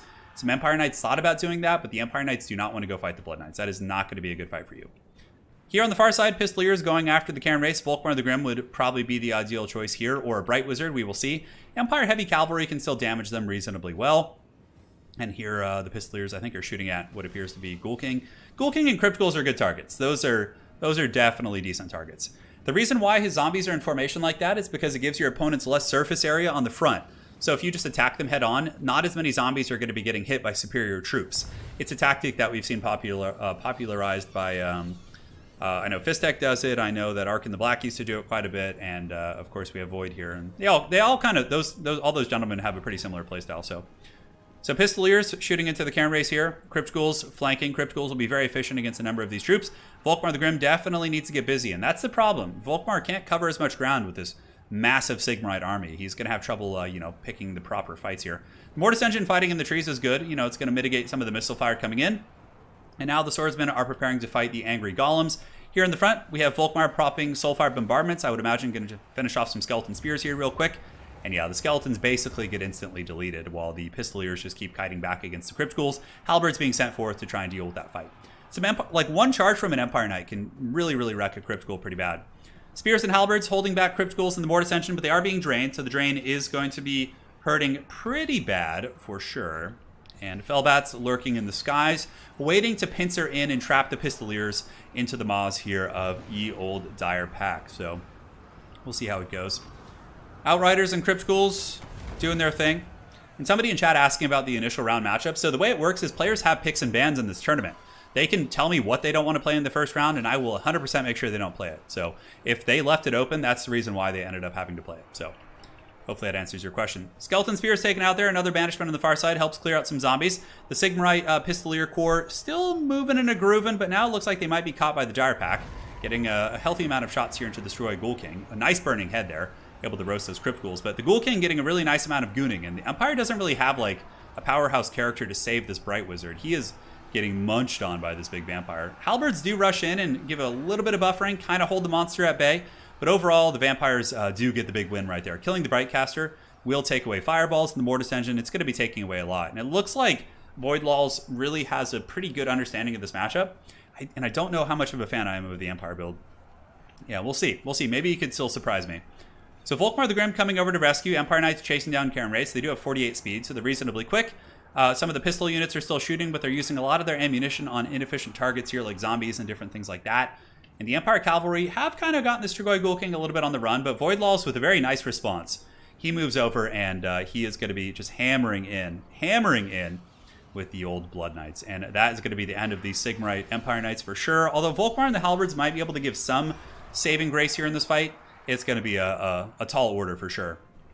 Up here, State Troopers obviously being overwhelmed by the undead forces. Crypt Ghouls generally outtrade most State Troopers in a pretty effective manner.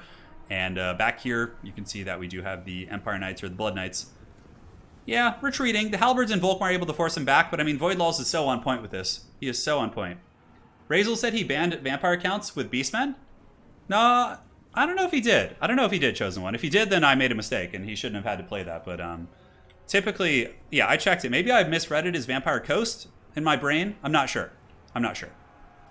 All right, so Swordsmen making their way in. But regardless, you know, to win the tournament, you're going to have to beat the, you know, vampires anyway. So it's not the end of the world because it is faction war.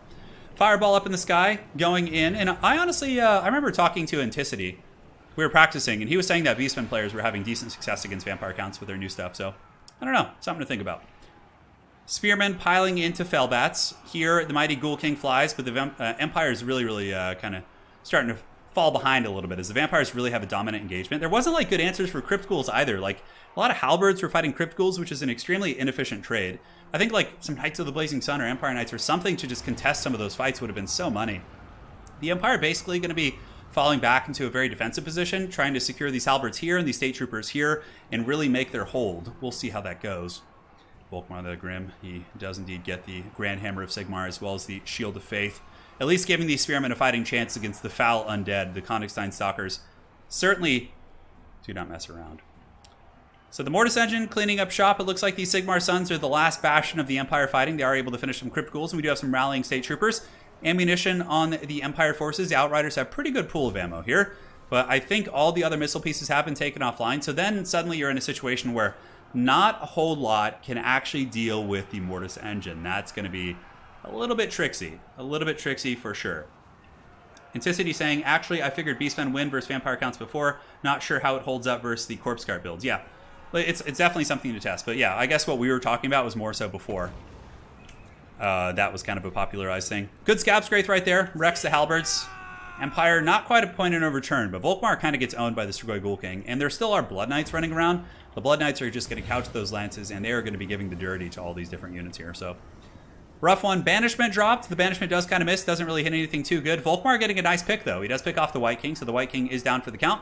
And the Strigoi Ghoul King actually does land amongst spears. Empire Knights hit him, and maybe Houseplant will be able to turn the Outriders around and get some damage on the Ghoul King, and he's like maybe trapped there. It's hard to say. Actually going after the Mortis Engine, which is smart. The Empire has a lot of troops left, so killing the thing that can deal with the troopers more efficiently is certainly a smart play. Mortis Engine is weak to fire, so maybe you can get Volkmar in there too, get the extra 22% damage and wear that bad boy down. It looks like Volkmar is pimp carding after the Strigoi Ghoul King, and the Blood Knights are going to be trying to come in to save him. And it looks like they do have an efficient rescue here. Yeah, they are able to get in there and finish those bad boys off. So GG, well played there. Crypt Ghouls chasing down ye old Spearmen. The Empire really looking like it's out of steam. Mainly just chaff units. Volkmar, of course, is a hard carry, but Volkmar is not good against Mortis Engines, and he is not good against the Strigoi Ghoul King. Now, this is one of the few matchups in which it depends on the style of play. If you're going with like an old school Soothsayer style, where you have like a box of greatswords and demis, Volkmar is the right choice because demis with halberds can kill the monsters. But if you're going with like Outriders, Pistoliers, that sort of play, maybe like more skirmish heavy, I think Franz might actually be better in a lot of these situations. Franz can really bully a Strigoi Ghoul King if he gets proper healing and regrowth and things like that. So there goes the Empire Knights lancing into the Crypt Ghouls. The Mortis Engine effect is in full effect. And the Empire Knights should be breaking in a moment to the attacks from the Strigoi Ghoul King. Halberds doing an okay job fighting off the Tithe. A comeback would be pretty freaking wild here. I would be really shocked to see that happen. Ghoul King is forced back. It looks like Volkmar might have been able to get him with one of his dreaded horses and get some damage in there. The Mortis Engine also getting some excellent drain into the last of these Sigmarites up in the north, or I guess western side of the battlefield, I should say. 46 models, -1 leadership. There you have it. Doggos screaming in, going after the Halberdiers. The Halberdiers should be buckling under that pressure as well. And yeah, having a full health unit of Blood Knights here is really, really problematic for sure. I mean, look at this. How many are left? 39 of 45. There's probably still indications on the table. I think the Necromancer's still rolling around in his cart somewhere. Yeah, he is. No, he didn't. Oh, wow. Did he? He doesn't have it? Ghoul King must have it. Yeah, Ghoul King has Imbo. Ghoul King has a great kit of spells. And what's really powerful, too, is you get double the summons. You can summon Crypt Ghouls with him, and then, of course, the Necromancer can use Raise Dead. They're 2 different summon spells, so you can have doubles, essentially, which is, you know, something that you can't normally do with, like, double Raise Dead or double, you know, all that sort of good stuff, so... Here comes the Blood Knights, moving into the Halberds. The Doggo's going to be feasting on the souls of these last troopers. Cairn Race moving in will easily get a tear route on them, and looks like the Tithe has finally been defeated as the Houseplant does get Volkmar the Grim and rolls after the Cairn Race, and we'll see what kind of damage comes into play here. Cairn Race are forced back. Down they go. Nope, they're able to get away, so they don't commit to the fight. They flee the scene. The vampires still have a Mortis Engine, Necromancer, Zombies, Blood Knights, Dire Wolves, and they're no mere Dire Wolves. They are the Dire Pack, a fearsome foe indeed. So the finals, it's looking like will be Vampire Counts versus either Dwarves or Tomb Kings. Now, for the forces of the vampires here, I'm sure Voidlaws would much rather face the Tomb Kings. That's a much probably easier, more manageable matchup. Dwarves I actually, you know, used to think was Dwarf favored, but now, like, after playing it a couple times, I feel like Vampires even have the edge in that matchup a little bit, but it's not as bad as, like, the Tomb Kings one. So, we'll see. Houseplant's still scrapping pretty hard. I mean, some undead units, I guess, are crumbling, but the Blood Knight's got an Invo, which will probably resurrect a couple models, or at least one, maybe. Yeah, it looks like one Blood Knight has come back to the ranks of the Knights of Red Keep. And the Strigoi Ghoul King just kind of posturing up, Volkmar healing a little bit. Crumbling zombies here, Cairn Race pulling back as the Crypt Ghouls chase down the Empire Knights on the far side of the battlefield. And here we go. The final battle, certainly looking pretty favored because the problem is the Empire Troopers are going to buckle. Ooh, nice breath attack right there. That absolutely wrecks those halberds. Yeah, I don't think Volkmar has a chance. There's too many Blood Knights, and also the Strigoi Ghoul King is here. There's just too much. There's just too much to deal with. Volkmar can carry games pretty hard, but overall, it's a very tricky pickle. It's a very tricky pickle. There goes the Ghoul King, probably going to get a mass terror route on some of these troops here. They are certainly worse for wear. They've taken a lot of damage this game. And Volkmar pumping them Sigmarite wheels, going to be going after. It looks like maybe the Grand Hammer of Sigmar is activated. And the zombies shambling in, of course, they are attacking, and Crypt Ghouls were attacking up on the high ground until they just crumbled off. And the big monster just trying to get its goonings in before it commits to the final fight. Ulrich's. Yeah, what are they even saying when they say that? Like, Ulrich something retreat? Like, what is that word? What is that word? Yeah, I'm not sure. So State Troopers are broken. Very, very cautious play coming in from Void here. Now, the zombies are fighting, and now he's sending in another wave of zombies. He's basically just using some Reaganomics here to trickle down. And it looks like another Imbo being used on the Blood Knights, which is so brutal. That's going to heal them to full health, probably, and full models. And now they go in for the Death Thrust. You don't need to be too cautious here, really. The Empire just doesn't have the tools to fight back. What they were doing there is he was baiting out the Soulfire Bombardment, which is really, really strong. That could have hit the Blood Knights and the Cairn Race and all those different units, but that probably will be army losses there, as Volkmar will be the last man standing. And Voidlaws will win with the Vampire Counts. GG, well played. It was a good match. A clinic. But I just think the Empire build was just kind of inefficient against that. Or just vampires in general. I wasn't a huge fan. I liked the skirmishing elements, but just like the width of it, the low leadership State Troopers against vampires, it just felt like there were so many things that were kind of inefficient. That's just my 2 cents, though. All right. GG, well played to the Houseplant. Empire has not made it this far in a long time since the days of Soothsayer, so big props to your boy Houseplant for making it this far. And now we will be advancing on to the Grand Finals. Well, the semifinals, which will lead to the Grand Finals. Vampire Counts, of course, are here to face the winner of the Dwarves and the Tomb Kings. Yes. So here we go. Let's get this next match going. GG, well played. All right. So what's it going to be? Anticity, I will show you. I had several matches against Void Laws on ladder and I had success with it. I lost one and I won one with it, so it was reasonably formidable. There it is. Yes. Let's get the map set. Caleb, thank you for joining. And so for the map for here, we will do the Galbaraz. I gave them the map. We have Deadly Bunnies on this side. And Grombrindle on the other side. So will we get the Dwarves in the finals or the Tomb Kings? Tomb Kings I don't think have ever made it to the finals, which is a bit of a shame. Could be cool to see how they roll here. Here's a salute to all of those who have fallen today. You can see all of our fine champions who have set aside their afternoons to get in there and do it. The bracket busting Tomb Kings, yeah, indeed. They really are. And looks like they're going to get their armies ready. Cool. So I'm going to go grab some water from the kitchen, and I'll be right back. I'll be right back.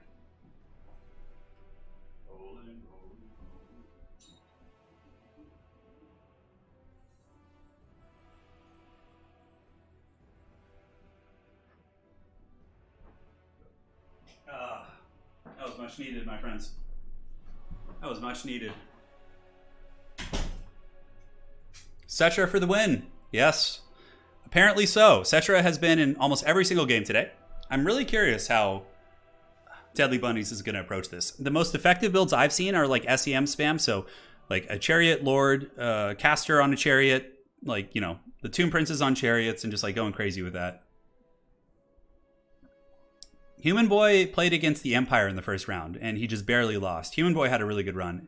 I mean, I don't know if I'd say run, but he had a really good game. He played very well. It was an excellent match. Oh, yeah, buddy. So yeah, Chariots, Tomb Scorpions can be okay against Dwarves. Camarine War Sphinxes are something you often see. You can go like double Necrotect with the Restores to heal up your Camarine War Sphinxes against Dwarven Missile play. There's a lot of cool stuff. A lot of cool stuff for sure. So we'll see what they decide to bring. Love you some Cetra. Well, Cetra is here. And Cetra is not messing about. Although I don't know if Cetra is going to be brought in this build. I mean, the Tomb Kings are here. So Cetra, I guess, is the leader of them, right? Ark in the Black in this matchup, he's not bad. Yeah, Liber Mortis, you know, Purple Sun can be good against Dwarf Blobs. The Skeleton Summons on top of Cannon Crews is very good. So he's certainly viable. Cetra can be good on the Chariot or the Sphinx. Khalida can be okay because she's like a pretty good AP character. She's not like great at crowd clearing, but she could do some work for sure. Hammerers are just kind of objectively terrible. Like Longbeards with great weapons are just like, in my experience, better for their cost, like just always. So I don't think we would see Hammerers. I'd be really surprised to see that. I think Grombrindle is just going to go classic Dwarves. It's like, you know, Thunders, Cannons, you know, Longbeards, like that kind of thing. That's the bread and butter. Arkin and his biker gang, yeah. Very well could be. Very well could be. And the Gyrocopters are okay, but the problem is like every Tomb King player worth their salt is going to bring Carrion in this matchup to make sure you don't do that. And like if they bring like 3 Carrion and you have like 4 or 5 Gyros, you're just going to be struggling so much to micro your Gyros. It's just like, it's not a pretty situation. Real Human Being says, Turin, thoughts on a Vampire Count sub-faction tournament? Hell no, dude. Vampire Count's mirror matches are like the biggest piece of shit in the game. It's so terrible. Oh my god. It's so frustrating. I don't know. It's pretty hard to protect. That's the problem. Obviously, if a Gyrocopter could be like left unimpeded, yeah, or a Gyro Bomber, it would wreck the Tomb Kings. But the problem is Carrion. Carrion are just so effective at chasing them down. So that really is the big name of the game there. So let's load into the battle here. Deadly Bunny's name is far too powerful. And let's go ahead and load this in. It's going to make sure no messages. And yeah. Perfect. Perfect, perfect. The Grudge Bearers duel. It's here. Dude, Vampire Count tourney, no. Why do you guys wish this evil? You know, all of you guys in chat who are saying that I should do a Vampire Counts mirror tournament, you wouldn't actually stay there and watch it. You would just like troll me and then not watch it when I went through the effort to make it happen. Like, who would want to watch that shit? No way. No way. Yeah. Come on. Nobody wants that shit. This is terrible. The 1,000 Maws were our sub-faction for today, correct. Rackhearth sub-faction. Alas, they were punished for not bringing Rackhearth, and they did lose in the first round. So, if we are here, we have the Tomb Kings who are going to be coming in with Khalida. Wait, Khalida can go on a chariot? What the hell? I didn't even know that. So, Khalida is riding on a chariot with Tomb Strike. Holy shit. Dude, guys, I didn't not even know Khalida had a chariot. There's a Tomb Prince as well. So we do have the SEM chariot squad with double skeleton chariots. Aside from that, it's just shitty skeleton chaff units. A Lich Priest of Death with Purple Sun, double Ushapti Great Bow, and Carrion to shut down the air forces. Yeah. That is it. That is it. And now if we take a look here at the Dwarves, led by the great Grombrindle, the White Dwarf. He's been a Dwarf main for a long time. Him and Umais have been carrying the banner of the Dawi. Thoric Ironbrow, backed up by a bunch of elite troops, Longbeards, Ironbreakers, pretty good shit. Cannon, Master Engineer, Double Thunder, very, very defensive build. We will see how this goes for them. So, classic Dwarves. Cannons, Thunders, that is usually what you do against Tomb Kings. Yes. I didn't even know she could bring a chariot. Did you guys know this? I could have sworn Khalida only had a snake. I could have sworn she only had a snake mount. Like, I vividly remember seeing snake and foot. Like, how was he doing that? Was that like secretly done? Recently? I don't know. I mean, it's not like it's OP or anything. It's like pretty reasonable, but yeah, I thought Khalida had chariot only in campaign. I don't know. It's whatever though. I mean, look, it could be Cetra, it could be Arkan. Yeah, I didn't know because you know unit caps are on, so like, well, not on, but I don't know. Yeah, no, even still, she shouldn't have access to the chariot. I guess she does. Maybe it's a new thing. Always missed it. Yeah, so did I. I guess people just never used her on a chariot, so maybe that's the case. Yeah, weird shit. Good luck, have fun. It's pretty cool. Pretty cool indeed. Is it just that everyone takes a snake? That's probably the case. Dark PE magic. Yeah. So Gromburn only has, does he have 2 stacked cannons? He does. Look, they're all side by side. That's pretty cool. I wonder if he did that on purpose to like get that formation. Look at it. Yeah, the double stacked cannons. Oh my god. And they're all shooting because of the way he did it. Now the problem is he's going to run into obstruction issues. As soon as he tries to like turn them, he's going to start getting obstructed. Yeah, so he's got to be really careful with that. What is he shooting right now? Let's see what they're saying. The rest is in Grugny's hands. He will help his faithful servants, says Grombrindle, the Sons of the Mountain. Well, we will see. And also we will see if the cannons are able to get, you know, in a position and stay that way. I don't know if I've seen that. It's pretty cool. Like side to side. If that's intentional, that is so cool. I know, that's like some next level dwarven shit. You know, keeping them all in one place, protecting 2 cannons with 1 Slayer. I mean, that's some next level tactics. But I feel like it's going to get obstructed at some point. Now, on Galbraz, there's a little bit of a low ground area for the Tomb Kings to advance on safely. But, you know, for the Dwarves right now, you just chill out. You don't need to advance too much. Just sit on this hill, shoot your cannons downtown. Cannons should go after the Great Bows. Ushapti Great Bows cannot dodge like SEMs. So Thunders kill the chariot characters, and the cannons should kill the Great Bows. That's, in my opinion, the recipe for success. So will the cannons get in position? Looks like Thunder is able to rip some nice shots here. That's got to feel pretty good into the Carrion. Carrion R-Force back in critical binding. And now the cannons are obstructed. So Grombrindle now has run into the downside of his very fancy play, is that his cannons are obstructed and not shooting. So he's going to need to get those cannons online or else he's going to lose the game. I mean, if he just has the 2 cannons not shooting, he is going to be having a very, very bad time. Yeah, see, they're like, this cannon literally is like right into the back of those dwarves right there. So cannon shots going into Carrion. Looks like they do get a couple models up in the sky. Some Carrion kind of lurking about in the wings. And the Tomb Kings here. King Nikesh's Scorpion Legion. Got to be getting focused down by the Thunderers, I think. You know, it's just not the worst thing in the world. You could honestly just send some Longbeards out there to go fight them, I guess, if you want to. Longbeards would make very quick work of these various undead infantry units. So yeah, now the Dwarves have stacked cannons. This is where shit gets kind of bad. A Spirit Leech going down, overcasted from the undead forces. Could have potentially 2 Spirit Leeches usually kills a cannon, and then 3 kills like 2, if I'm not mistaken. In my experience, I think that's usually how it goes. It'll actually take out one of the cannons itself. Guns are shooting into skeleton warriors. Great bows are now getting in range, and the cannons are unfortunately still line of sighted. So here comes Carrion in the back, swarming on top of the cannons. That will give the Slayers an opportunity to satisfy some grudges. as the Ushabti Greypoes shoot. I wonder if we're going to see a Purple Sun. That was actually a really powerful tactic that we saw Evenstar do to win many games in the World Championship against Dwarves. Is he would like bait in all the Slayers with like a, a big wish, SEM or something, and then basically he would use a Purple Sun.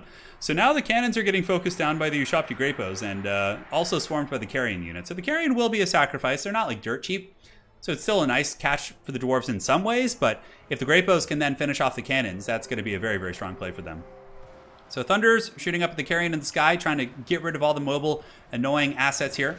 At least there's a little bit of built-in redundancy with the cannons, but look at the crossfire. Nice crossfire from the Dwarven guns, able to lead to some crumbling here on the Carrions. Skeletons encircling. We have skeletons all over the place, but Dwarves are pretty much used to this. They're always being encircled and kind of ambushed in this way. So even though Grombrindle did kind of screw up the positioning of his cannons to an extent after the initial engagement, he basically lost one of them, so the other one will be functional at this point. It's probably not going to have as many issues with line of sight and things like that. So it still is baiting in Carrion, and if you can kill 2 Carrion, it's worth the cost of a cannon, so a bit of an even trade in that respect. So guns are shooting. Blasting charges will absolutely wreck Tomb King's infantry as the Norgrimling's Ironbreakers will advance up and start to Shrek some of the skeletons. Guns are shooting at Silver Shields. Not the best usage of their time. Should definitely be shooting into the chariots here. Now, do we have Purple Sun? That's my question. We don't. We have Soulblight. Soulblight will help the chariots get through armor for sure because it lowers armor by 30, but here we do have the Slayers, a very valiant defense of the cannon position, which is now shooting, it looks like. So the cannons are shooting, and the cannons get a direct hit on the Tomb Prince. Tomb Prince takes a lot of damage. When will we see the Rune of Doom active?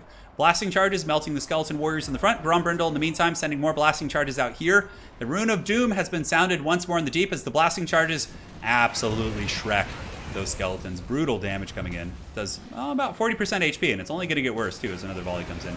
Yeah, and they're down. Probably going to start crumbling soon. Miners at that point can probably finish them off. Now, Deadly Bunnies here, able to break some Dwarf Warriors in the front. Bouncing on over to the Longbeards. The Slayers still dealing with threats in the backfield, while Spirit Leeches continue to, really punish the Dwarven cannons. Balance of Power is a little bit Dwarf favored, but I feel like the game is actually quite even at this point. Granted, the Tomb Kings are kind of out of infantry. The Dwarves have been able to win all the infantry engagements, which is completely normal. Kepler Guard actually could be a surprisingly decent pick against Dwarves these days, I feel like, mixing one of those in, because they could outgrind many of the Dwarven infantry, so...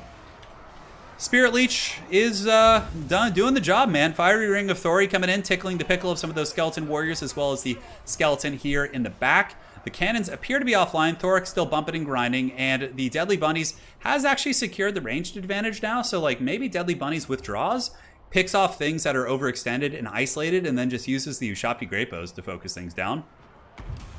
Chosen of the Gods? Yeah, one of them is Chosen of the Gods. The other one is basic. So Chosen of the Gods should be shooting the Slayers, and I'm almost wondering if you want to start shooting at Thoric with the other ones. Thoric is, I guess, something that you probably save for last. So here comes the Chariot Squad. Last Samurai volleys coming in. One of the chariots does fall to the Dwarven Powder as the other Dwarves line up their long rifles, but they are going to be getting run over pretty hard by the chariots. There they go, getting punted. And the Ushabti Summon also piling into the back of those units is going to be rather devastating as well. So really going to come down to the chariot play. But overall, it seems like the Dwarves are in a little bit of a more comfortable position. Blasting charges, saturating into the chariots, does some okay damage. Of course, not quite as good as what it does against like infantry and things like that, but it looks like Deadly Bunnies is slowly being forced back by the Dwarven infantry, and the fact that Dwarven guns are still online is a big problem. We Ushabti Greypoe are also running out of ammo, and there still are some very healthy Dwarf units on the periphery. Longbeards here, both of whom have only lost like 1 or 2 models or something like that, so that is a big issue for sure. And the Master Engineer also has his long rifle as well, so he can definitely play that game. Ushabti Greypoe do not want to be trading with Thunders, and they really shouldn't be. Thunders have far less range. You could be pulling back with these guys right now and getting out of their firing sights, but here the Thunder is going to keep unleashing some nasty, nasty firepower here into them as they line up this rifle. So there they go. What is the HP? They've dropped a couple hundred after that volley. Thoric Ironbrow sitting there, full chub, ready to go. Here comes the chariots again. Tomb Prince as well as Khalida going to be running through. And we'll see if the Slayers can rush forward to intercept them. The Slayers definitely do their best, but here comes Khalida as well as Khalida on the chariot. It's so weird seeing that. And it looks like she doesn't even do attack animation. She just kind of like stands there with her cane and is like, do your work, horses and chariot spokes and things like that. Yes, we will see. The Greypoes are about out of ammo, and this is always a death knell for the Greypoes. When they have to start running from some haggard infantry unit, that's always really, really rough for them. You know things are going south when that starts happening. The Tomb Prince Trying to get in there, but Khalita's trapped. She's maybe going to be able to get away. Dwarf infantry do have a pretty good mass. Look at the Valiant Longbeard here, or excuse me, the is that an Ironbreaker? I think it is, Norganlings, but he's like holding back a chariot, which is so goddamn cool. The Curse of Khalita goes down, but Army Losses is going to be kicking in. And guys, we have a Dwarf versus Vampire Count Grand Final. This should be interesting. Yes, yes. That was a fun one, man. Great game. Great game indeed. And the Dwarves have made it to the grand finals of the faction war once again. Last time they did that was with Umais, who was able to have an excellent series against their hardest counter in the Skaven. But this time they face the Vampires, which is a hard matchup, but winnable. And GG, well played. I will host finals now, Gromb. Okay, so I will be hosting the finals now. Let's go ahead and go to the bracket, update this. We have the Dwarves versus the Vampire Council. Oh, that's the wrong one. Certainly the wrong button. In the old grand finals. The Faction War grand finals are here. Fact War grand finals. And I will host as a spectator. So Void Lulls and Grom Brindle, if you guys are watching, please join. I got the lobby all set up. Let's get you in there. I'm going to tag you guys. Void Lulls and Grom Brindle. All right, so those gentlemen should join.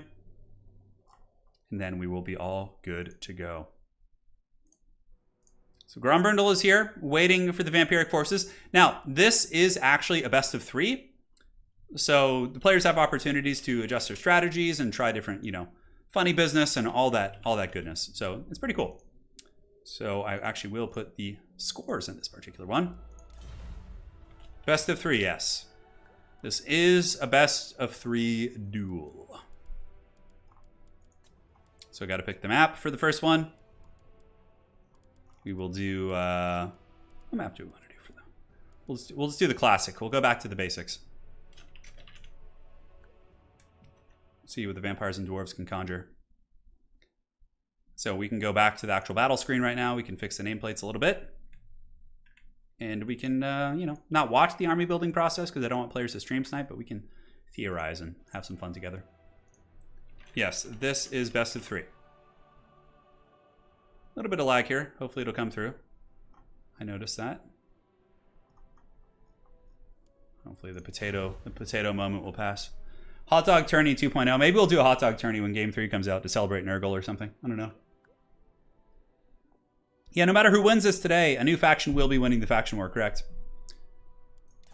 Yes. It's Oak and Hammer. The Oak and Hammer and probably like Southern Chaos Waste for the next map.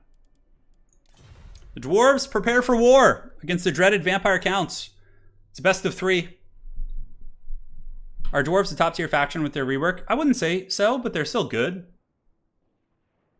Yeah, so we're in the grand finals. What does everyone's bracket look like? I'm sure, how many of you guys had the Dwarves in the finals? How many of you had the Vampires in the finals? And did anybody have both of them in the finals? I doubt that, but I'd be pretty impressed. Are we going to see the Bone Zone? No, but we already had Bone Zone today. Maybe we'll do Bone Zone, I'm not sure. Yeah. So the Sons of the Mountain versus VM. I don't know what VA stands for. I guess Void is in like multiple clans. I think Void Lulls used to be an ODM too a long time ago. Yeah. A long time ago. Give me some Dwarves versus Vampire Counts plus lag. Yeah, baby, let's go. Hopefully we don't have too much lag here. It seems like it's intermittent. It must be Void. There's a little bit of a potato going on there. Hard to say. To celebrate Nurgle. I think the hot dogs are enough Nurgle. I don't think we need to go that far. It's a Dowie map. Time to settle some grudges. Asking about top tier factions, it really depends on who you're asked. Like, a lot of people have different opinions based on their biases and, things that they're weak against and strong against. But there are some that are, like even though Beastmen lost today, like, they still are a top tier faction right now. A lot of it is due to the bugs, though. So giving you, like, a tier list right now is kind of shit because it's, like, there's so many issues that hopefully will be fixed going forward. So, yeah. Yeah, we'll see. Ivan saying he bets a 2-0 victory for the Dowie. Yeah. I think Dwarves are a good faction for sure. They have a couple bad matchups. Skaven and High Elves aren't very fun for them. But aside from that, like you can, if you're a Dwarf player, you can ban Skaven and ban High Elves, and you could have like a decent first pick on Dwarves nowadays, I think, with the new changes they have. Yeah. You definitely can. Let's go natural sprinters. Yeah. Yeah, so like, you know, I would be interested in doing like a tier list podcast once they fix some of the issues. So this is kind of cool because the players can try a couple different strategies here. You know, they can alternate between, get some of that goodness going. The highest tier faction is Kislev. Yeah, it's going to be really interesting to see how the new factions like mix with some of the older ones when the time does come. That's a little ways off though, my friends. See what the players are saying. Good luck, have fun on both sides. And here we go. Oakenhammer is going to be the first battle of the day. A Carolina Reaper stream to celebrate corn. Holy shit. Yeah, typically factions that are like a safe first pick would probably be considered, you know, to be higher tier. Is the high elf matchup even that bad? In my opinion, Son of Kieran, if you're playing a good high elf player, like an equally skilled opponent, yeah, you'll be at a disadvantage, I think. They just have like so many things that are good against dwarves. Really cost-effective AP infantry, great chariots, good SEMs if you want to abuse that too. It's just dwarves can win it. I've won it against great players from dwarves, but I've also gotten stomped pretty bad. Yeah, it's just not. It's not a. Professor Pone says, "Imagine losing to Dawi as high elves," which he did in the Legendary Lord tournament. Poor Pone. Poor Professor Pone. Are the bugs Warhammer 3 balance? Who knows? Maybe the bugs are intentional. They're just like, let's just make chariots the ultimate scourge of the old world. All that sort of good stuff. Hot dogs would celebrate Slanesh unless they're out of date, and then it's Nurgle. Yeah, it's a fairly good analysis of things. All right, so looking at the forces of the undead, what do we got? We have, well, he's reorganizing his army. Graveguard great weapons to kill infantry, Fellbats to counter gyrocopters, a black coach of Vargulf, and a big scary dragon here. So there's going to be a Lamian Lord and a Necromancer on the ground with the Vine Hell's Dance Kebab. That appears to be it. That appears to be it. The dreaded black coach has appeared. Pretty standard, honestly. Nothing terribly avant-garde there. So we got Longbeard great weapons, Thoric Ironbrow with a Master Engineer. We have a single cannon in the back, which is going to be protected by Slayers, and then more elite, or quality Dwarven infantry, I should say. So it's really going to come down to the Master Engineer, Gotrek, and Thoric. Like, how well are they going to trade with some of those SEMs? Will the Rune of Slowness be able to catch a Vampire SEM and kill it? If so, the Dwarves probably win. If not, the Vampires will probably get it. Also, Breath Attacks coming in with the Lamian Vampire Lord. A lot of variables like that. So we will see. We will see indeed. It looks pretty standard for Vampires. I would agree. And honestly, he'll probably just use the same build, throughout the entire series. Good luck. Being said by both players, let us see who will draw blood this day.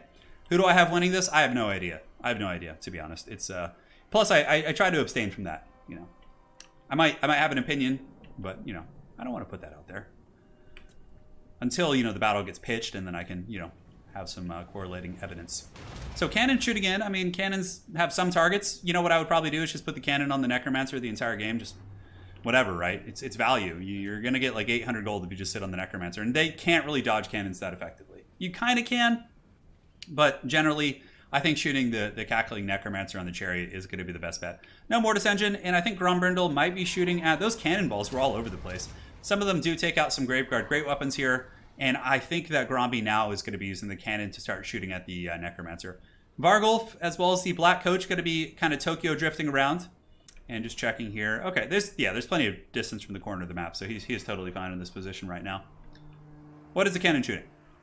Definitely do not want to be shooting the Lamian Lord, because Void Laws is going to juke you into the Shadow Realm, but having a Master Engineer shooting the Lamian Vampire Lord is a very good idea. It's hard to juke.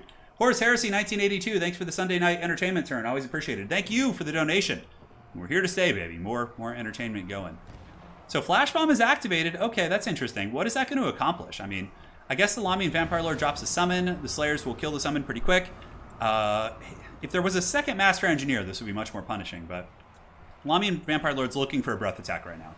Grombrindle really needs to be on top of this. Like, watch for this. Here it comes. You need to dodge this. Oh, God. The Longbeard great weapons go down to, like, what?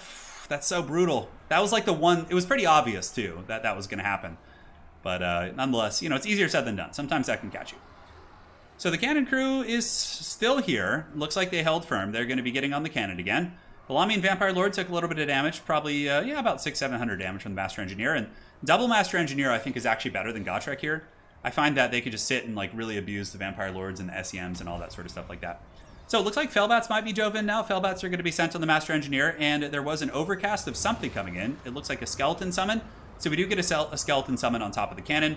So this is like just the early kind of, you know, skirmishing phase, essentially just dealing with these various harasses and things like that. And Fellbats, that's 350 gold in the pocket of the Dwarves. The cannon crew appears to be holding firm. The Gorilla looking like it wants to get in there, while the Longbeards with great weapons on the flank really just kind of take it like a champ, not taking too much damage.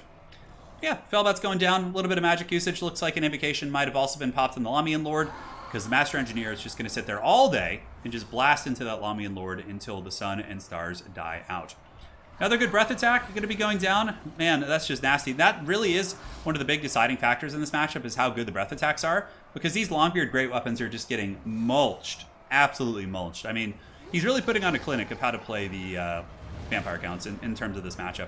One thing, though, that I think Ron Brindle, if he does indeed drop this game, one thing that I think he could do and to adjust his build is to bring either 2 Master Engineers to punish this, or just bring like an Iron Drake Trollhammer Torpedo, because then the vampires can't sit above your army like this. With his particular build, like, there's nothing to really stop the vampires from sitting on top of your army and doing as they please. So it looks like there's going to be, what the hell is that? Oh, a pendulum coming in. Okay, so it does hit the Ekron's Miners a little bit. Rune of Doom is active, giving the Dwarves some pretty respectable stopping power, but it's a little bit problematic. The Dwarves don't really have any range tools right now. They basically just have like an entire melee army with a Master Engineer. Fiery Ring of Thori is very good too. And Graveguard getting worked down here. Here comes a Fiery Ring. And look at the damage it does to those Graveguard. That was a very, very nice usage. And some of the elite infantry are being grinded down. The cannon crew being chased into the Shadow Realm, and Slayers are being occupied by zombie summons or skeleton summons, which is incredibly strong. More blasting charges. Dwarves getting some nice trades, actually. You have to remember the Dwarves do have Gotrek as well. It might look like their army's a little bit bare bones. And oh, the breath attack got like messed up. Something staggered it, but then it finishes the breath attack? Okay, interesting. It did do a little bit of damage to their own troops there, but that breath attack wasn't that crazy. Now, the Master Engineer has to live here. If the Master Engineer dies, I think that the Dwarves will lose the game. I think that will give Void Laws too much, ability to just do whatever he wants, and there's not going to be any punishment for him. So, falling back is the Lamian Vampire Lord. Gotrek also pulls back as well. And a lot of the Vampiric Infantry, like 2 units of Graveguard Great Weapons, have actually already been killed. And the Dwarves seem to be trading pretty damn effectively in melee, despite losing their cannon in the backfield. They're getting some good trades, and there are no more breath attacks. So what you see is what you got. But again, protecting that Master Engineer has to be the number one priority. When Gotrek gets in there, Gotrek Gurnison should be able to do some work. Vampire Lord swooping in the back. I think maybe Thoric needs to get his hands dirty there as well, but, Gotrek's getting damage in. He's chopping down that big vampire gorilla. Maybe there's a flash bomb as well, but Slayers are swarming in from all directions, and we actually ended up with a pretty damn close game. Rune of Doom maybe could come into play here in a minute. Thoric waddling out after the Lamian Vampire Lord. Pump those dwarven legs! Seduction is active, which slows down the speed. And Gotrek Gurnison is in a great position. He's actually just beating on SEMs, which is exactly what he wants to be doing. And also, Thoric's going to be moving in, and he should be able to drop some okay damage on the Vargolfin. Even if you don't kill him, it gets it closer to the healing cap, and it can do its business here, right? So, Lamian Vampire Lord once again going after the Master Engineer. That's like the one thing that can really punish it. But, oh, the flash bomb. The Lamian Lord is trapped in the danger zone. Gotrek plus all this, if there's a Rune of Slowness as well. And it looks like this might be an opportunity for the Dwarves to get back in the game here. They really need to capitalize on this. Gotrek is really putting some hurt on the Lamian Lord. It's very, very low, but it looks like it's just barely going to be able to get away. Which is, he found the right angle. Gotrek's right on its tail, got some good damage. But man, oh man, that was a very, very tense situation. Rune of Doom active, so giving the Dwarves a pretty respectable amount of melee attack. And the Lamian Lord is, I wouldn't say death's bed, but certainly not in the best position. Here on the flank, we have Longbeards with great weapons wearing through zombies and skeleton warriors. The Graveguard here holding pretty darn firm. The Master Engineer is still alive, so you can basically put the Master Engineer in guard mode, which is what you want to be doing. And you want to be just sitting and shooting at the Lamian Lord the entire game. That 100% needs to be your prerogative. 100%. So is he in guard mode? Is the Master Engineer shooting? It looks like the Fellbats are being dove in, so Voidlaws knows he needs to buy some time for his dragon to do some more work. The Dragonback Slayers doing their best there to wear down the Necromancer, and actually we're able to do some decent work. They still have some Slayers active as well. Pretty good quality Dwarven infantry still on the battlefield. But the Black Coach is going to be a lot to deal with. The Lamian Lord in the back, able to chase down the Graveguard, or the Longbeards, excuse me, making sure they don't come back. The Graveguard Great Weapons are proving to be very grindy. Will the Dwarves have enough stopping power to really get through this? That's going to be the thing. If their characters start to, or if their army starts to break and then it's just characters, vampires always win the character grind almost. So, yeah, great play here with the Vargulf, too. The Vargulf actually able to push the Master Engineer out of the blob. Thoric moves in, Gotrek moves in, but I think there's too much vampire chaff left. I think that if he had killed the Lamian Vampire Lord with that catch, he might have won the game, but now I think with the Lamian Lord still cackling up in the sky, it's going to be a little bit tough. Black Coach taking some damage, Thoric and company fighting the good fight. 10 Dragonback Slayers, Gotrek, as well as 15 Slayers here. Not a lot of meat left in the Dwarven army, and I think that Voidlaws knows this, and he's going to go and just kill all the infantry and make sure that he can cycle charge the characters in the late game. Fiery Ring of Thori going down, a deep cast right there will get through the bats, as well as some Skeleton Warriors, certainly going to lead to some crumbling. Master Engineer is just barely holding on, wavering back and forth. Gotrek getting some damage in there, but this is looking like it's going to be more and more of a vampire game. He had his opportunity to catch it, but the breath, you know what the deciding factor was, guys? Just like we talked about, was the breath attacks. 2.5 units just basically got nullified because of that. Now, those are, if you dodge those breath attacks, then you have more troops here right now, and you win the grind against the vampires. But without the troops, the vampires are going to be able to really abuse their SCMs and charge you and get some nasty, nasty work in. So there goes the Master Engineer. He had a good game. He got a lot of damage in. I'm curious how he will be changing this in the next game. We'll see here if Thor can do something. I don't know. Yeah, the Rune of Doom is active. What's left of the Dwarven Alliance here is certainly holding quite valiantly, but I don't know if it's going to happen, man. There's still Graveguard Great Weapons all over the place, but we got 41 of them right there. Looks like Thoric and company going after the Necromancer. It's pretty much the only thing they can reach right now. And there's 5 Slayers right there as well. Lamian Vampire Lord's pretty meaty, was able to heal quite a bit. Of course, vampires do have that witchcraft and that healing. Gotrek putting up a great fight here. And the Dwarf Lord does move out and goes after the Lamian Vampire Lord, trying to kind of shut it down here. Gotrek Gurnison gotten some good damage in. Looks like he's maybe going to take out the Necromancer. But I think the cycle charging is going to be too much. Master Engineer is broken. Dwarves just have no support here. If there was a Master Rune of Wrath and Ruin, is there Wrath and Ruin brought? If that was brought, no, he didn't. He brought Speed and Slow. But if there was a Rune of Wrath and Ruin, maybe to clear out all the chaff units, maybe Gotrek and the Thoric man could carry this. I mean, stranger things have happened. Stranger things have happened for sure. Thoric's pretty healthy. There are no more dwarves on the battlefield, though. Looks like, oh, some Longbeards. Okay. Maybe if those infantry can get back in. If, Thoric can magically hold here, maybe. So the Necromancer's down. Gotrek able to do it. Gotrek does have his heal, but it's a little bit bugged. I mean, maybe if Gotrek gets a fat heal, he can pull something out, but I think Voidlaws has got this one in the bag. Yeah. 300 HP. Oh, it actually worked. Holy shit. Gotrek's heal actually worked. What the hell? He's back up to 1,500 HP. And now the Black Coach is kind of dying here a little bit. Oh my god. Could this be the dreaded Dwarven comeback? I think Voidlaws is realizing this. Is oh god, Gotrek's heal actually worked. Getting a taste of the vampire's own medicine via the healing, right? Gotrek's at about 1,000 HP. He has gotten the Black Coach a little bit lower, and now it looks like some dwarves might actually make it back. If they do, that really changes things. If that's allowed to be the status quo. Rune of Speed activated. The Lamian Vampire Lord takes about 200 damage from Thoric Ironbrow.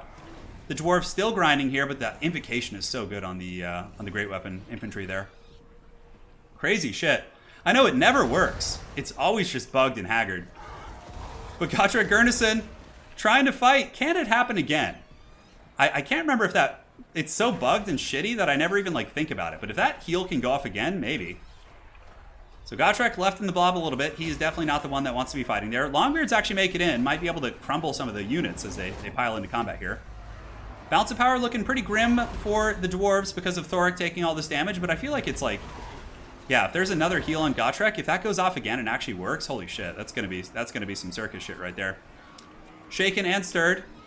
Gotrek, he's at 498 HP. Will the heal proc? And will the dwarves avoid army losses? It looks like the Longbeards do break there. The Vargulf is pulled back. They're putting some respect on their names, that's for sure.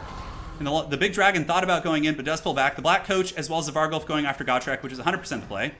And is he going to get the heal this time? I don't know if it can proc multiple times. I think it can, actually. But Gotrek does fall, and that is the end of the hope for the dwarves. That was a really, really scrappy game. Really, really scrappy game. But in the end, a good potential comeback by Grombrindle, but the problem is he didn't have the infantry. The breath attacks were devastating, and they were on Longbeards, too. They weren't cheap, shitty troops. So he lost a lot of expensive troops to those breath attacks. I think in this next match, I think Grombrindle needs to come up with something to stop those breath attacks. Whether it be a second Master Engineer, you know, like a Trollhammer Torpedo on the ground to like make them have to at least dodge you. What a match. Yeah, great game. Great game. That was very well played. Both players played a very, very nice match there. Now I'll be jumping on over to the next game. We'll see what happens. The cannon was pretty much useless. The cannon really did not do much for either side. I mean, well, obviously it didn't do much for those bad boys, but let's go ahead and pick the next map. Where is it? Where is the map I was looking for? Nah, it's fine. We'll just do one of the classics here. Southern Chaos Waste, that's what it was. The Southern Wastes of Chaos. The Dragon's Breaths won. Yeah. You know what? And Grombrindle might have won that too. If he had gotten the Dragon Lord. When he had it surrounded, there was like, it was so close. He could have maybe got that. It was very, very tight. Very, very tight game. The Dwarves lost, but Gotrek won, for sure. Yeah. Gromby makes me want to play Dawi. Well, Dwarves have had pretty good run in my Faction Wars lately. In the beginning, it was really bad. They never got past like the first 2 rounds, but in the last like 8 months, Dwarves have made it like pretty far in Faction Wars quite consistently, so something to consider. You know what? If I were Gromby, I wouldn't even get a cannon.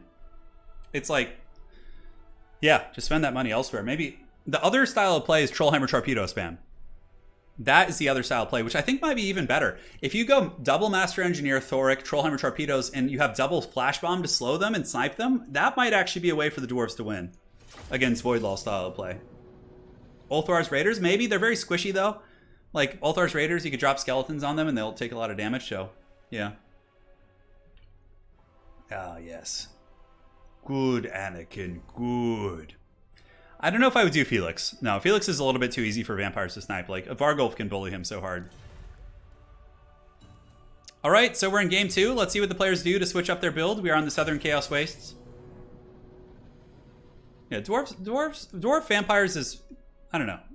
Voidlaws does very well in a lot of tournaments. I mean, I was looking at some other people's tournaments, like some of yours, Rubber Duck, and some of the ones Human Boy's running, and the BBB ones that are all in my Discord. And I noticed that, yeah, like Voidlaws was consistently, I saw that he had won a couple and made it to the top of many of them. Like, he's a very scary player. Yeah. Double Flash Bomb is illegal, is it? Oh, okay. Got it. Well, it's fine. Just one Flash Bomb's fine then. Whatever. You have the extra powder. You have the extra powder. And what's great is no matter who wins this, neither of these factions have ever won a faction war, so it's a first time for everything. Maybe bring the napalm. I don't know. For beating like Voidlaw style play, you just have to kill SEMs. Like, the other stuff will fall into place if you can kill the SEMs. ×4 Quarrelers. Yeah, Umai's had a cool build against me once when I ran into him on ladder. Look, I'm a terrible vampire count player, but he still had a pretty cool tactic where he had like a mass amount of Bugman's Rangers and Quarrelers, and it was pretty gangster. It was neat. Yeah, in my experience, though, saying you're just like Longbeard great weapons get the job done, especially with the Rune of Doom, and they're cheaper and they're immune to psychology too, whereas hammerers aren't. So, you know, they route off to Vampiric Terror. And they also, if you do screw up, they give your opponent more value on the breath attack, so. All right, Southern Chaos Waste here. Torsten Volina, thank you. Hey, here's my belated subscription fee. What is the cool font called, by the way? This font is called, shit, let me check for you, hold on. Thank you so much, Torsten, for that donation. What the hell is the font called? I don't know, it's Lady Turin gave it to me, she has it. If you message me in Discord, I can get it for you after the event. Thank you so much, Simon Benjamin. After your tea abuse stories yesterday, I tried to tip you -20, but it wouldn't let me. Thank you, Simon. Appreciate that. I'm sure the tea abuse made you laugh, though. Come on, let's be real. Breath attacks aren't bugged. They are, if I'm not mistaken. I mean, they have like some weird buggy interactions, but they seem normal to me, so. Simon and Torsten, thank you guys so much. Some big Chungus donations coming in to close out the event here. So yeah, this time Grombrindle changes up his shit. Although, my concern is, like, I liked the Gotrek inclusion. I thought that was really good. He does have Quad Thunderers backed up by Ironbreakers, Grumbling Guard, and, yeah, a couple Slayers. So basically just Thoric this time, but instead of the SEMs or the characters, he has a bunch of Thunderer units. For Void Lulls, the exact same thing. He's, if it's not broken, why try and fix it? And he basically has the exact same build.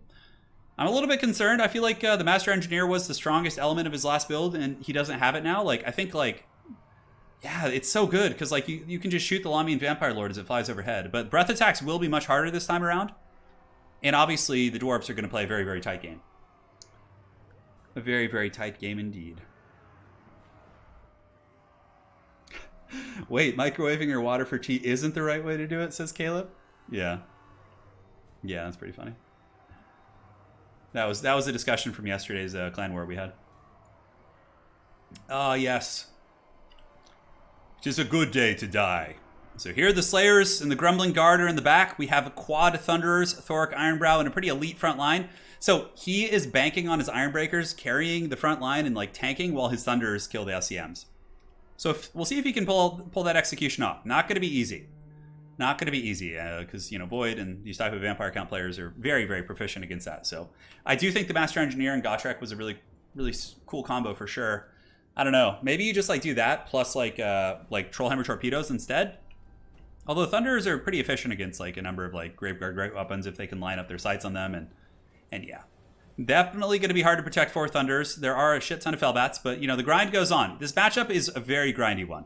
And it kind of comes down to like the Vampires have to play a pretty smooth game. If they make one mistake and like forget something for a second, the Dwarves can really punish them for it.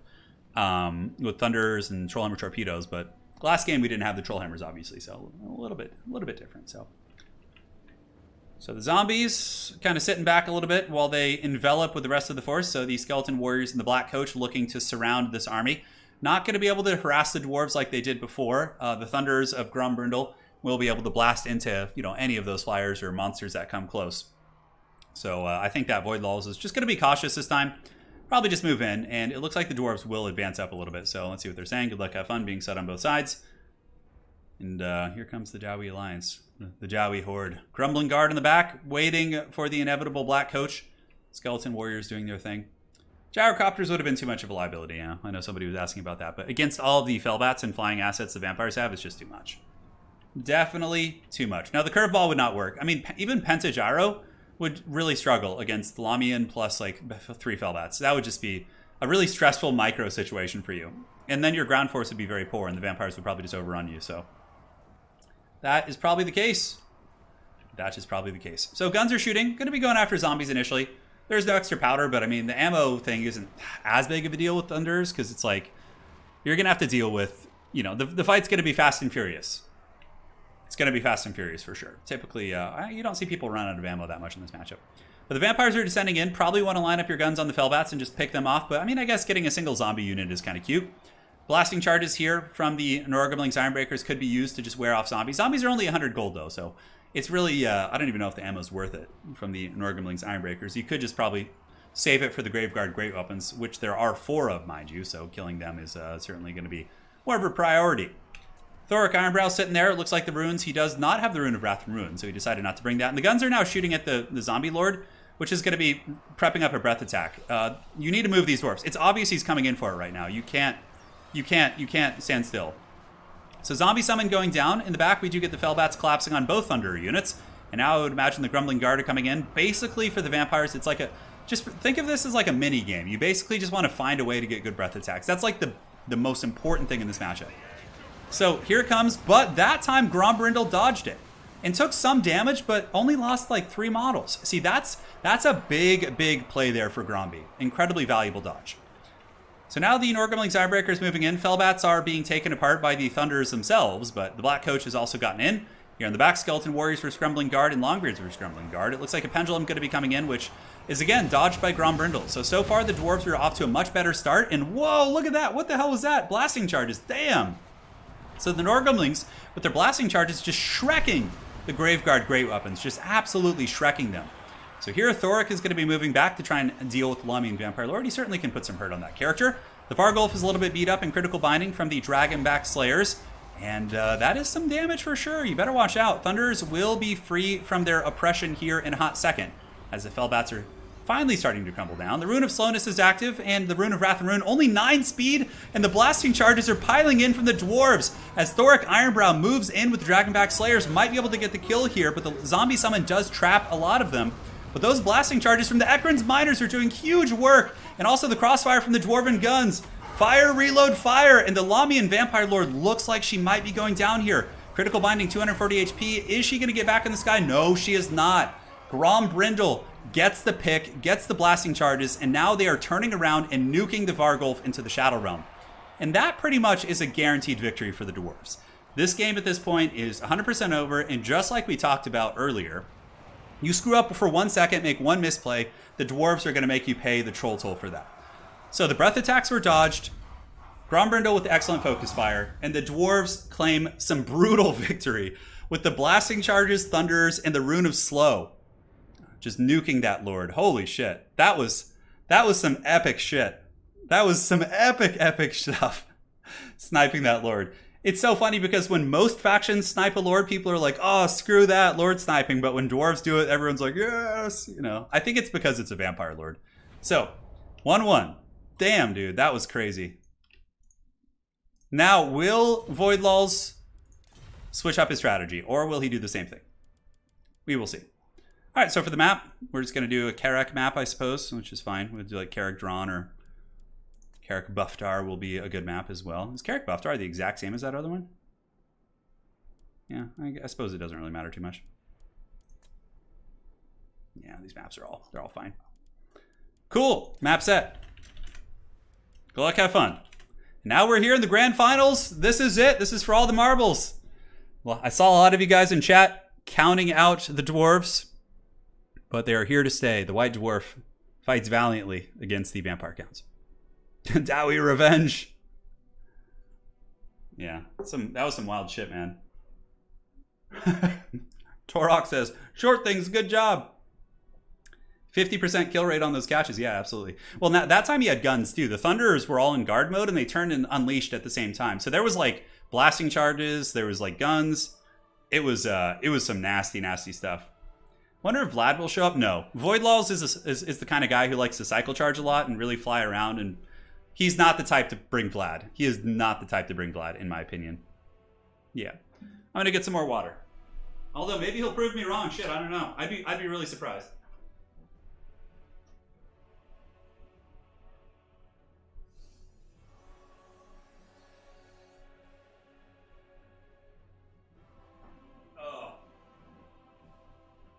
Anakin, I am too weak. Help me.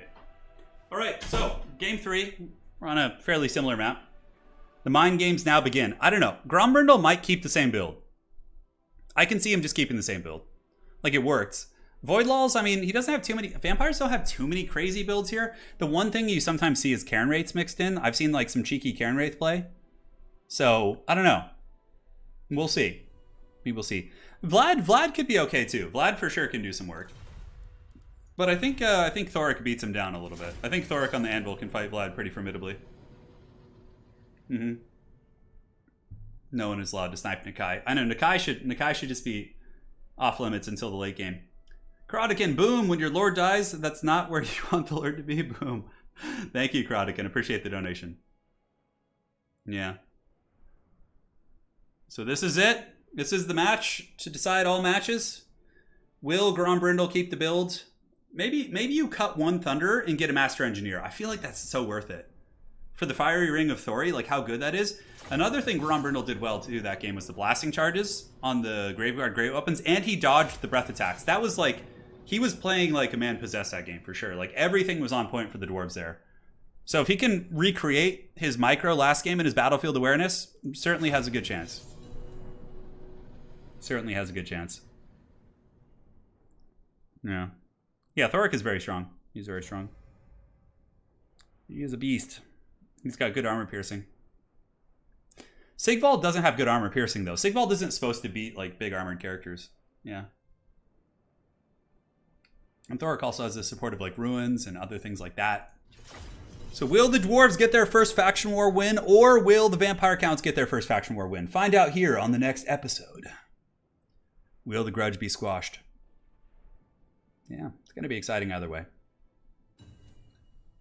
We will see what the players will be earning in terms of prizes. There's a pretty decent little prize. I think it's around, I think the prize pool I have together is around 300 bucks for this event. So it'll be split between first and second. So both of these players are pretty much guaranteed a prize already. And of course, the individual who does best with the Faction War Match Madness will be getting their prize as well.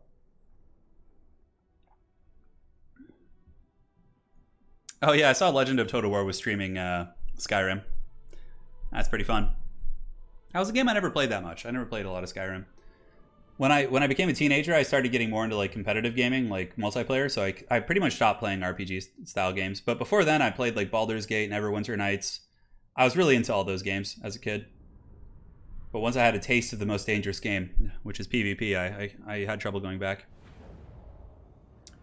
WoW, World of Warcraft, I guess. But in WoW, I PvP'd. I didn't even raid. I raided a little bit. I mean, you know, I did Molten Core and all the vanilla raids, and I did all the Burning Crusade raids as well. But yeah, never enjoyed it that much. It just kind of felt like mouth breathing to me.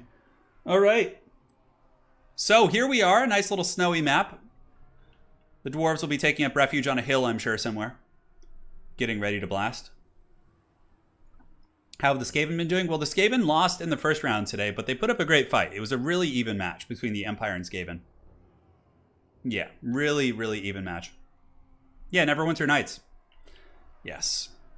All right, so the dwarves, just do a quick cursory look. Okay, he brought the cannon back. I don't know if I like that. It's like a hybrid of his last build. He cut a Thunderer and got a cannon instead.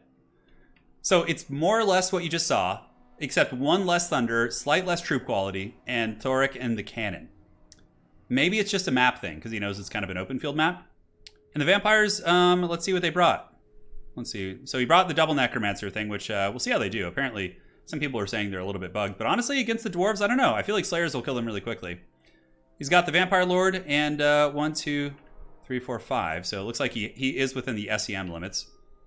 That appears to be it. So yeah, Voidlaw is basically switching in the Necromancers. He's got the Forbidden Rods on them and the Scroll of Shielding. The Lamian Lord obviously has all the spells. And Penty, thank you for the donation. Thank you for the content. I can see the efficacy of the Corpse Cart thing against other factions, but against Dwarves, I'm kind of on the fence about it. Like, I feel like they're going to probably... Like, Thoric can get in there and bully the shit out of those things, and the guns can blast it, and Slayers can... the thing is, I don't know if I like Grombrindle's build as much this time. I don't like the cannon. I feel like Voidlaws is just going to shut it down. Shrenical says, you still mod Neverwinter Nights. That's cool. Yeah. Very cool indeed. We've had a pretty good run. Win or lose, either player here. Good accomplishment. Neither of them have ever made it to the finals. But we will see what the Thunderers do. 1, 2, 3. Here they go. So cannon, in terms of targets, probably just shooting at the Black Coach is an okay initial target until he sees you shooting it, and then you have to be careful. But probably just shooting... I mean, the Necromancers don't even cost that much. I don't even know if they're, like, worth killing, but... Yeah, one Slayer will kill all the Corpse Guards, yeah. But we'll see if the Slayers live. Exactly. Yeah, exactly. So here come the Vampires, obviously having to press into the Dwarven position. The Cannons have missed. Obviously, like, it's, like, good... The problem with Cannons against good players is they just juke you. And it's, like... It's really hard to get your value. So, like, honestly, shooting the Graveguard or the Necromancers might just be your best bet. You bring the cannon to dumpster Corpse Cart spam. Yeah, but we'll see if it even does. I mean, right now it's shooting at zombies. And I would imagine... Oh, a direct hit on the Lord? No, the Lamian Lord is able to dodge that. So yeah, probably just sitting on the Necromancers. Because they cost, what, like 500, 600 apiece with all their stuff. So, you know, if you could kill 2 of them with the cannons, that's more or less paying for itself. Yep, and now they're going into the right targets. The Corpse Cart, the Necromancer here getting wrecked by the cannon, which is exactly what you want to be doing. He can kind of juke with it, but generally juking with the Corpse Carts is not very strong. So I do not know what that cannon was shooting. Is there 2 cannons back there? Or are they just shooting in a very weird manner? No, okay. So the cannons definitely should just sit on that Necromancer. Voidlaws is like microing and juking it, but I mean, you know, he's not even shooting that. So the cannons going into the Fellbats, looks like one of them kind of maybe grazed the Vampire Lord. This is a basic Vampire Lord this game, so he didn't bring the Lamian Lord, going a little bit cheaper to pay for some of the Witchcraft. Cannons again, going into the Necromancer here, who is juking. But you could just, you know, switch it to the other one right now. He's not going to be juking with that one, you know, unless his micro is just flying all over the place. Cannons now switching into the Graveguard or Fellbats. It's really weird. It almost looks like there's two cannons shooting. Like, they shoot and then, like, one of the other ones shoots something else. I don't know if Grombrindle's doing that intentionally. It's some sort of a weird micro trick I'm not aware of, but overall, needs to shoot into that Necromancer there. So here comes the cannon shot. It looks like the Necromancer does dodge that, which is hilarious. Like, SEM juking has always kind of been something that's bothered me a little bit in this game. I know it's necessary because, like, just auto-hitting something is kind of stupid. But, you know, like other RTS games I play, when something shoots at something, it almost always hits, right? And then, like, the other variables come into play. But, I don't know. It has its place. I guess it could just get a little bit crazy sometimes. But so far, the cannon, you know, just kind of shooting into random targets hasn't really done a whole lot. I guess it is a constant threat to the Necromancers. And that time, the Necromancer gets pounded pretty good. Blasting Charge is actually being used on zombies this game, which I think Grombrindle does not want to be doing. So I would imagine he'll turn off the... is he manual firing? Is that what's going on? Yeah. He's manual firing. Holy shit. That's some next level stuff.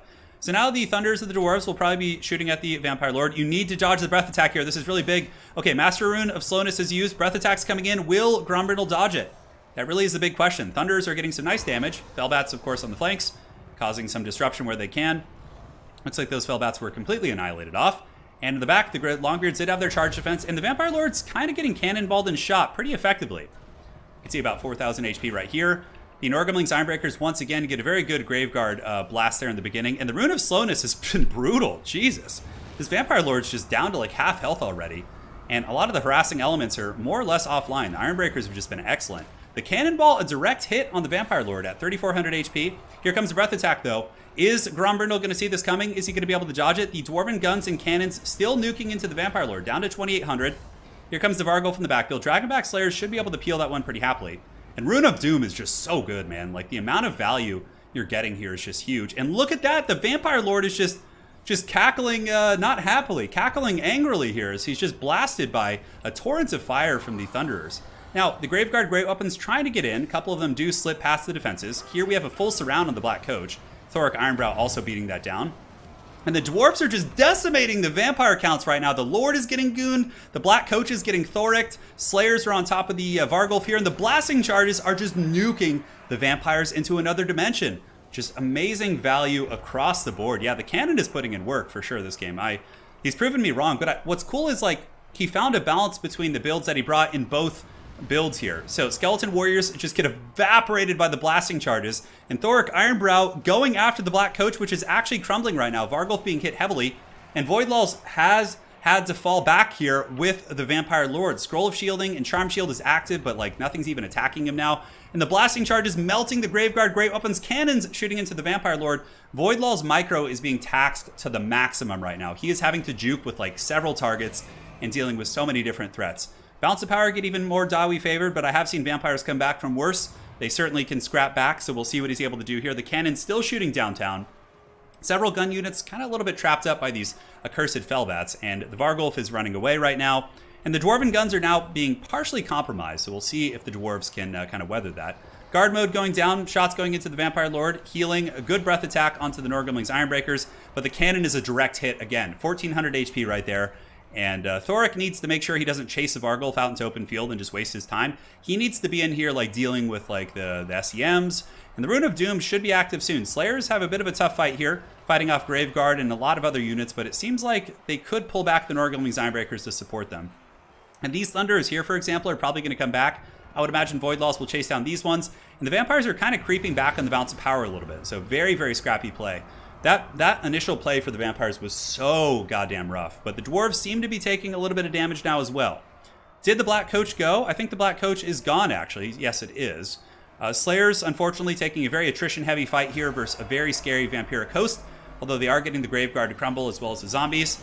Here we have Longbeards and Ironbreakers fighting against the Necromancers, and more Blasting Charges are going down. And now the Balance of Power is like dead even. The Vampires have effectively gotten back into this game. Master Engineer would be very useful right now for sure, because it could put some hurt on the Vampire Lord, but the Vampire Lord being damaged was the main reason why it was like that. The Thunderers for Grombrindle going to be lining up their sights, probably shooting at the old Vampire Lord up in the sky. A nice breath attack onto the blob of the Norgumling's Ironbreakers doing its business. And, oh, the Black Coach actually lived, so it looks like there was a lot of healing, and now the Vampires are getting back in the game. They're scrapping their way back. Tooth and nail, man. Very, very good play on both sides. Vargulf in the back looks like it's returning, and the Vargulf immediately does see the threat of the Thunders, which are trying to pick off that Vampire Lord. Thoric able to deal with most of the Graveguard great weapons. There still are a lot of Slayers left too, and the Slayers actually rush in. With the Rune of Slowness going down to the Vargulf, he is going to definitely be a pretty choice target. His speed right now is 8, so the Slayers need to pile in and fight. Thoric needs to get in there as well. The Dwarves need to get a pick right now because they haven't really had anything impactful happen for them in quite some time. It's mainly been Vampires making plays in the recent situation here. So 25 Dragonback Slayers. The speed is currently 8 on the Vargulf. The Vargulf is getting worn down. Black Coach comes in, gets some nice damage, and the Norgimlings Ironbreakers trying their best to fight. But the Dwarf Infantry disengaging here from the Necromancer, which is certainly a good play. Rune of Slow is down, and will the Beast crumble? It is at negative leadership. Dragonback Slayers are all over this thing. And if he kills the Vargulf, that gives him a pretty good fighting opportunity. But I think if the Vargulf escapes, it could be a big problem, and I think the Dwarves might be in a position to lose this game. So over here, Ironbreakers fighting the good fight. Looks like the Vampire Lord did swoop in and get some good damage, and also Zombie Summon's going to be dropping. Thunderers do come back and start to shoot at the Vampire Lord once again, who's at 1700 HP. Black Coach immediately rushes to intercept, and the Dwarves not quite able to get the Gorilla, which is actually a huge, huge play there for Voidlulls. Now he's going to potentially be able to stabilize, but he's got a lot of low units. Thoric could carry the game as well. That Black Coach is also a pain to deal with, man. Also going to be an incredible pain for sure. So, Dwarves piling in. 49 Graveguard with great weapons. Thoric Ironbrow will have runes up eventually. We do have 25 Slayers left, I think, or 17 Slayers. Not too many Slayers. We'll take apart Corpse Guards very quickly. Corpse Guard, of course, has pretty terrible defensive parameters. Not with Undeath Resurgent active, of course, but this one probably should die to Thoric here.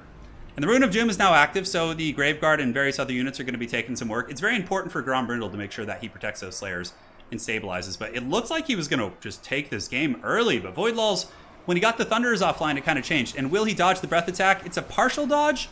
It didn't do that much damage, so not too bad. Now they can kind of happily pile in and know it's like a safe engagement. So Rune of Speed going to be going down, which will give a melee attack buff to all these units. Slayers do get on top of the Black Coach. Ironbreakers fighting the good fight. Vampires, though, without any missiles, it's going to be a very, very tall order. Although some Thunderers come back. No, those are actually Longbeards. So Vampire Lord lands. The Black Coach is getting hammered by Thoric, and it does take a pretty unfortunate landing animation here for Voidlulls, as it does get very close to Thoric, and Thoric actually does drop a pretty substantial hit on it. And the Graveguard being healed, man. These Graveguard surviving are so clutch. How many are there? Like 41? Graveguard with great weapons will get through Ironbreakers pretty effectively. And the Necromancer is being worn down, just kind of free real estate for the Dwarves to kind of keep getting in there and doing its thing. Thoric Ironbrow still just continuing to kind of chop away. We do have 34 Ironbreakers here for the Dwarves, but the Vampires really just narrowly by the skin of their teeth have kept so many of these elements alive. 14 Ironbreakers left. The Graveguard great weapons proving to be massive MVPs. That was like such a good indication. And what a scrap, man. What a scrap. Thoric still just kind of hammering away on what little he can catch. I think the Vampires have probably used most of their magic, but with the Vargulf here and the Vampire Lord's very low though, man. That thing better watch out. I don't know if the Dwarven Ironbreakers are going to hold. They're shaken right now, as a matter of fact. Negative 13 leadership for a second, but then they do stabilize. The Undead appear to continue to grind through. 40 Graveguard, it's just too much. I think it's too much. I don't think the Dwarves will hold this. I would be really impressed if they did, but I just don't think it's possible. After such a strong start, too. After such a strong start, they were able to get so much damage. So the Vampire Lord swooping in, looking like it wants to fly in and attack, maybe get a terror route. I don't know if Longbeards will. I guess Ironbreakers are getting some ITP from somewhere. Maybe they baseline have it, I can't remember. It's Thoric versus the world now. Thoric is strong, but he's not, like, Thorgrim Grudgebearer would certainly be a little bit more of a force to be reckoned with here. But that appears to be a victory for the Midnight Aristocracy. The Vampire Counts will be claiming victory. A great comeback. A great comeback indeed. That was really close, and honestly, like, there was so many things that game that were on death's bed, and if they had just been finished, it would have been game. The cannon, let's see what kind of value it got. 1300, pretty good. The Thunders kind of got shut down a little bit that game. There wasn't like the blasting charge on the Lord like there was the previous time. Yeah.